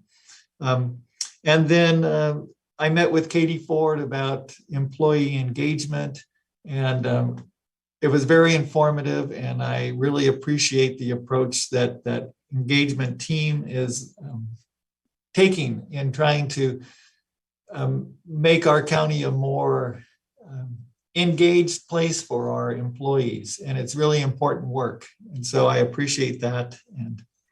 And that's it. Thank you. All right, thanks, Supervisor Hasek. Any other reports this afternoon? Supervisor McCordy? I just want to talk a little bit about the storm that we received. This was known as a bomb cyclone. And what that basically is a very, very low pressure, high latitude phenomenon. And it was unusually wet, as you all noted. And as someone who lives along the Russian River, we went from a flow rate of about 100 cubic feet per second to almost 7,000 or 8,000 cubic feet per second. So it just about flooded. It was pretty much to the brim of the river in a lot of places, and it did come up on my property some and flood some of the low-lying areas. And the gauge at Hopkins went up to 16, beyond 16 and a half feet, which is flood stage. So while I think we can safely say it's the end of fire season, it's not the end of the drought. So this kind of precipitation was an unusual event, and supposedly typical of climate change, which kind of begs the question about how we deal with precipitation and storing it under these kind of conditions. And our old approach of putting it in surface reservoirs may not completely work. There may also be a need for us to do groundwater storage, which is now becoming more subject of research around California. I did want to also address the Potter Valley project real quick too, because we're going to have a meeting with Congressman Huffman's ad hoc committee. So we've had kind of sort of a dramatic change of events in that we've asked for an extension for the license transfer to PG&E. From PG&E via the Federal Energy Regulatory Commission, and they basically told us no more extensions. You have to have an application in by April of next year, or that's it. So the question is, will that mean a license surrender, and what are the implications for water coming through the tunnel from Van Arsdale to the Russian River watershed? And that some people are seeing this as a time that we should move to decommission Scott Dam, which I don't know how we can go forward with no information. And that's been what we're asking time for, is to find the money to do studies that will let us know what are all the implications if the dam was down, or can Joint Powers Authority operate a power station. We don't know any of these things, and we're being kind of forced into having to make decisions with incomplete information. So it'll be very interesting to hear what Congressman Huffman has to say about all this. And it's important to Mendocino County, and I think you should know about it. So lastly, the Russian River Flood Control District is investigating the possibility of putting another reservoir in for their water system, which would be in the North Fork of Hensley Creek, north of Mendocino College. And it has potential to store between 5,000 to 12,000 acre feet of water, which is, that's a lot. That's about what the Russian River Flood Control District presently is allocated to use out of Lake Mendocino, and it would be a good backup. And the way that it would work is that there's only about 2,000 or 3,000 acre feet in that watershed, but they would pump back water during periods of high flow like we're experiencing now and store it for uses when there's low flow. And in return, they would develop and improve habitat along Hensley Creek for salmonids. So that's kind of how they're looking at it, as a water storage and habitat improvement project. So that's also probably going to be, it has been studied to a certain extent, because it was a proposal that was done in the 1990s, but it was not executed because the Parducci family at the time did not sell the property to them. So that's kind of the latest on water issues, and just updating what I'm seeing and hearing out there. Thank you. Okay, with that, it looks like we can conclude this week's meeting. So see everyone next time.